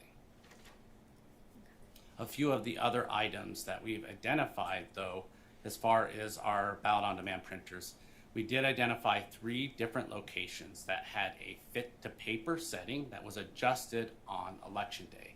So those were at our Journey Church in a North Glendale, Peoria area. That had about 200 or a little over 200 ballots had that setting on it out of about 1,500 ballots voted at that voting location. That'd be the same with our Gateway Fellowship Church, which is in a East Mesa voting location. That had about 900 ballots out of just shy of 2,000 ballots voted at that voting location. And then we had a LDS church, Lakeshore, in the heart of Tempe, that had about 60 ballots out of 1,500. So just shy of 1,300 ballots. And that was due to our temporary technicians, when they were trying to identify solutions on election day, adjusting a setting. Now, this was not direction that we provided from the Maricopa County Elections Department, but adjusting that setting to a fit-to-paper setting. And that was one of the vote centers that was reviewed in the inspection by the plaintiffs in this trial on Monday. So that. Or was that Tuesday? I forget the day. I've been working Tuesday, every day Oh, through the weekend. Right. So if I'm understanding you, on election day, when there was troubleshooting trying to identify this ballot on demand printer issue, one of the TTACs or some of the TTACs adjusted that setting, and that impacted some of the ballots that were cast at those 3 locations. Is that right? That's correct, and that was not a 19-inch ballot, right? When that happens, it's a 20-inch ballot, a definition of a 20-inch ballot that's loaded on the laptop that is connected to the ballot on demand printer that gets printed onto then a 20-inch piece of paper, but because of the fit to paper setting, it actually shrinks the size of that ballot. And then that ballot would not be tabulated on site at the voting location, and it also could not be tabulated on site at Central County. So if it couldn't be tabulated at the voting location and at central count through the regular tabulators, what happened to those ballots? So those ballots came back to the central count facility, and then we had hired duplication boards, a bipartisan team, Republicans and Democrats, to duplicate that ballot. So they first affix a marrying number to that ballot. So that would then be able to identify that ballot back to then the ballot that gets duplicated on site at the elections department. So we can marry those two up, and all the votes get transferred to the duplicated ballot that gets counted and tabulated. So ultimately, all of those ballots were tabulated. That's correct. So just to sort of close the loop on this, there were heat settings that have been identified so far in your investigation. There were the TTACs who had changed to the fit-to-page setting, and that impacted some of the ballots that were printed on election day. Were there any other issues that you discovered at this point that impacted the ability for some tabulators at vote centers to be able to read ballots that were cast on election day? Yeah, so there's a few other instances that we've identified. One is the use of a very thin writing utensil, such as a ballpoint pen, and then voters using check marks or X's. And that is because our precinct-based tabulators, our vote center tabulators that are on site, they cannot read an ambiguous mark, right? So if a voter has an ambiguous mark on their ballot, the tabulator alerts the voter there is an ambiguous mark, right? And then that voter was given the option to either spoil that ballot and vote a new ballot, or to put that ballot into the secure door number 3, the drop box. So then that can be then returned to the elections department and duplicated.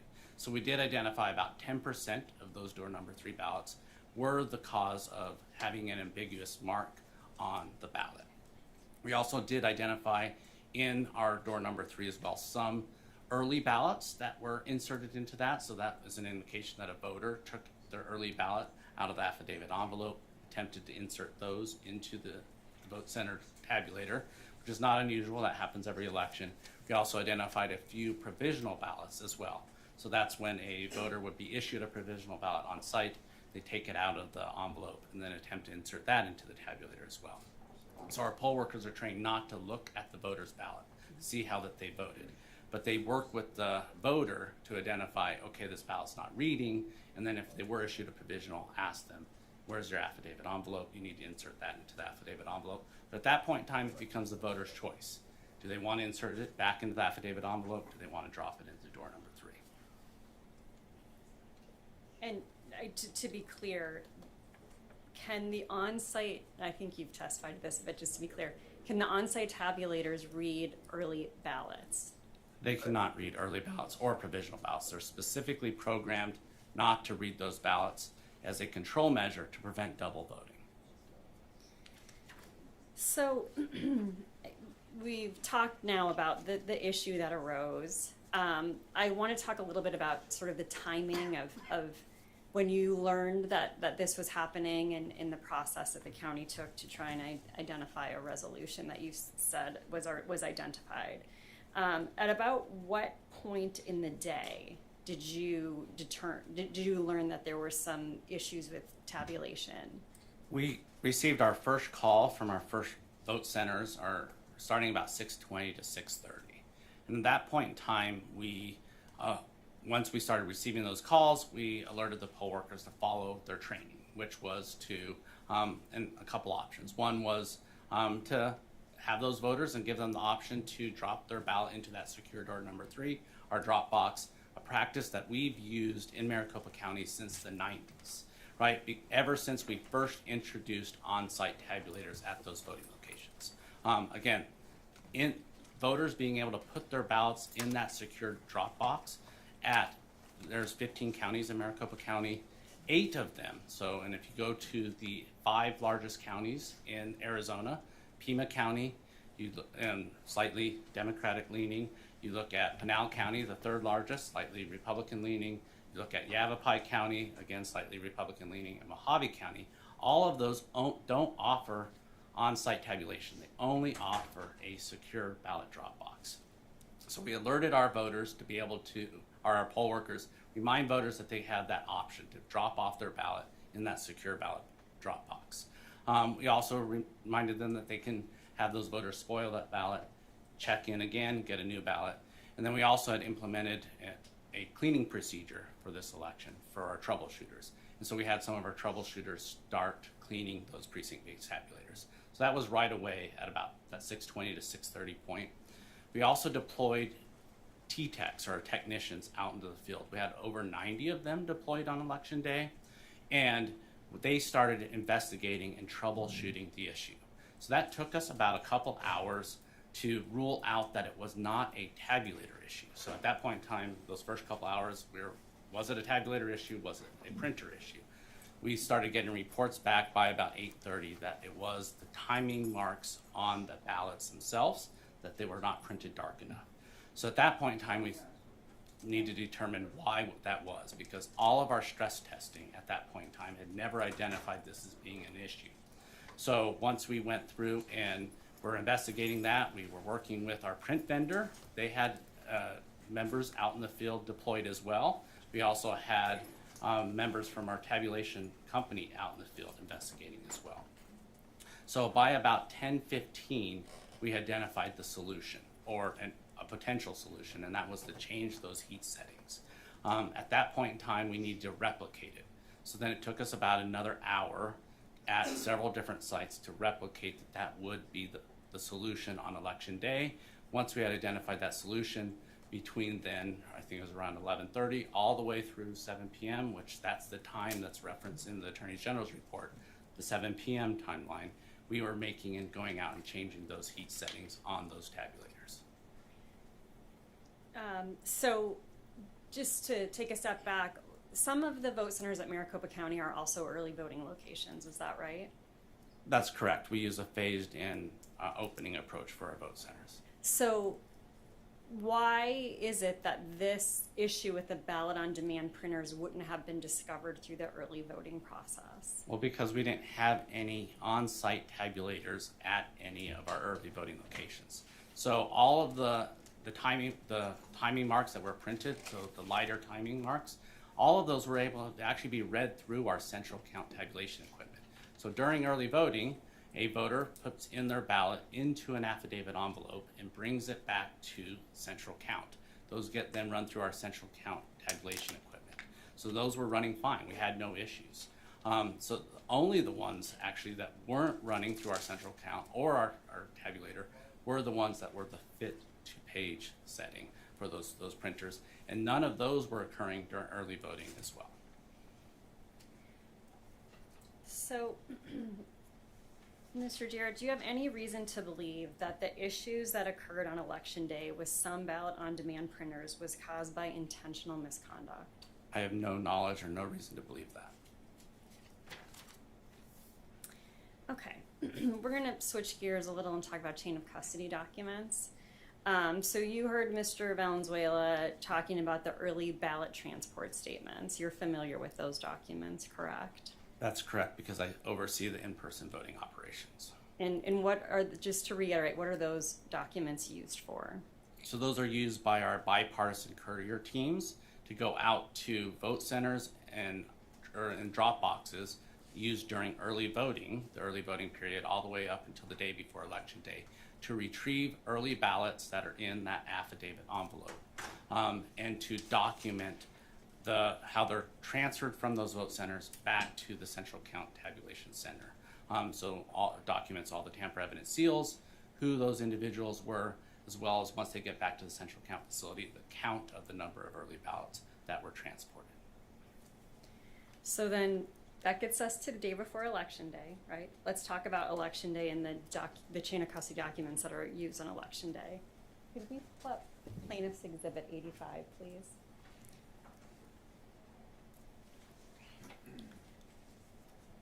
So I believe, Your Honor, that this has already been admitted into evidence. I believe you're correct. Right? Yes. 82. Okay. Well, so thank you. I'll take a minute to establish the foundation for this document. Mr. Jarrett, do you recognize this document? Yes, this is an example of one of our precinct ballot reports that are completed. And well, first, the seal numbers that are here are actually during our logic and accuracy test. When we're scanning those in, those seal numbers are for the tabulators that are on site at every voting location. So some of this information is populated by the elections department to it occurring on Election Day. Mm-hmm. We deliver all of these precinct ballot reports to our inspectors. So those are the supervisors at every voting location. And then the inspectors, along with their fellow poll workers, will complete these documents on site at the voting location. Some of those tasks are done during the opening procedures. Some of those tasks are done during the closing procedures.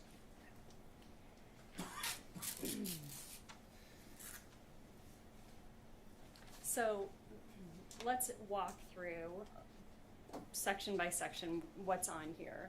So you talked that the purpose of this is for the inspectors and some of the poll workers on Election Day to document what's occurred at that location. So what is the first section that's identified as opening polls? What information is provided in that section? Well, so I will say there is a name of the facility that was just higher up on the voting location. So each one of our facilities has this report that identifies the location in the facility.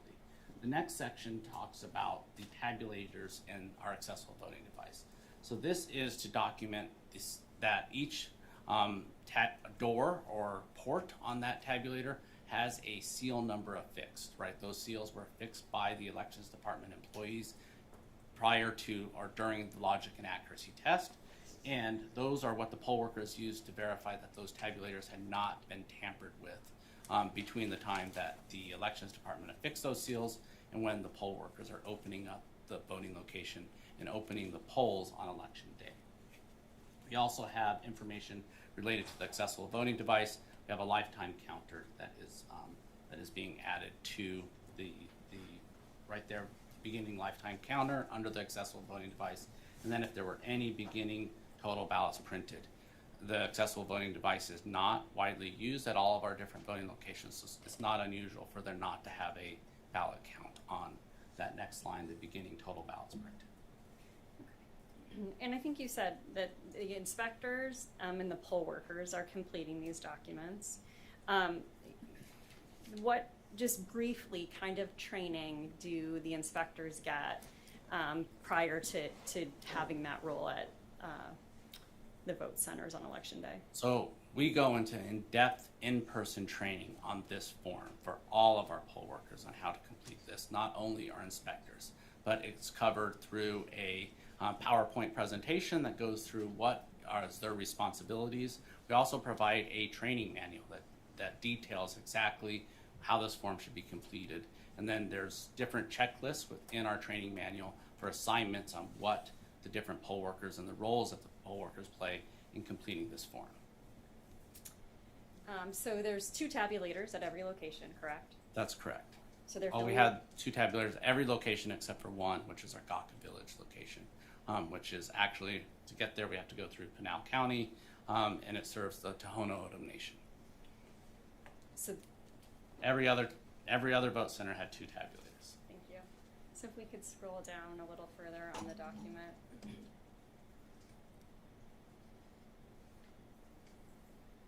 So let's talk about the closing polls section in the middle. What information is provided in that section, and when is that? Well, let's start with what information is provided. So at the end of the night, after the polls have closed, all voters have finished voting and left the voting location. The poll workers start their closing operations, and then they start getting and compiling some information. Some of that information comes from the tabulators themselves. So that's what we see the ballot count on tabulator screen. So there's the 2 different tabulators, so then they'll log how many ballots were counted on each tabulator. They'll then check off as they're performing some specific tasks, whether they've removed the memory cards. So those memory cards are what are going to be read in on election night to report results. So they're going to be removing those. They're going to be taking off a tamper evidence seal. They're actually going to be affixing that tamper evidence seal to the back of this form. And then they're going to then take those memory cards, put them into what we call a bubble pack. That's going to be in a container so that those memory cards can be securely and safely transported back from the voting locations. After both memory cards from the 2 different tabulators on site are in those bubble packs, those are then affixed with a tamper evidence seal as well, which is logged here. And that, I believe, is the second or the next page of this exhibit, the under seals. Is that what you're describing? That's correct. So they take the actual seal itself and then they'll affix it to the back of the form. So let's then move down to the bottom section. It says security seals. What information is being provided in that section? So here is where we're documenting the chain of custody of items being returned back from the voting location. So if they have a black bag, so those black canvas bags, those are what the poll workers use to return the voted ballots. So those live loose ballots that are not in an affidavit envelope. So they'll put those in a black canvas bag, then they'll affix a tamper evidence seal to those bags, and they'll log that information here. Now every voting location has 2 black bags that we issue to it. But sometimes the voters only use one of the precinct-based tabulators, so then they only take out the ballots from one of those locations, put it into that black canvas bag, so there'll only be one seal that's logged. They're logging here. The other information here is a red box, or a red box seal. So those are the forms that are being returned to us from the voting location. So it's a secure container that has a closing lid, and then they'll be able to affix tamper evidence seals to those, and then log that information here on this form.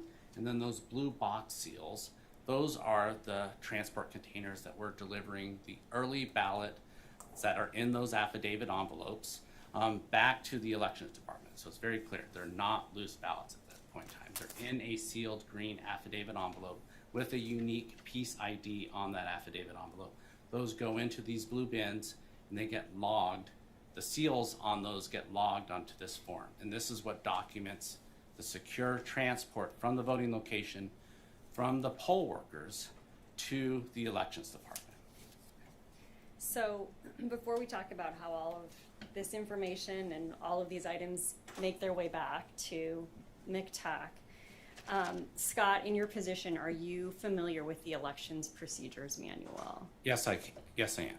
And in talking about this section on the blue box seals and the process that you just described for putting those green affidavit envelopes that were collected on election day into those boxes and sealing them, is that consistent with the requirements of the Elections Procedures Manual? Yes, it is. Chapter 9, subsection 8, subpart B, I believe it's on page 192.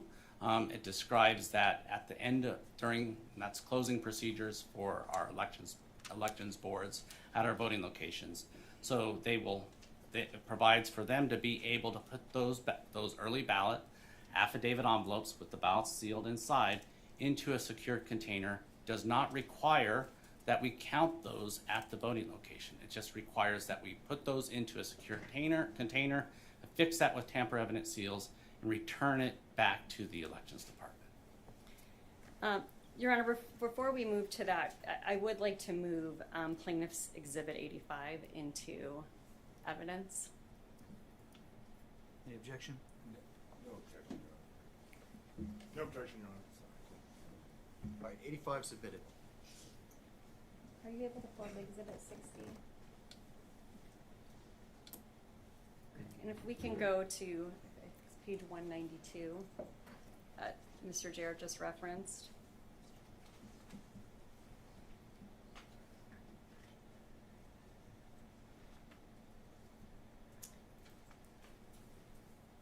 So, Mr. Jarrett, is this the section that you were referring to? That's correct.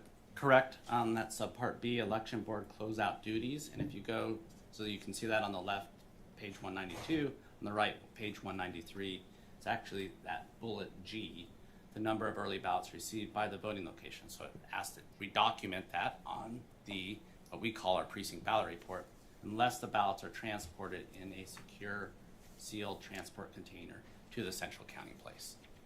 And that's the practice of Maricopa County. That's correct. So, once the form is completed, what happens next with the items that are documented on there and the forms? So those secure containers will then be transported one of two ways. One will be by the poll workers directly to McTech, our central counting facility, if it's one of the locations that's close by the central counting facility. So most of those are within central Phoenix. If it is a more remote location, then we set up a receiving site that has sheriff deputies on site. We have bipartisan teams. We have truck drivers at those voting locations. So, and then those would be receiving sites where the poll workers then will deliver all the items, including the ballots, those loose ballots that are in a black canvas bag that are sealed, the memory cards, the red transport containers, and the blue transport containers. Once those arrive on site, we have bipartisan teams filling out chain of custody documents, receiving all of those items, so documenting them coming into that receiving site. We're also then, for the first time now, scanning those items. So all those tamper-evident seals have a little barcode that can be scanned. So we're scanning all of those items as they're coming in from the voting location to the receiving site. They get loaded up, so all of the different receiving sites that are close by. So if we have one like at Surprise City Hall, all the voting locations that are close by Surprise City Hall drive there, deliver their items. Those will then be escorted from two different patrol deputies from the Maricopa County Sheriff's Office, those trucks, all the way back to McTech. Once they arrive back at McTech, we're then scanning in all of those seals again, documenting that transfer of chain of custody from the truck drivers to McTech. Then once all of those seals are scanned, then for those early ballots that are in those blue transport containers, we send them through our bipartisan teams, which we call our blue line. So that's where those seals will finally be broken once they get to the Elections Department. And then we will begin sorting them. So what will be in there are green affidavit envelopes, so those would be any of the early ballot drop-offs.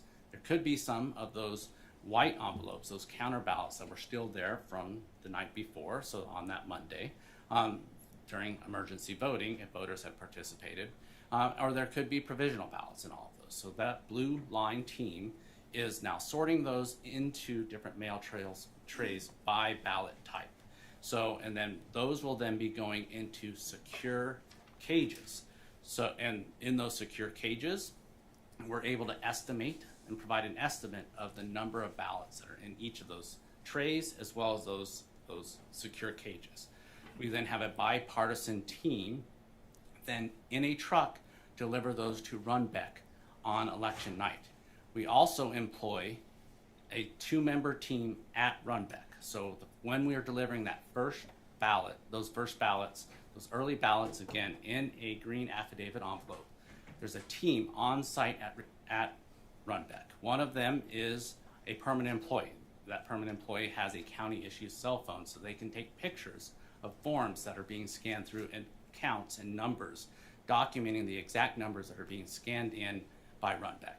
We also had a temporary staff member that was appointed by the county chairman for the Republican Party that was also on site during this whole process. Those members are signing those inbound scan receipt forms. So as they're going through and being counted by those high capacity scanners, counting those green affidavit envelopes on election night, all the way through till the next day, which was not completed until actually 5 p.m. or just shortly after 5 p.m. They were scanning each one of those, and then they'd be able to scan them by ballot type. So here's the number of green affidavits that were in spec, right? So some of them are underweight. So we're even documenting how many of those ballots were underweight, how many of those ballots were overweight, how many of those ballots actually didn't have a valid ID number. Those are a voter returning to us in a green affidavit envelope their maybe primary ballot or their 2020 ballot. So, and we're documenting all of those. So once they're scanned in, we have a 1-for-1 tracking for every one of those affidavit envelopes. But we also have a total count. And we had a total count of 291,890 early ballots scanned in, and the elections department with our vendor, best-in-class vendor, Runback, certified vendor, was performing those counts under the direct supervision and observation of Maricopa County employees. And we signed every single one of those inbound scan forms as they were coming in. They documented the start time of the scan, they documented the end time of the scan. That's how we maintain chain of custody for every one of those early ballots all the way through the process until we transferred it over to Runback. And then we had a 1-for-1, that piece ID on every affidavit envelope. So we would know if a ballot was inserted or rejected or lost in any one part of that process, we would know it. Thank you, Scott. So I just want to be clear on the numbers. So these 291,890 are the number of early ballot packets that came in on election night. Is that right? That's correct. So in earlier, Mr. Valenzuela talked about the need to use the high-speed scanners at Runback to be able to process a number that high. Is that correct? That's correct, and that's why we had a team, right, following that chain of custody all the way through the process until we got to Runback, and then even at Runback, we had teams hired by Maricopa County to maintain that custody until it was transferred and we had an actual count of those ballots. So could we pull up Defendant's Exhibit 33, please?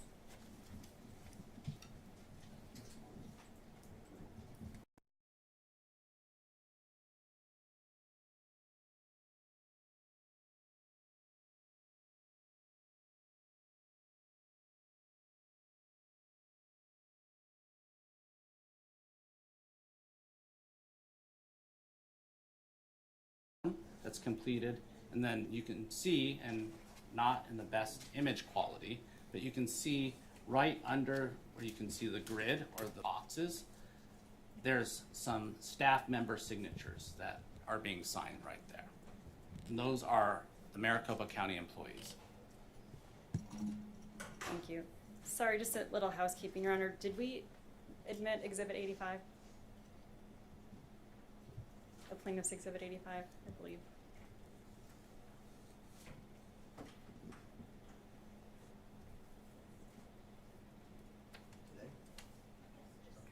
Today, yes, it was. Yep. That's okay. Okay. Sorry, Scott. So we started, these are the ones that are used on election night, I believe you just said? That's correct. Okay. So let's talk about the information that's documented on here, starting at the top. So it will be identifying the date and the operator at Runback that's running their equipment, right? And then we have an election number that's assigned for every election. So that's documented at the very top of this. The next items are going to be the batch ID that's assigned by Runback. That's being scanned through their inbound scan equipment. And then the next pieces of information start counting the number of green affidavit envelopes that are being scanned in through their equipment. So the inbound scan here, it's showing there's 9,940 inbound scanned green affidavit envelopes. Also then will show the number of provisionals, and here I can't read it on this equipment because of the image quality. It will also show the number of early ballot affidavit envelopes that are overweight. So that could be that the voter kept the instructions in that green affidavit envelope.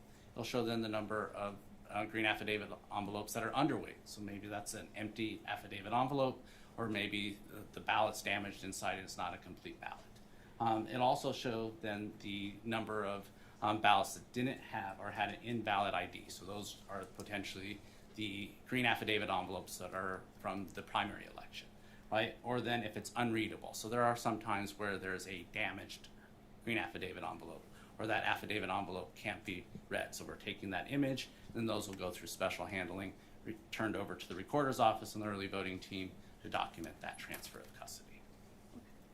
And I think you testified before that at all times of this process, from when these are taken out of the blue bins, placed into the trays, into the cages, transported to run back, that is all done under the observation of Maricopa County permanent employees. Is that right? That's correct. Okay. And so if you look at this document, again, it's hard to see it on here, but where do you see that the county employees have signed off and verified the information on here? So it's those signatures just below that grid, and you can see two different signatures. One of those is one of our permanent employees, and one of those was then that temporary employees. And by the way, it was a Democrat and a Republican there, so that we had that bipartisan representation as well. And then our permanent employee with their county issued cell phone, after each one of these were scanned in, they would take a picture of that, and then they sent that via email to me, Mr. Valenzuela, and a few of the other election directors, our assistant election directors within. So we had then an accounting for these via image as well. And just to be clear, the temporary employee that you referred to was appointed by the county Republican chair for the Maricopa County Republican Party. Okay, thank you. And then once this process is completed, then these go, am I correct that these go through then the signature verification process like Mr. Valenzuela described in his testimony, is that right? That's correct. So these ballots would then be secured and stored in a vault, right? Under them we have a security guard on site, a Maricopa County employee, security guard on site for 24 hours a day. And then once they are completed the signature verification process, then they won't be transferred back to the county until that's completed, and all of those are documented through those forms that Mr. Valenzuela went through. Thank you. Your Honor, I'd like to move Defendant's Exhibit 33 into evidence, please. Any objection? No, Your Honor. 33 is submitted. All right, one last point, Scott. I during the course of this process, we've heard discussion of the 275,000 plus estimate that was made after voting was completed on Election Day. Can you explain how that number, how that estimate gets made on Election night? So those were based off all those green affidavit envelopes coming back through those blue transport bins that we broke the tamper evidence seals on, and then taking those out and organizing them into those mail trays. So at that point, it's just an estimate. And so then Mr. Recorder, Richard, he made an estimate early in the day following Election Day on 11/9, the day after. We had not finished our scanning in process. That wasn't completed till much later in the evening, just shortly after 5 p.m., when we had that full accounting for all those 290,000 early ballots. So that estimate was released earlier in the day to just give an indication of there was going to be 275,000 plus early ballots that still needed to be counted. Thank you, Scott. One moment. All right. Thank you, Your Honor.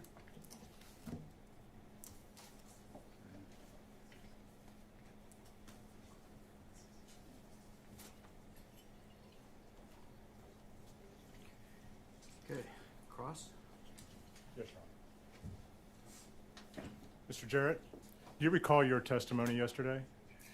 Yes, I do. And yesterday you testified that a 19-inch ballot image being imprinted on a 20-inch ballot did not happen in the 2022 general election. Did you recall that? Yes, I recall that there was not a 19 ballot definition in the 2022 general election. But that wasn't my question, sir. I asked you specifically about a 19-inch ballot image being imprinted on a 20-inch piece of paper. So are you changing your testimony now with respect to that? No, I'm not. I don't know the exact measurements of a fit to paper printing. I know that it just creates a slightly smaller image of a 20-inch image on a 20-inch paper ballot. Slightly smaller image. How come you didn't mention that yesterday? I wasn't asked about that. Well, I was asking you, is 19 inches smaller than 20 inches? It is, isn't it? Sure. Yes. So when I said, asked you questions about a 19-inch ballot image being imprinted on a 20-inch piece of paper, and you denied that that happened in the 2022 general election, did you not think it would be relevant to say, hey, by the way, there was this fit-to-print image issue that we discovered? Your Honor, I object. The council is misstating Mr. Jarrett's testimony from yesterday. Okay. Once again, if he's able to understand the question and answer it, he can do so. If you don't understand it or you need it rephrased, you can do that as well, Mr. Jarrett. If you're able to answer, please do so. What I recall from yesterday's questioning was that there was a 19-inch definition, which that did not occur, ballot definition. So if your testimony reflects my question, or strike that, if the back and forth between our question and answer shows me asking you specifically about a 19-inch ballot image being printed on a 20-inch piece of paper, you are now saying that you interpreted that as a ballot definition issue? Yes, that's correct.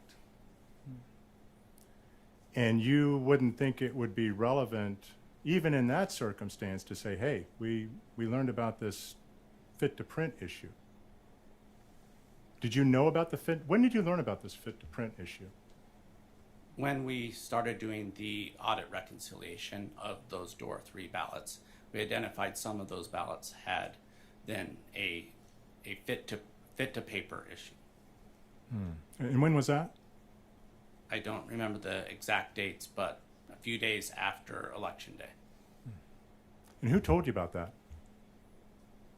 Our ballot tabulation team and our audit review team that was then doing the inspection of the door 3 ballots.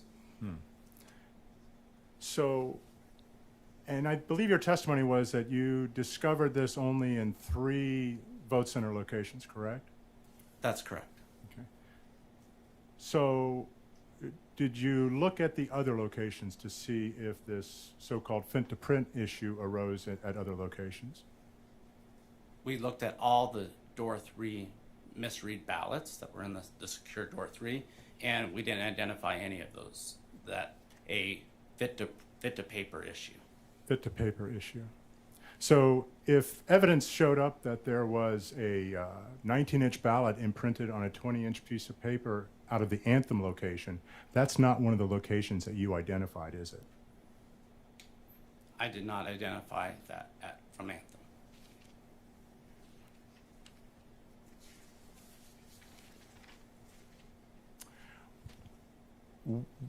When did this so-called adjustment to the printer settings happen on Election Day that gave rise to this fit-to-print issue? I don't have the specific time, but it was during the course of Election Day. And was this fit-to-print issue, how did those settings get changed? Was it at the direction of somebody from Maricopa or just somebody on their own doing it? It was not at the direction of anyone from Maricopa County. So was the change in the settings in response to tabulator issues? So we believe, at least at one of the sites, one of the technicians was attempting to troubleshoot and then made that change. So if other sites, if the tabulator issues arose immediately before any technician made any changes to the print settings, then your theory of a fit to print issue would not be correct. Yes? No, I disagree. So when would the changes to the printer settings have been made? So the reason I know it didn't occur prior is because during our test prints, prior to election day, there was no identified fit to paper setting issue. And when was that? We do that during when we're setting up each voting location. We run test prints on all of the printers. And how would you know that it didn't arise? It was never reported back through our chain of custody from the technicians to up to me, which they would have reported that to me. Why do you think they would have reported it to you? Because I meet with the team routinely and throughout the day, and I've even asked them subsequently, and they've said that they never identified it during any of the setups. So did you have a meeting with all these technicians and ask them this question? I had a meeting with our command center Okay. teams. Were all the technicians asked about this fit to print issue? I don't know if all the technicians were. Is there any documentation of any inquiry about this fit to print issue? I don't know if there's any documentation. So you said you performed a root cause analysis to determine how these problems arose on election day? We're in the process of performing a root cause analysis. And as part of that root cause analysis, you determined that there was this fit to print issue in 3 locations, correct? That's correct. Is there any documentation preceding yesterday's testimony that identifies this issue? As part of, yes, there is some documentation. What documentation? So some of our audit reconciliation forms that identified the 3 locations. And what do those audit reconciliation forms show? They show the number of check-ins from voting locations. They show the number of door 3 ballots, and then notes based off our audit reconciliation. Okay. Does it say fit to print issue was the cause, or words to that effect on those forms? It actually is using the term shrink to fit, not fit to Shrink to fit. Shrink to fit. And was that determined to be the cause, or is that was that an assumption as a possibility? It was determined to be the cause for those 3 locations, for the ones that wouldn't be read at the voting location and then be read at central count. And again, you did not mention this in your testimony yesterday, did you? I did not. Did you publish anywhere that there was this shrink to fit issue after the election? We've not. So you didn't tell the public, hey, we've discovered, I mean, you're performing a root cause analysis and you find out that there was this shrink to fit issue that gave rise to problems in the tabulators, and you did not inform the public about this. We're still in the process of our root cause analysis. Okay. With respect to the chain of custody issues that you testified to, does Maricopa County know the exact number of ballots that come in, election day ballots, not early vote ballots? Do they know the number of ballots that come in to MTech on election day? The exact number? Through our memory cards, or what are read in from those memory cards, we have an accounting for what gets reported. And how are those memory cards generated with the ballots? Where do the numbers come from on them? From our vote center tabulators, those on-site tabulators. So every ballot that gets read into a vote center tabulator gets logged, and then those results are read onto that memory card. Before they're sent to the tabulator, aren't the ballots sent up to Runback for scanning and processing? Are you referring to election day ballots? Yes. The ones that are tabulated on site? No. They're not tabulated on site. Aren't the ballots envelopes delivered to Runback for scanning and processing, then sent back to MTech? I'm sorry. When you said election day ballots, you didn't say the early ballots that were dropped off on election day, so I misunderstood. So can you repeat your question? The election day ballots does Maricopa County maintain an exact count of them before they are shipped to Runbeck? So you're referring to, again, the early ballots that are dropped off on election days. Are those the ballots that you're referring to? No, I'm referring to the ballots that come in on election day that are dropped off. I don't understand your question, because the election day ballots, we refer to those as the ballots that are tabulated on site. So I'm asking you, the ones that go to Runbeck are the early ballots that are in the affidavit envelopes that can get transferred to Runbeck. So that's what I'm asking you. Are those the ballots that you're referring to? What about the ballots that are dropped off in drop boxes on election day? Yes, so those are the early ballots in the green affidavit envelopes. Those go to Runbeck to be counted by and then we have a team on site when that counting happens. So Maricopa does not maintain an exact count of those ballots prior to them being transferred to Runbeck? That's not true. You do? Because we have employees on site that entire time. On site where? At Runbeck. So why would somebody from MTech strike that?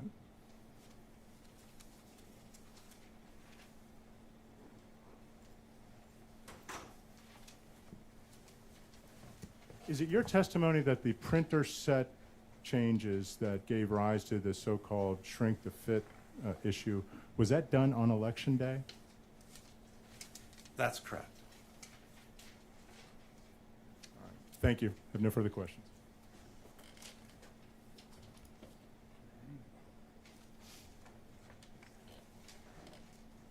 Thank you, Your Honor. I have just a couple of questions. So Scott, to be clear, the question that you were asked yesterday was whether or not there was a 19-inch definition in the election management system. Is that correct? That's correct. The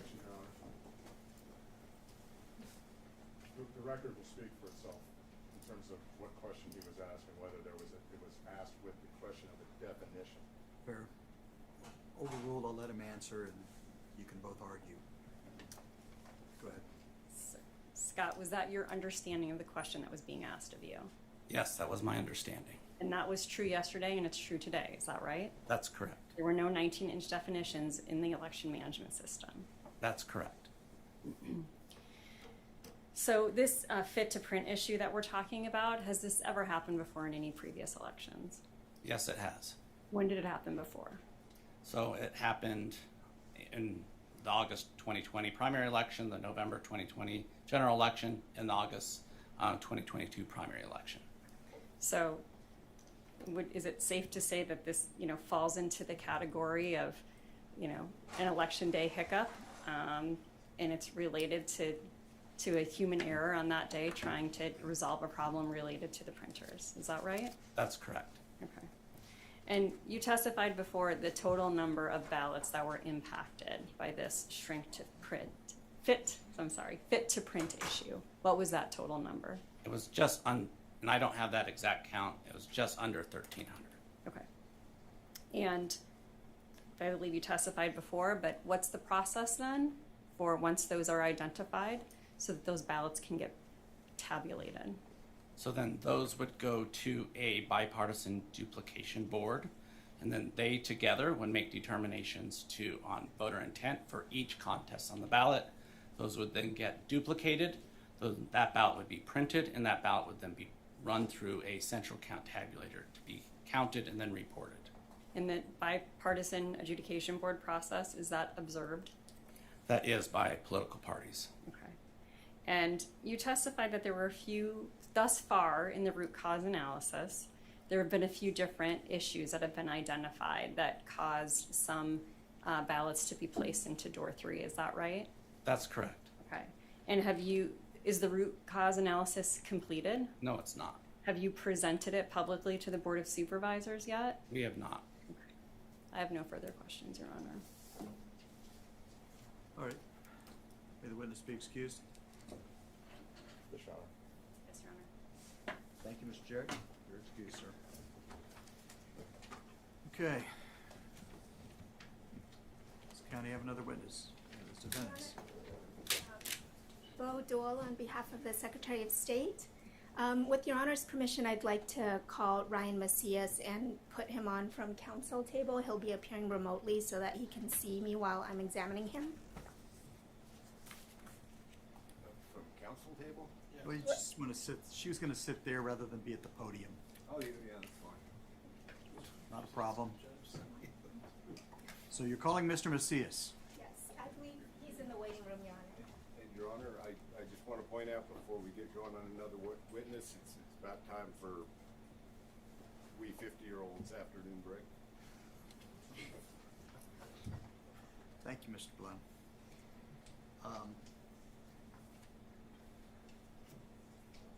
Whether we're in good shape or not on time, we'll take the 15 minutes right now. Thank you. So we'll come back here at 10 till. All right. Well, hold on a second.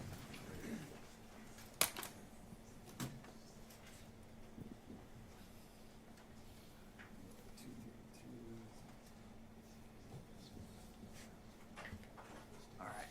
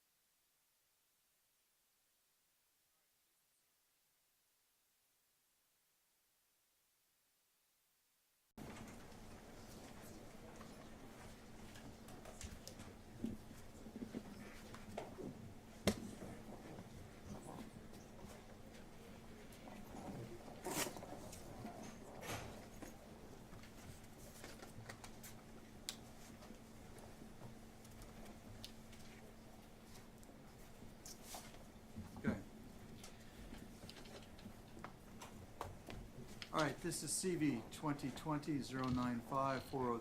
This is Lake versus Hobbs et al. We are continuing on the record, and we have the parties and the representatives present and their respective counsel. I believe the defendants were calling Mr. Macias as a witness. Mr. Macias, can you raise your right hand to be sworn in, sir? You do solemnly swear the testimony you're about to give will be the truth, the whole truth, and nothing but the truth, so help you God? I do. Thank you. Go ahead and proceed. Your Honor, before we get started, I just want to let Your Honor know for planning purposes that this will be the defense's last witness. Good afternoon, Mr. Macias. Please state your full name for the record. Brian Macias. Thank you for being here, Mr. Macias. Will you please describe your current work and profession? Yes, I am a subject matter expert consultant in election technology, election infrastructure, elections administration, as well as voting systems and other areas of critical infrastructure. I have worked in the healthcare field, the space sector, information and communication technologies, and other areas of critical infrastructure as well. To whom do you provide your election technology and security consulting services? Yes, my typical clients are government entities, what we call federal, state, local, territorial, and tribal government entities.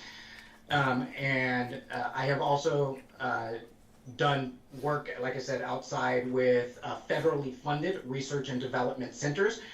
So these are entities that are funded through the federal government, but are organizations outside. And how many states across the U.S. have you worked with on election matters? Yeah, so in my career, I have worked with almost every state across the nation. This year alone, I was present in approximately 19 different states and worked with thousands of local election jurisdictions across the United States. Your Honor, may I interject really quickly? It would appear to me that Mr. Macias is reading from something that we're not privy to. He keeps looking to the side as if he's reading something, Your Honor, and if he is, we would like to know what it is. I can do that. Mr. Macias, when you testify, you need to testify from your own, without referring to something. If you need to refer to something, you can tell us you need to, and then look. Are you looking at something? Yeah, no, I apologize if I am. There is a little bit of a glare from the right-hand side with a light, but I am not reading anything. Very well. Thank you, sir. Please proceed, Ms. Dahl. Thank you, Your Honor. Mr. Macias, can you tell us any other examples of entities that you've provided election technology and security consulting services to? Yes, as I had mentioned, I worked for Idaho National Laboratories, which is a federally funded research and development center. Specifically, I worked on their Cyber Core Integration Center, where I conducted developed, the methodology and process for the Critical Product Evaluation, or CPE, which is a ethical hacking in a laboratory environment of critical infrastructure products and technologies, including election technologies. And so I worked with them from 2019 to 2020 and developed the methodology and implementation of the critical product evaluation. Are there other examples of election technology or security assignments you've done on behalf of government entities that you haven't already shared? Well, I worked both for as a consultant to an entity that was funded by the Department of State to do cybersecurity and risk assessments on election infrastructure abroad, as well as I have acted as a subject matter expert consultant to the Cybersecurity and Infrastructure Security Agency, and and that's the majority of my work outside of either federal or state government. Do you do any work on behalf of election technology vendors such as Dominion, ES&S, Unison, or Runback?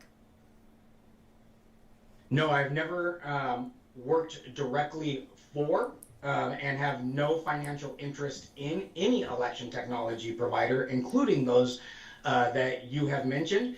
However, in some of the roles that I have worked, including those federally funded roles, I have provided services, trainings, resources to those entities on behalf of a federally funded client. Have you ever been on the payroll of or paid? Sorry. It's clear he's reading something, Your Honor. When he's asked a question, he's looking directly into the camera. When he is answering that question, he will look down and he will look to the right. All we got to do is watch his eyes, Your Honor. It's clear, it's there. And so, again, if Mr. Macias is reading from materials, Your Honor, that we're not privy to, we would like to know about it. Mr. Macias, are you reading material? I am not reading material. I have the teams up on full screen in front of me. Okay, that's a minute and a half you've used for the two questions. So, thank you. You can continue. Thank you, Your Honor. Mr. Macias, I was asking, have you ever been on the payroll of or paid by an election technology provider? No. Have you been engaged as an expert election technology and security consultant by state and local officials of different political parties? Yes, I have. As a matter of fact, I am currently under contract for both state and local governments from both major political parties, and I have conducted work on behalf of both Republicans, Democrats, and nonpartisan elections officials, including immense amount of work for Republican secretaries of state, such as Idaho and Arkansas, and Democratic secretaries of state, such as Pennsylvania and right here in Arizona. And how long have you been working in this field, Mr. Macias? I've been working in this field for over 17 years, with 13 of those years working directly within federal or state government. Can you describe any election administration, technology, election security related roles you've had with the federal government? Yeah, with the federal government, from 2016 to 2019, I worked directly for the United States Elections Assistance Commission. This is the entity that was stood up by the Help America Vote Act of 2002. And in that capacity, my last role was acting director of the Voting System Testing and Certification Program. This is one of the roles of the United States Elections Assistance Commission, is to provide for a testing and certification program. It is the only federal testing and certification program. Another role is to develop the voluntary voting system guidelines, or the standards by which the voting systems are tested. A third role is to accredit the voting system testing laboratories. These are the laboratories in which the EAC utilizes to conduct the testing for voting systems against those voluntary voting system standards. And so I oversaw that process as the acting director of the Voting System Testing and Certification Program.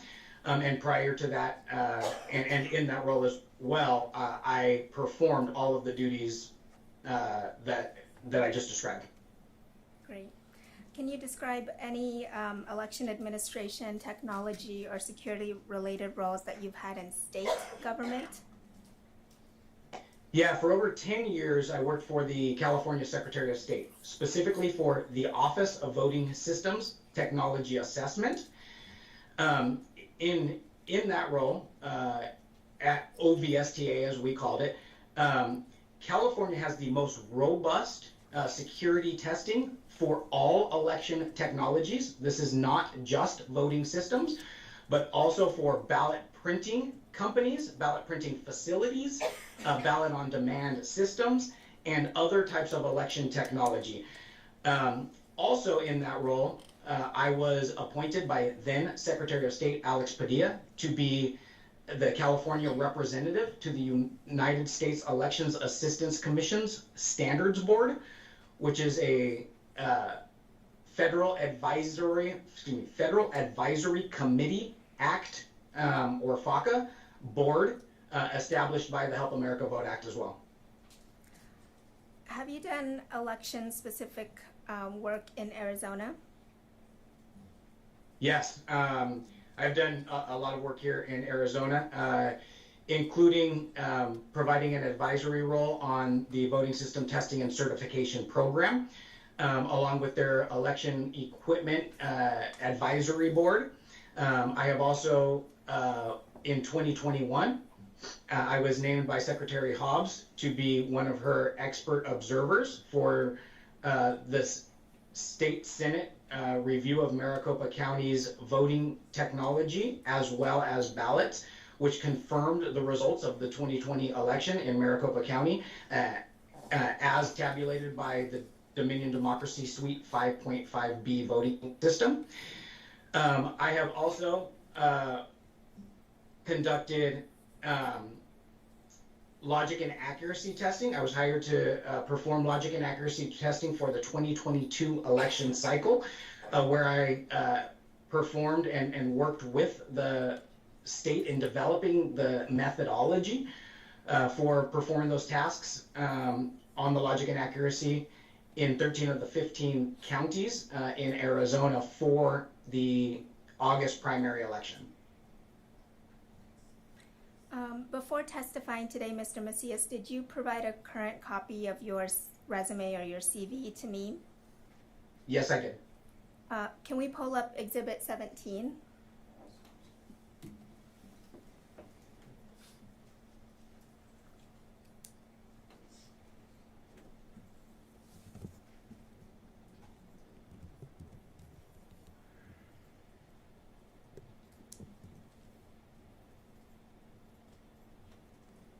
Can you see the exhibit, Mr. Macias? I cannot.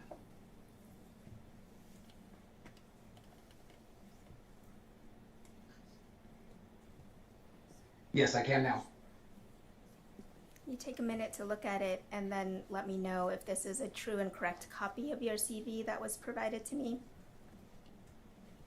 Yes, it's hard to read, but it does look like the copy I provided to you. You prepared this document, correct? That is correct. And does it include your experience and expertise relating to election administration, election technology, and election security that you just testified about?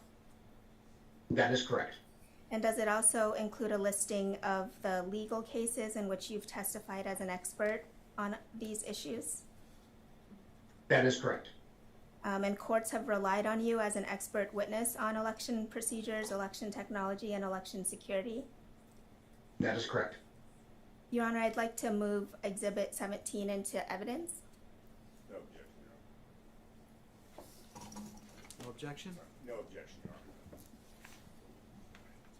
Honor. Okay, 17's admitted. Thank you. Mr. Macias, what experience, if any, do you have with the election management system that Maricopa County uses? Yeah, so as I previously stated, I actually have a lot of experience not just with the election management system, which is one component of the Dominion Democracy Suite 5.5B voting system, but I have experience in the entire system testing the Dominion Democracy Suite 5.5B. In fact, I have tested and or overseen the testing of 6 versions of the Democracy Suite voting system, which are either predecessors to the Dominion Democracy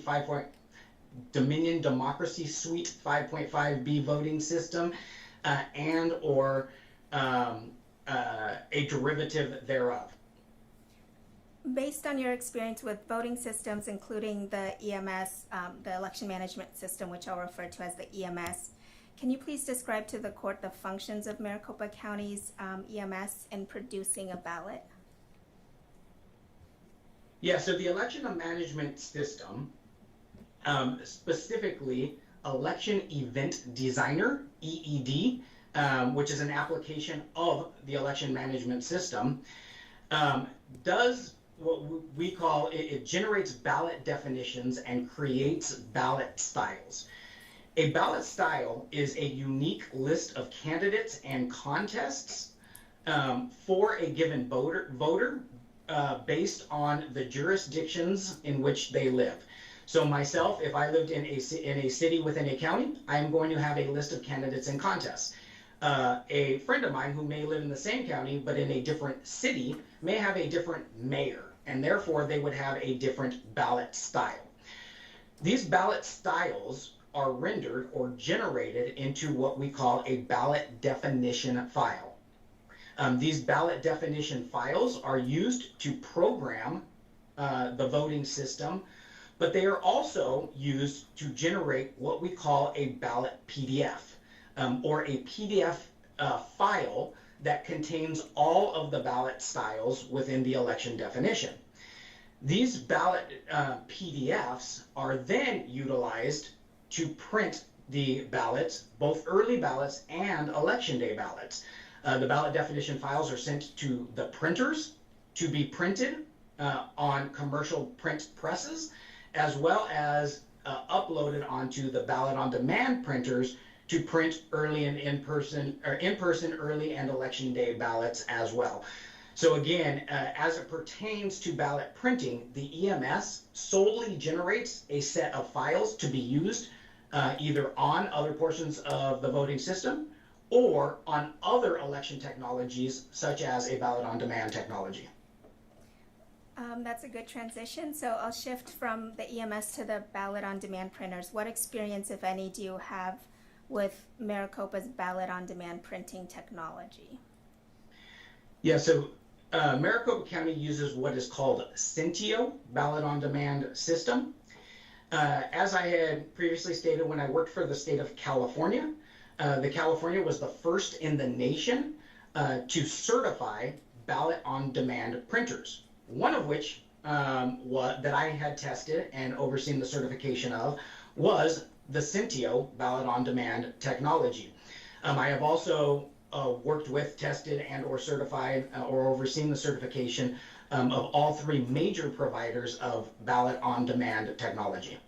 And Mr. Macias, just to clarify, when you say that you worked on certifying the ballot on demand printer in California, that's under California state law requirement, not federal law requirements or Arizona law requirement, correct?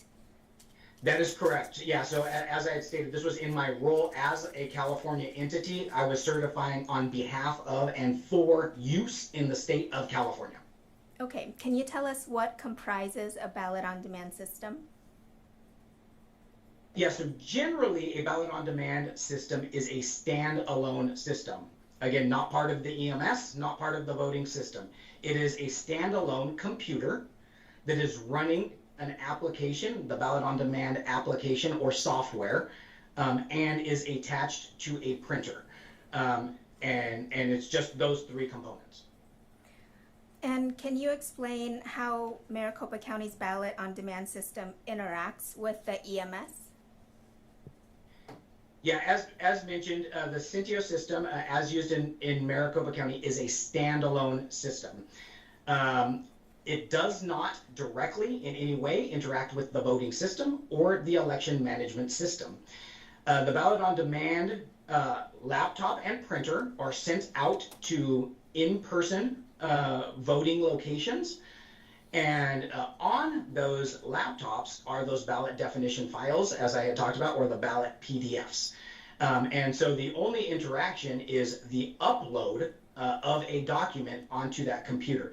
It would be very similar to me providing you with a copy of my CV, as we had talked about earlier, and then you putting it onto your computer. Okay, so if the ballot PDF file contained an image with a 19-inch ballot in it, what would you expect to see when this ballot is printed in a different location? So if the ballot definition file had contained a 19-inch ballot in it, so this is the ballot definition file created at the EMS, then I would anticipate to see that ballot style or ballot styles that have a 19-inch ballot in it to be printed on to be printed at a scale of 19 inches, regardless of where they were printed. So for early ballots that were printed by the vendor, you would see a 19-inch ballot.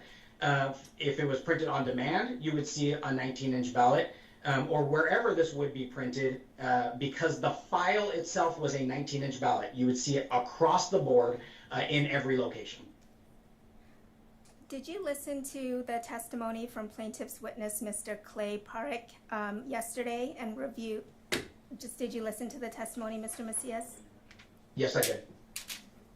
Mr. Park testified that ballots he inspected contained 19-inch ballot images that were printed on 20-inch ballot paper, and that the only way this could have happened was through data manipulation or some sort of other action in the election management system. Based on your expertise and with voting systems and with ballot on demand systems, does this sound accurate to you? Hold on, Mr. Macias, before you answer that. You can't see the full courtroom. Mr. Olson. Yes, Your Honor, I object because that mischaracterizes Mr. Parik's testimony. He specifically said there were two. Wait, I don't need you to repeat that. I'm going to sustain that what you're asking for, Ms. Dahl, is you can ask him a hypothetical, but if you're going to state the testimony precisely that you want him to use as factors in consideration based on somebody else's testimony, I'd rather have you state it as just a hypothetical, asking him to assume certain things, and then he can offer his opinion. Thank you, Your Honor. I can do that. Mr. Macias, if a 19-inch ballot image were somehow printed on 20-inch ballot paper, would you, based on your expertise and your experience with voting systems and ballot on demand systems, would you conclude that the only way this can happen is through data manipulation or some other interference with the election management system? No. As a matter of fact, as I had stated, based on what I have heard in the testimony or on my expertise is, if that were the case, we would have seen, or Maricopa County would have seen, every ballot of that ballot style or styles printed on a 19-inch ballot. Because again, the ballot PDF file would have contained that image with a 19-inch ballot on it. An analogy would be if I created a document with a typographical error on it, and I provided that to you, and then you and 5 other people printed out that document, that typographical error would be on all 5 printouts. And so it could, if it happened on the EMS, then we would have seen this at full scale. So based on your expertise and assuming that some ballots were printed with a shrunken image or a 19-inch image on 20-inch ballot paper, what are possible reasons why this could occur based on your experience and expertise? Yeah, so specifically for a 19-inch ballot image being printed on a 20-inch piece of paper, there's a few different scenarios in which that could have happened. One of which is, as I was listening to Mr. Jarrett's testimony a little while ago with the shrink to fit, this could have shrunken it down to a smaller scale. I don't know necessarily whether or not that would be down to a 19-inch scale, but it could have shrunken it down to a smaller scale on 20-inch paper. In terms of 19-inch scale specifically, it can be through settings in the Ballot on Demand application. It could be on the operating system, for instance, Windows, on the Ballot on Demand laptop. It could also be that this was completely unintentional, because as Mr. Jarrett had testified yesterday, In the August primary, they used a 19-inch ballot. If one of the ballot on demand printers or a subset of ballot on demand printers had unintentionally not been upgraded or updated to say that the paper size was a 20-inch ballot, and therefore it remained at a 19-inch ballot scale, the system would have thought that it needed to print on a 19-inch piece of paper. So that is another opportunity whereby this could have occurred. And did you hear Mr. Jarrett's testimony just now today about another possible explanation for this issue? I did. And does that sound, based on your experience, is that also a reasonable or possible explanation? Yes, that is a reasonable and possible situation. That was the shrink to fit one that I was referring to. Thank you. And based on your experience and expertise and your familiarity with Maricopa County's processes, are you aware of, or can you tell us what would happen to a ballot that a tabulator could not scan because of a either print to fit issue or a faintly printed timing mark? What would happen to those ballots? Yeah, so those ballots, first and foremost, would be counted. They would ultimately be counted because as elections are resilient, we have processes in place to be able to ensure that every voter's ballot is counted and cast as intended. And so the Elections Procedures Manual has a process that allows for a ballot that cannot be scanned, whether this because of a shrink to fit issue, a torn ballot, or another issue where a timing mark cannot be read or the scanner cannot read the ballot, to set up a ballot duplication board. The ballot duplication board would thereby mark another ballot with the voters' votes as intended, and then scan and tabulate that alternate ballot. Thank you.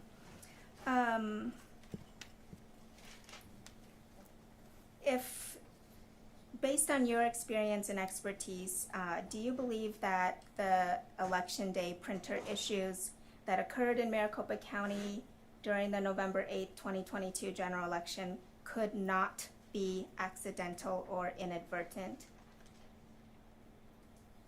Absolutely not. As a matter of fact, I have seen issues like this that occur in elections. Elections have issues that happen, but they are naturally resilient. And elections officials are risk managers, are naturally risk managers. So they have processes in place to ensure that every valid voter's vote is counted and cast accurately. And so in situations whereby I have seen things like this, it is typically created by a machine malfunction. And this would be basically just the equipment breaking down, just as your car breaks down or any piece of equipment can break down.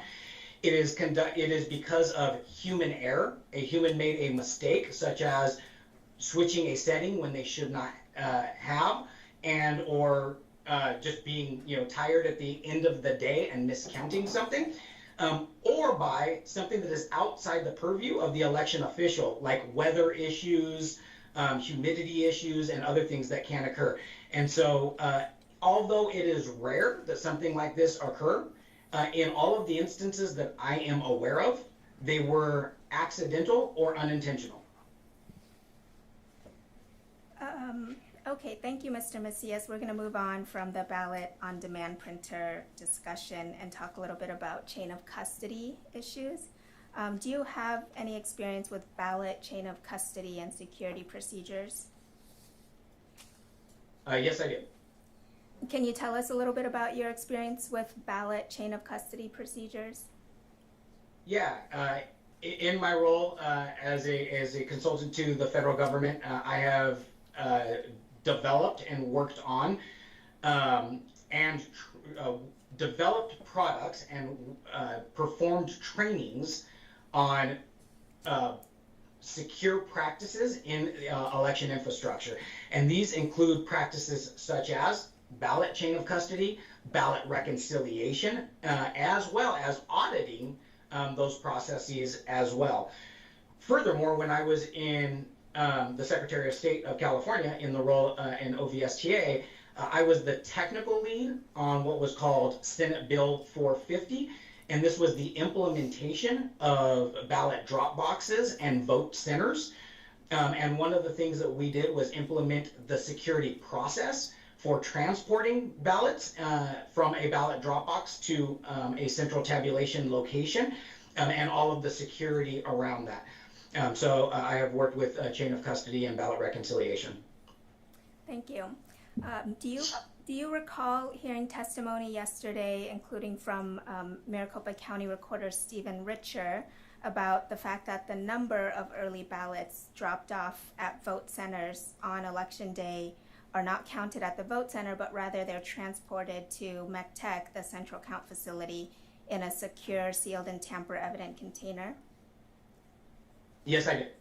And do you have concerns that this practice, based on your experience and expertise, raises chain of custody concerns or violates chain of custody requirements?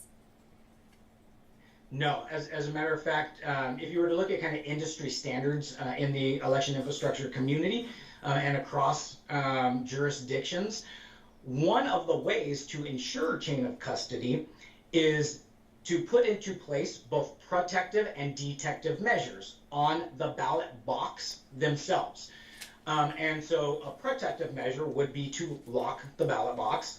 A detective measure would be to implement some sort of tamper evidence, whether that be a seal, a tamper evident lock, a tamper evident tape, placing it in a banker's bag, or something that would detect if something had gone awry.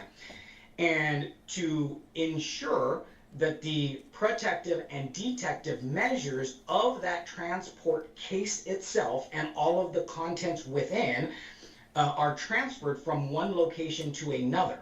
Then when it is received at a central location, then you would again validate those protective and detective measures. Then you would open up the ballot box and do your count at that time, ensuring that everything contained within those transport boxes was protected, and you can validate that through the detective measures. So this is not only a process for early and in-person vote ballots. As a matter of fact, many jurisdictions who do all central count for election day voting, where they do not do tabulation in precinct, so they don't have a precinct tabulator that the voter places their ballot in, rather the voter places their ballot in a ballot box, they also utilize these types of chain of custody practices as well. So based on your 17 years of experience and expertise with election administration and election security, do you see any security or chain of custody problems with the practice of not counting the number of early ballots at the vote center? I do not. And based on your experience and expertise, are you aware of any jurisdictions where solely because a chain of custody form on a batch of ballots is not completely filled out or missing, for that reason alone, that all ballots in that batch must be invalidated? No, as a matter of fact, that would be disenfranchising of voters, because these are voters who have the eligibility and they have been authorized to submit a ballot packet. They've received a ballot packet. They've taken the time and the effort to go through the process and do everything that the voter needs to do. They've crossed their T's, they've dotted their I's, and so to go and throw out their ballots because of an administrative paperwork error that was most likely unintentional by a poll worker or election worker who has already worked a 16-hour day, would in essence be telling that voter that something that is outside of their control, even though they have done everything that is necessary to register, to be authenticated, and to cast their ballot, is now going to be thrown out because of an administrative paperwork error. Thank you, Mr. Macias. No further questions, Jana. cross-examine? Yes, sir. You can, either way, you can sit there or you can come up to the podium, whichever's Thank more. you, Your Honor. And first of all, I apologize for not standing earlier. I think my brain is falling asleep. Mr. Blam, That was, you don't apologize for that. All right, I have, can I use the Elmo, please? Good afternoon, Mr. Macias. How you doing? I've just placed a document on the Elmo. I believe it's titled Mitigating Risk, Chain of Custody, written January 5th, 2022, and I believe it's got your name on it. Did you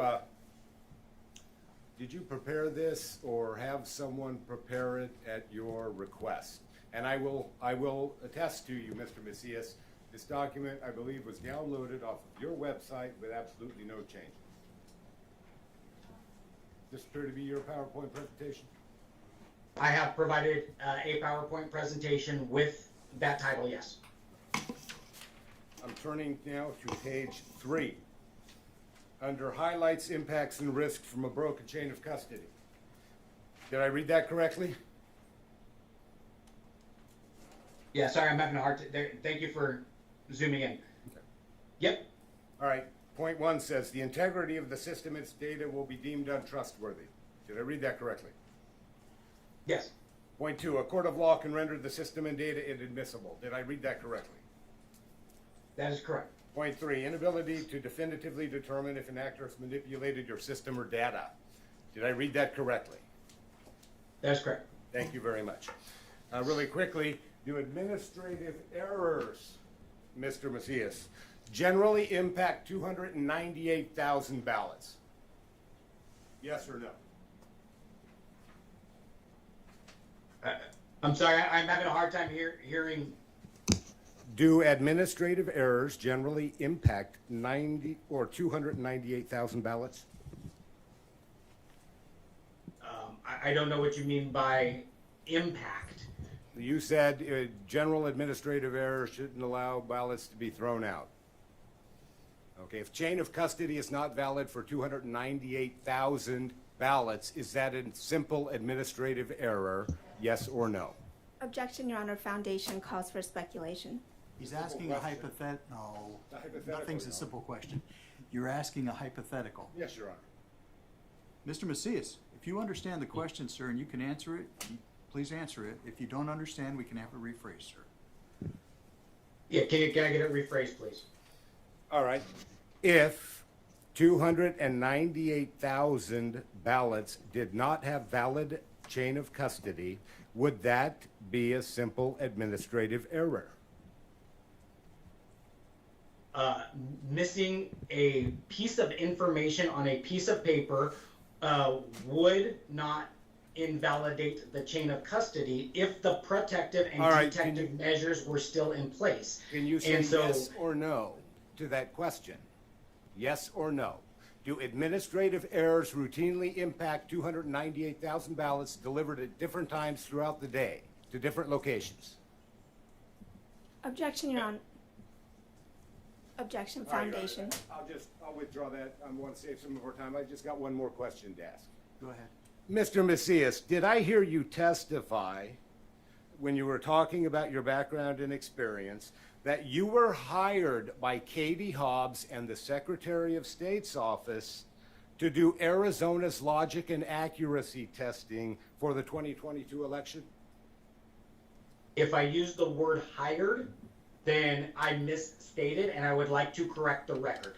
I was retained to be an expert observer, and I did that at no cost and was not hired to do so. I did it on a pro bono basis. Thank you. That's it? Thank you. Re-rec? Just one question. Mr. Macias, going back to the PowerPoint presentation that Mr. Blem showed to you, can we pull that, or I'll put it on the Elmo?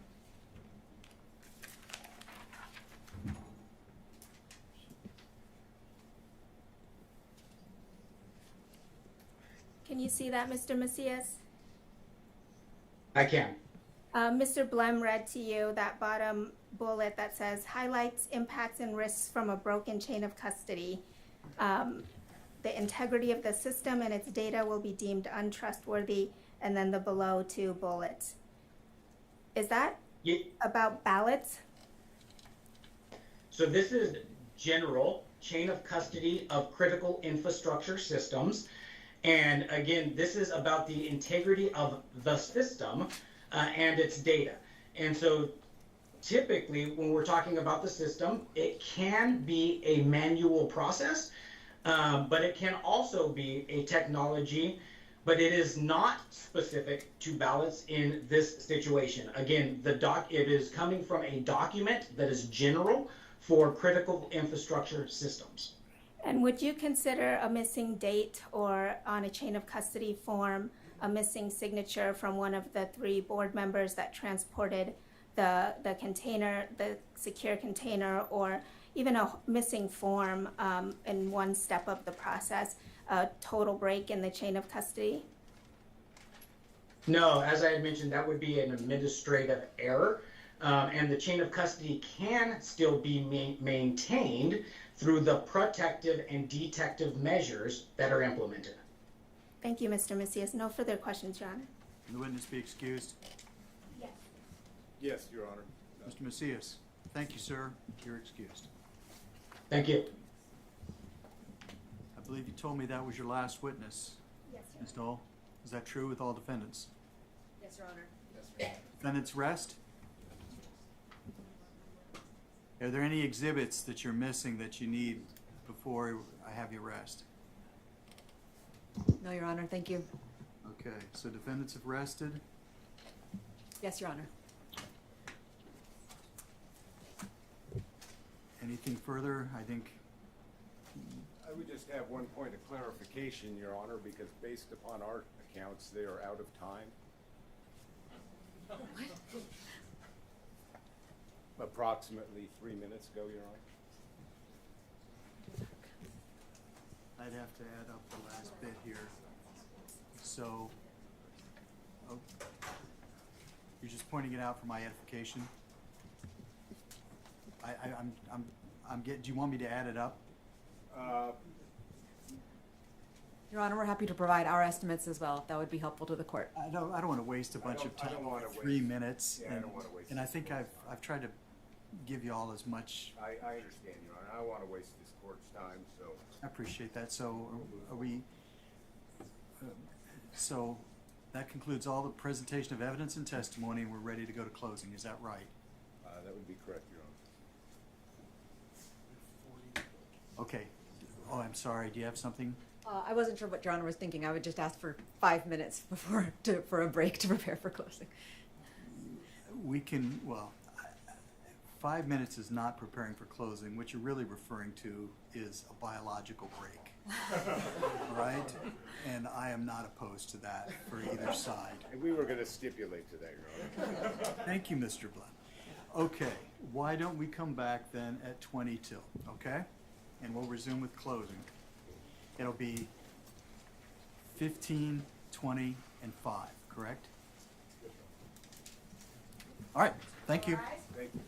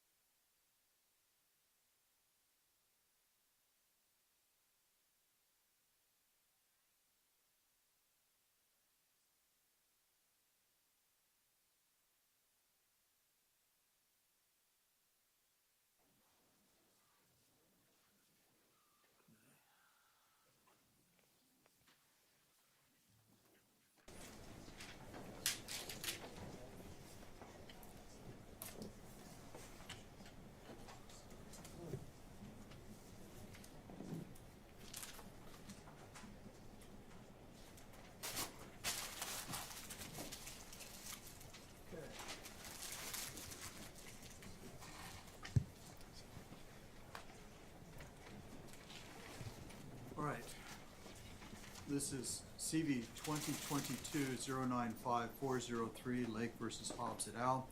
Present for the record are the parties and their representatives and their respective counsel. Ready to proceed with closing arguments. Plaintiff? Yes, Your Honor. Defense? Yes, Your Honor. Very well. Mr. Olson, we'll hear from you first, sir. Thank you, Your Honor. Your Honor has heard 2 days of testimony, sworn testimony. Some of it doesn't make sense. Some of it does.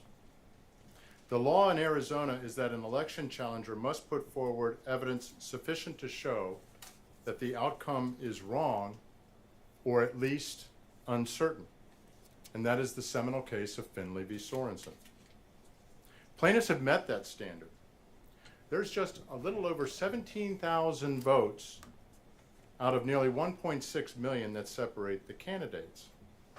That's less than 0.06%. The two issues that Your Honor directed plaintiff to support, that was intentional conduct with the tabulators in terms of the malfunctions, the rejections that occurred on election day, and also the chain of custody issue. We've done that, Your Honor. We heard some startling testimony. I had to kind of regroup here from what my prepared closing remarks. And that startling testimony from Mr. Jarrett today, it just doesn't make sense. And I'll say why. And this is in terms of whether when we showed through the inspection of ballots, a random selection of ballots from six voting centers, not 3, 6. Mr. Parikh found evidence, ballots that had 19-inch images imprinted on them on 20-inch sized paper. He found that in all 6 vote centers that were randomly selected. Mr. Jarrett yesterday testified under oath when he was asked that could it happen or did it happen that a 19-inch image was imprinted on a 20-inch piece of paper, and he testified no. And not only that, his counsel, Mr. Liddy, went with the shrink to fit excuse, and he never said, oh yeah, that's what happened. We've known about this since shortly after the election, and we're doing a root cause analysis. None of this, it doesn't make sense. Another thing that doesn't make sense, they're doing a root cause analysis now, yet he says that, well, this has happened in 3 prior elections. Why are you doing a root cause analysis on this if this same event, this shrink to fit issue, arose in 3 prior elections?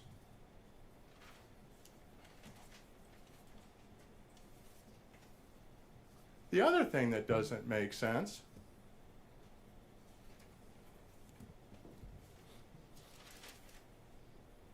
about this shrink to fit excuse is that it's illegal under Arizona law to modify a ballot after it's been set. You just can't do that. And they're saying that it happened not only in this election, but in 3 prior elections? It just doesn't make sense, Your Honor. The other thing that doesn't make sense is that somehow, and you heard Mr. Macias, he kind of equivocated on this shrink to fit argument about whether you could get it to exactly 19 inches. So all of a sudden, there are supposedly techs that are running around making modifications on election day, which by the way has happened in 3 prior elections, and they're all getting it to exactly 19 inches for shrink to fit. Random techs just kind of doing things on their own. This doesn't make sense, Your Honor. And I'm actually troubled to even be talking about this.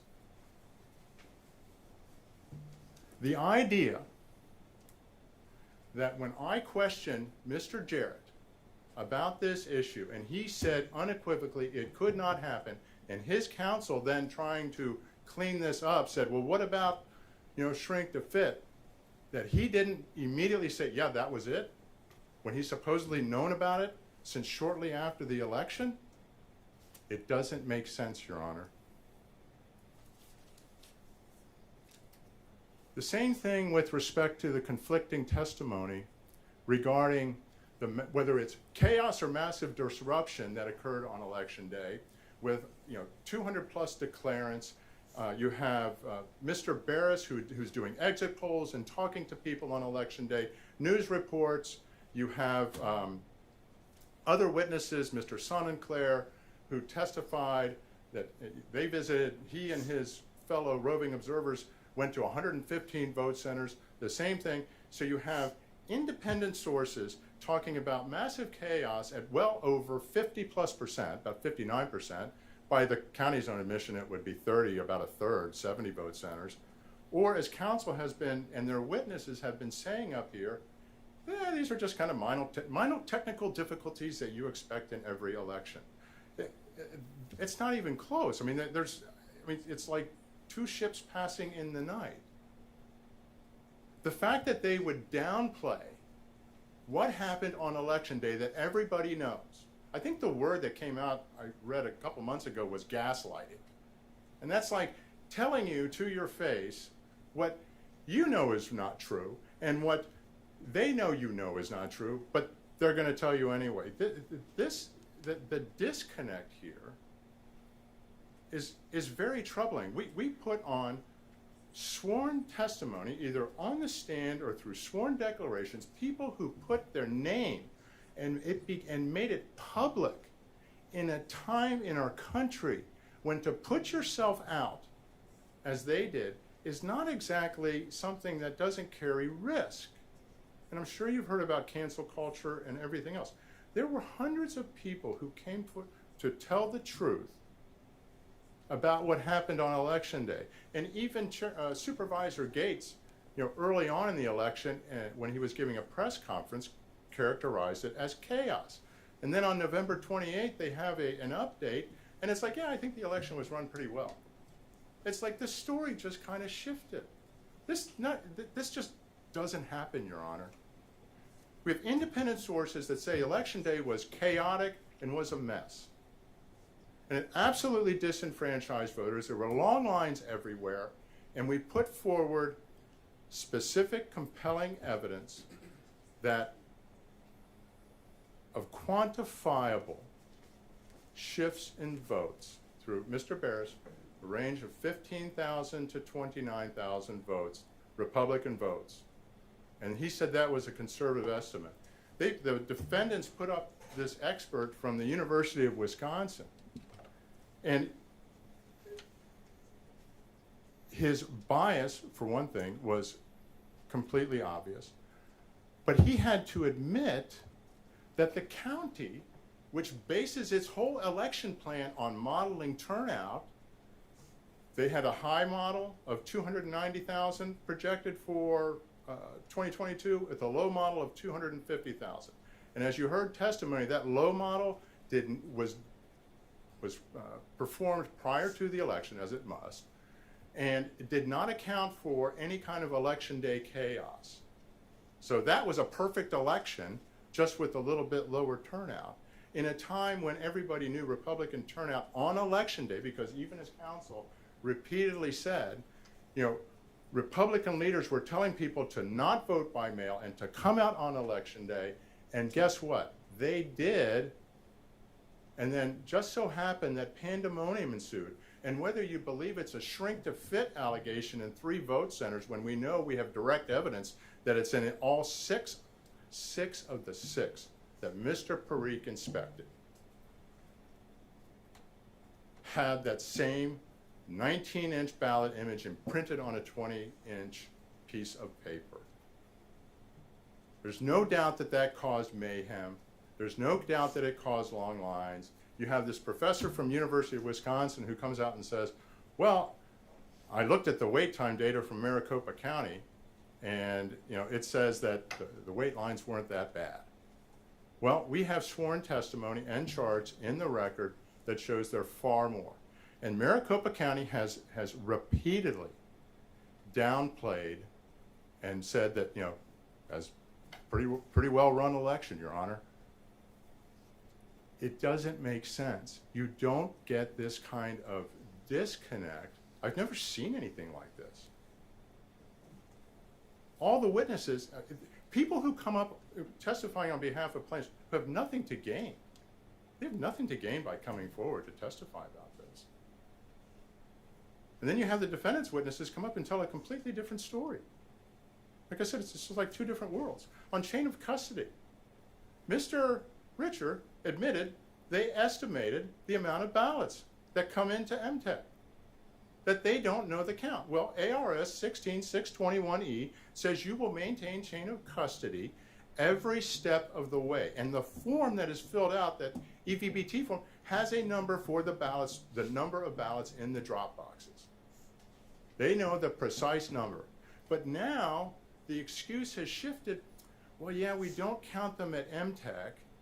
When they go to Runbeck, we have employees there. Even though they're dropping them off at MTEC, and as Leslie White in her declaration testified to, the trucks are coming in, they're cutting seals, they're throwing these ballots and taking them out of the bins and throwing them in trays, and nobody's counting the ballots. Nobody's taking the form that's with them and counting the ballots. Now, having heard this testimony, they've come up and said, Mr. Jarrett came up today and said, well, when they're shipped up to Runbeck to be processed, because they're still in the envelopes and they're scanning the envelopes, well, yeah, we count them up there. Well, that makes no sense. They have taken those ballots out of the bins and delivered them to MTEC on election day. And we're talking about ballots that are delivered on election day. They take them out when the trucks get up to the ramp. They take them out of the bins. They break the seals. They're supposed to count them. If you don't have a count from MTEC when those ballots are being transported to Runbeck, how do you know whether that count is secure? They didn't follow the law. And by the way, we have a manifestation which still is unexplained. On November 9th, the reported count is 25,000 ballots less, which is beyond the margin here, than on November 10th. So the day after the election, they put out what the count is, and then magically 25,000 ballots appear on November 10th, and well, hey, that's the race. It doesn't make sense. This is just flat wrong, what is going on here. The law is there for a reason. The law is there to protect the integrity of the vote. And there's a quote from a Wisconsin Supreme Court decision that came out in July 2022 that I just want to read, Your Honor. And this was just about drop boxes. And so the issue here in Wisconsin was whether or not the Wisconsin Election Commission, which said, hey, we're going to go with unmanned drop boxes, and the statute said no unmanned drop boxes, but they did it anyway, and so it went up to the Supreme Court, or the Wisconsin Supreme Court. And here is what the Wisconsin Supreme Court stated. And I'll just, drop boxes are not that sexy, and chain of custody is not, but these are incredibly important issues to ensure the integrity of the vote. This is about trust. This is the people who are watching this. This whole thing is being televised. And they're hearing two different stories. And this is what the Wisconsin, 3 justices on the Wisconsin Supreme Court stated in this opinion. And the opinion is Teagan v. Wisconsin's Election Commission. The right to vote presupposes the rule of law governs elections. If elections are conducted outside the law, the people have not conferred their consent on the government. Such elections are unlawful, and their results are illegitimate. And they have a quote from John Adams that follows. If an election can be procured by a party through artifice or corruption, the government may be the choice of a party for its own ends, not of the nation for the national good. The testimony that this court heard today from the plaintiff's side was compelling, it was truthful, and it made sense. The testimony that Your Honor respectfully heard today from the defendants doesn't make sense. What Mr. Jarrett did on that stand today doesn't fit. It doesn't make sense. 3 voting centers, we found this, shrink to fit. Mr. Parikh, I inspected 6 vote centers. A well-run election, pandemonium, chaos. From different sources. Everything corroborates, Your Honor, what the evidence that we have put forward is corroborative with respect to the violations of law, the intentional misconduct with respect to the malfunctions in the tabulators, and to the violations of the chain of custody rules. This is about trust, Your Honor. It's about restoring people's trust. There's not a person that's watching this thing that isn't shaking their head right now. And with that, Your Honor, I'll sit back. How do the defendants want to break up their time? Your Honor, I'm going to try to keep mine at about 15 to 17 minutes and leave the remainder of the time for Mr. Liddy. You all right with that, Mr. Liddy? Fair contest, Your Honor. Very well. Thank you, Your Honor. Just 3 days ago, Kari Lake's lawyer stood in this room and made a promise. Having filled 70 pages of a complaint with grandiose tales of electoral malfeasance, they asked the court to give them a chance to prove their case at trial.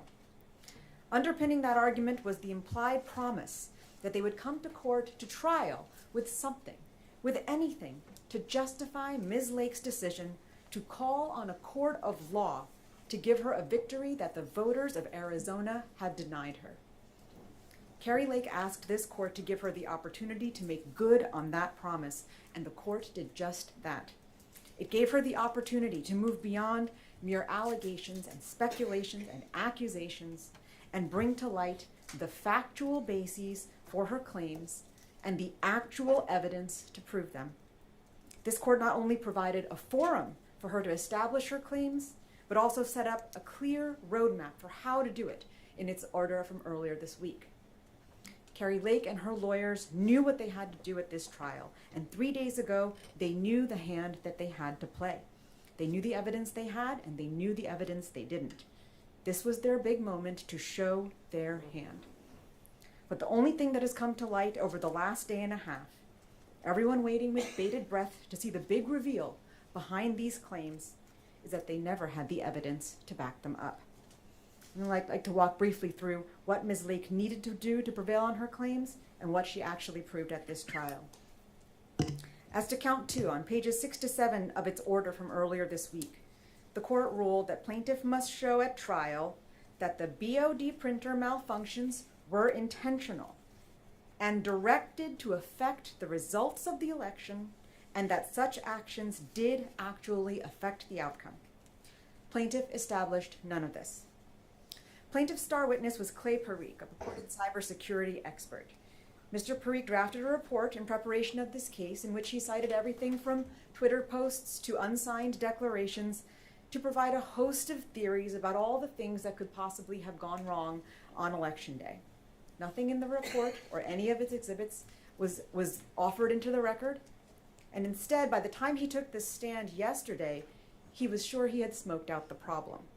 According to Mr. Parikh, in some vote centers, there are 19-inch ballot images printed on 20-inch paper, which is what caused the tabulation issues at Election Day. Mr. Parikh also testified that the only possible explanation for those Election Day errors is intentional interference in the system. It simply could not have happened by accident. There are more than a few flaws with Mr. Parikh's analysis, Your Honor, but for the sake of expediency, I'll focus here only on 3.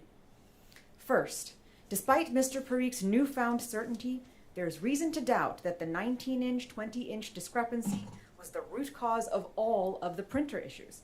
Plaintiff's own witness, Bradley Betancourt, a T-Tech on Election Day, testified that restarting the printer and shaking the cartridge helped the printer problem significantly at some locations, neither of which would have shifted paper margins. Second, even if Mr. Parikh had put his finger on the tech issue that happened on Election Day, the mere identification of the cause does not indicate that it was the result of an intent to alter the election. To the contrary, the testimony from plaintiff's own witness, Mr. Betancourt, indicated that the county had deployed employees to fix the problem, and in many instances were successful.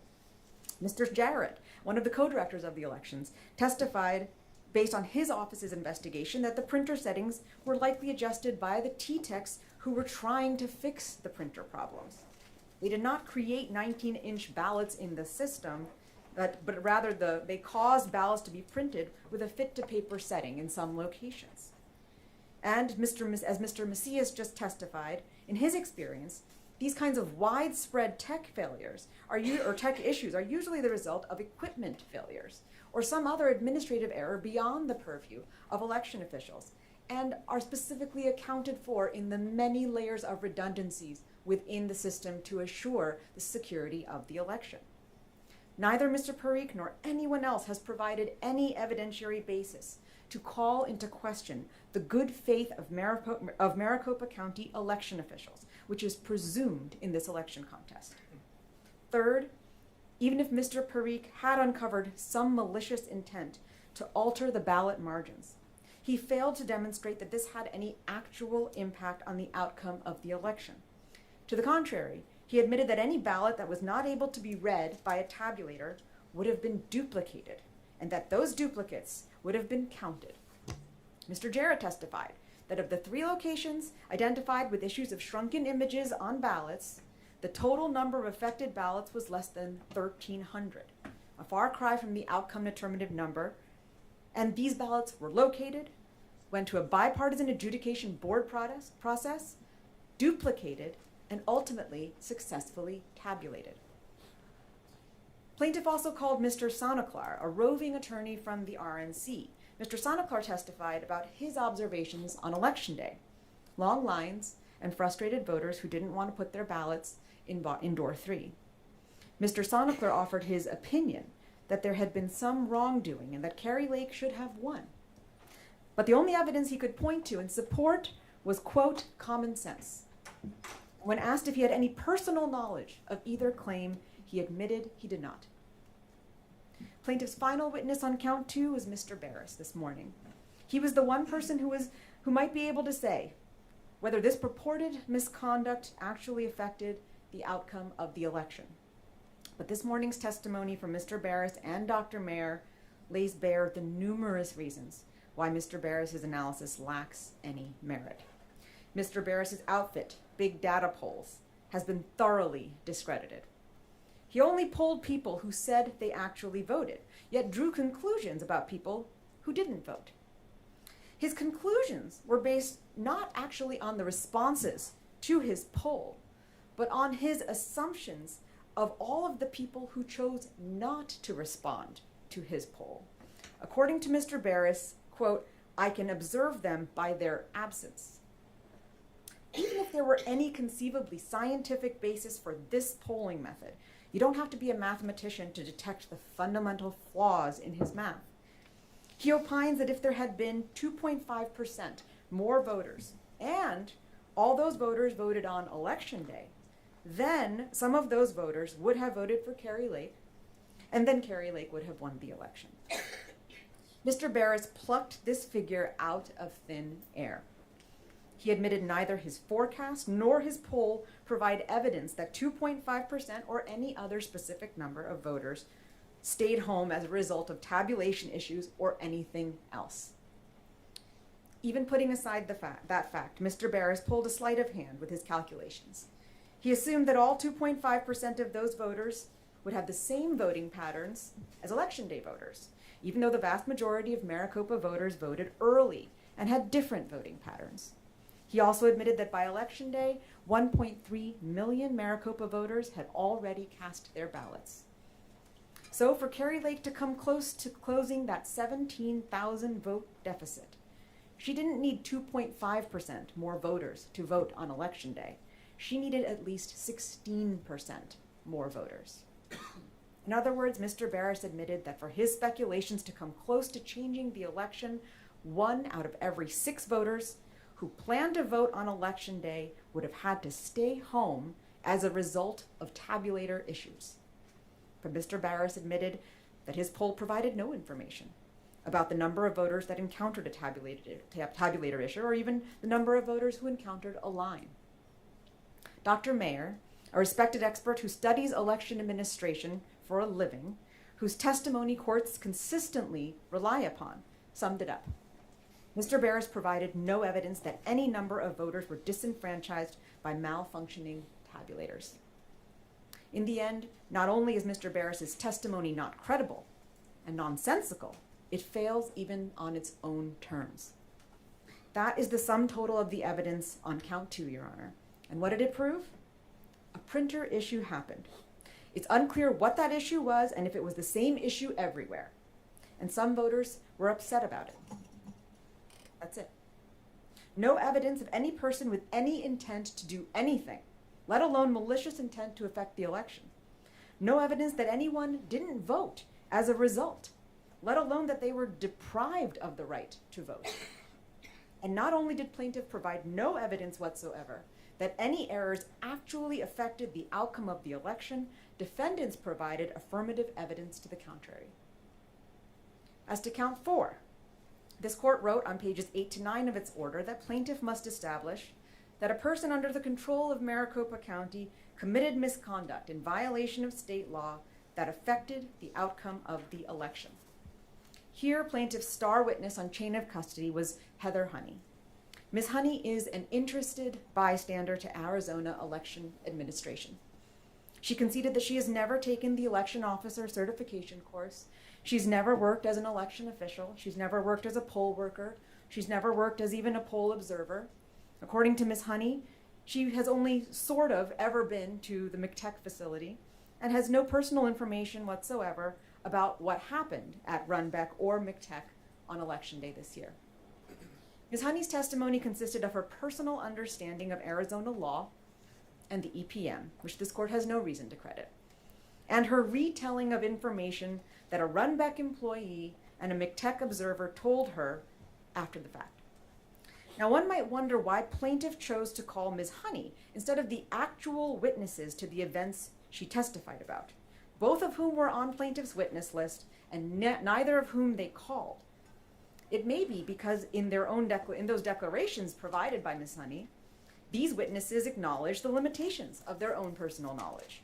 According to the McTech observer Leslie Marie, she did not have a clear view of the activities on the truck or on the dock, and thus would not have seen any scanning or chain of custody documentation that occurred in those areas. And the Runbeck employee, Denise Marie, admitted that she saw about 50 ballots given to the sorting department by employees, and that she left an hour before mail ballots even arrived at Runbeck. But even if the court were to assume the credibility of Ms. Honey's testimony, all it establishes is that she hoped to see certain chain of custody documentation that she did not receive from the county. Based on Ms. Honey's testimony and the voicemail that Mr. Blem seems to think has broken this case wide open, it appears that plaintiff's new theory is that Maricopa County has failed to comply with a PRR request in a timely fashion. Needless to say, that claim is not currently before this court, nor is it any basis for overturning an election. Plaintiff's chain of custody claim seems to hinge on this notion that perhaps some number of ballots were injected into the batches at Runbeck. Denise Marie's declaration states her belief that she knew of approximately 50 ballots dropped off by Runbeck employees on behalf of their family members. Ms. Honey and plaintiff's counsel from there opine that for all we know, there could have been 50, 500, 50,000, 500,000 ballots injected at Runbeck. There are at least two fatal flaws in plaintiff's logic here. First of all, plaintiff's burden is to demonstrate that an actual number of votes were improperly counted and affected the outcome of the election. But Ms. Honey's testimony confirmed that any estimate of how many ballots are at issue in this chain of custody claim, quote, would be nothing but pure speculation. In short, Ms. Honey conceded that plaintiff could not meet her burden on this claim. Second of all, even if there were 50, 500, 500,000 ballots somehow injected into the process, plaintiff has not established that a single one of those ballots was invalid or shouldn't have been counted, nor could they. Every ballot received by Maricopa County is processed, checked against the voter registration record to make sure the person hasn't already voted, and then verified by a multi-level signature review process.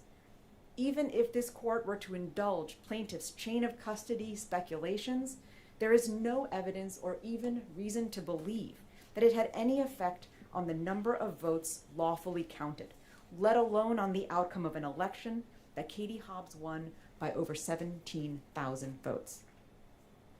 The claims plaintiff has advanced in this election, Your Honor, in this election contest, raise serious allegations, intended to bring with them very serious consequences. But plaintiff's approach to this litigation has been anything but serious. Instead, plaintiff's record consists of hearsay upon hearsay upon hearsay, rank speculation, and a good dose of theatrics. In short, the trial record in this case reveals that there was never a case to begin with. On Monday, in arguing the motions to dismiss, I told the court that this was all just an elaborate story plaintiff was trying to tell, looking for the exciting plot twist. In allowing this contest to proceed to trial, this court gave Ms. Lake a chance to tell her story. And not just spin yarns, but the chance to actually point to evidence to stitch together a coherent narrative. What we got instead was just loose threads and gaping plot holes. We know now that her story was a work of fiction. And what we are left with today are the facts, and those facts are as follows. Kari Lake lost this election and must lose this election contest. The reason she lost is not because of a printer error, not because of missing paperwork, not because the election was rigged against her, and certainly not for lack of a full opportunity to prove her claims in a court of law. Kari Lake lost the election because, at the end of the day, she received fewer votes than Katie Hobbs. Katie Hobbs is the next governor. The people of Arizona said so. It is time to put this contest and these spurious claims to bed. Thank you, Your Honor.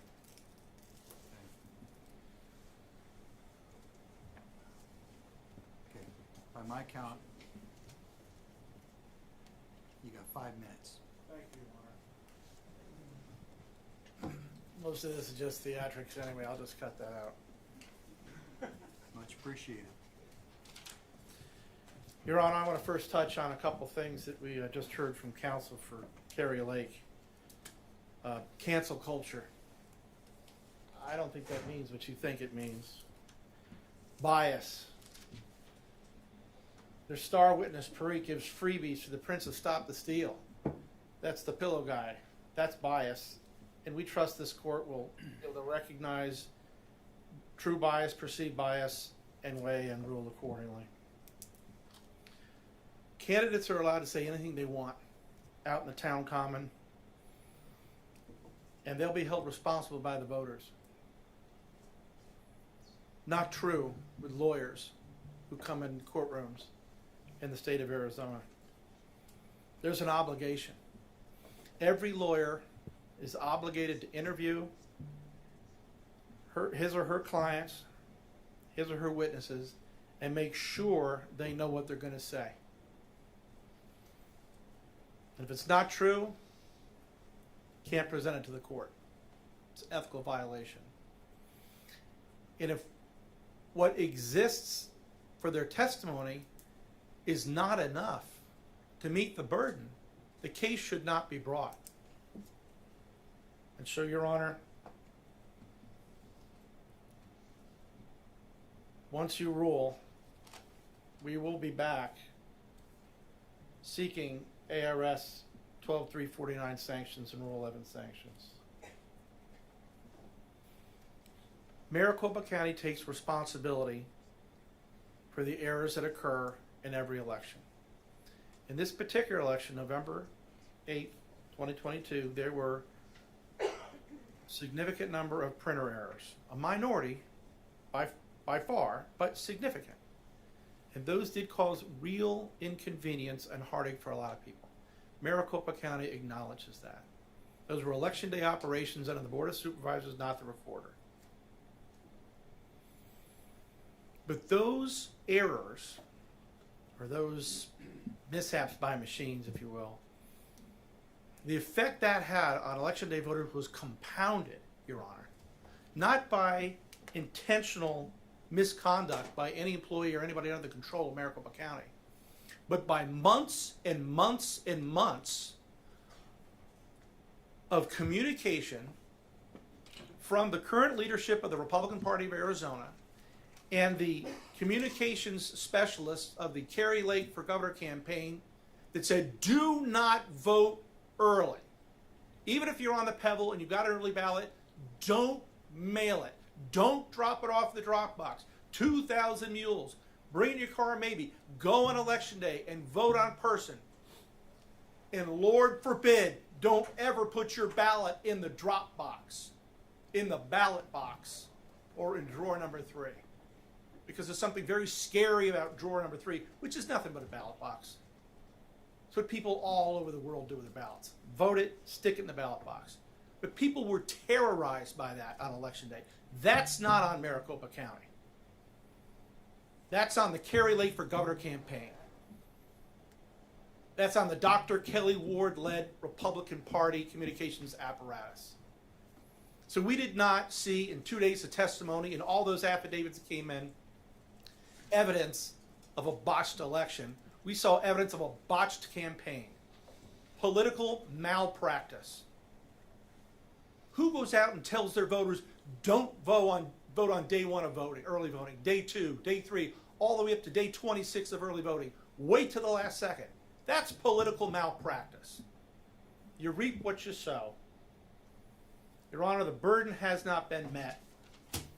When people come into this courtroom without evidence, there should be a day of reckoning. And this has been happening all over the country, Your Honor, and it's got to stop. And it's got to stop right now. And the place to stop it is right here in your courtroom, Your Honor, right here in Mesa, Arizona. This has got to stop. We got to get back to respecting elections because that's all we have, Your Honor.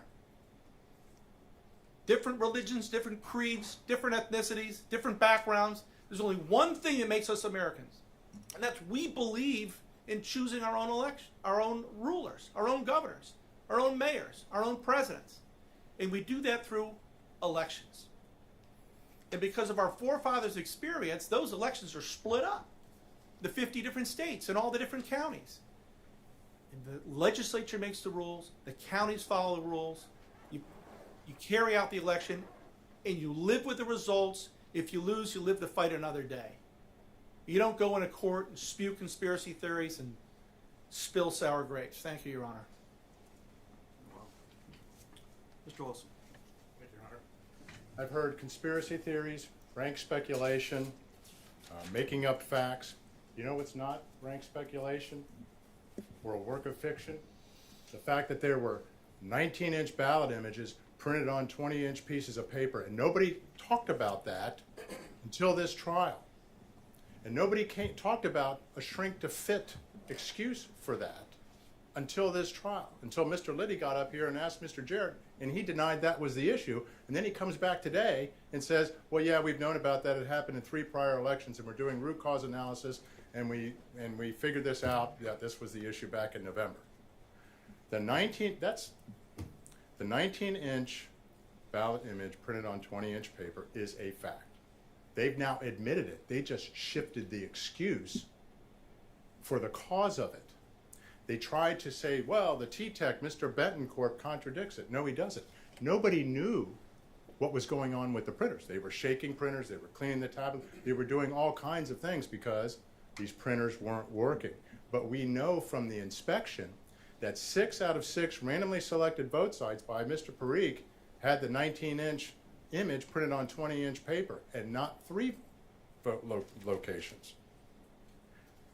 The arguments from defendants' counsel don't make sense. And by the way, if these printers, the configurations had been changed, then this would have occurred uniformly from the time of the change. Every ballot from that point would be changed to this 19-inch configuration, which somehow got to 19 inches by their own statement at all 3 locations by different people making a change on shrink to fit that Mr. Macias was very hesitant to say, well, I don't know how it would get to exactly 19 inches, but the fact that they want to blame Republicans for coming out and voting on Election Day, that's atrocious.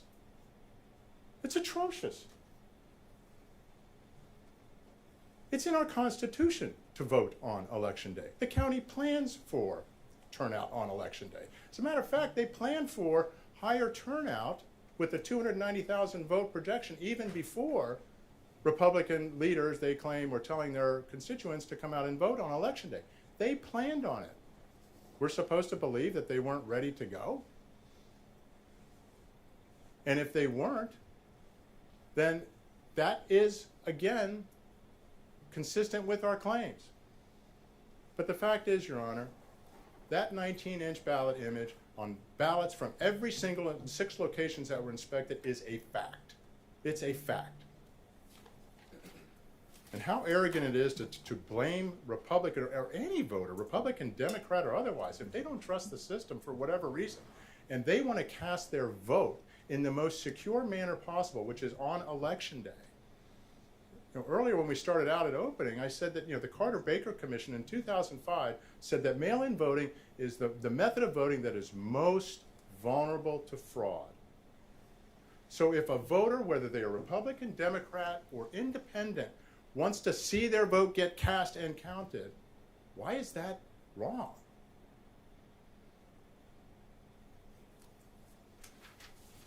Your Honor, the evidence shows that Kari Lake won this race. At a minimum, we have put forth solid evidence that the outcome of this election is uncertain. Mr. Barris's testimony, his modeling, which is actually even more detailed than what the county itself does, and his model is on the high end of what the county predicted, but Mr. Barris actually talked to voters.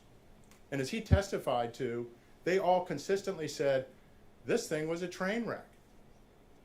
And in terms of the response rate, never before had he seen that, with a 20% drop in response rate out of hundreds of polls. He was not hired for this litigation. This was an observation that he had completely independent. And it didn't make sense absent the issues that occurred on Election Day. Your Honor, we put forward solid evidence, stand behind that evidence. We'd come back, they said, we didn't bring these other witnesses. If we had more time, we'll bring them here tomorrow. I'm not suggesting, but that has no bearing. So I want to thank Your Honor for giving us the opportunity to present this case, for the opportunity for people to see the evidence for themselves and judge. And with that, Your Honor, plaintiff rests. Thank you. All right, I will take the matter under advisement and issue a ruling forthwith. I need to go over everything, be very thorough, so don't expect that this is coming out by 5 o'clock.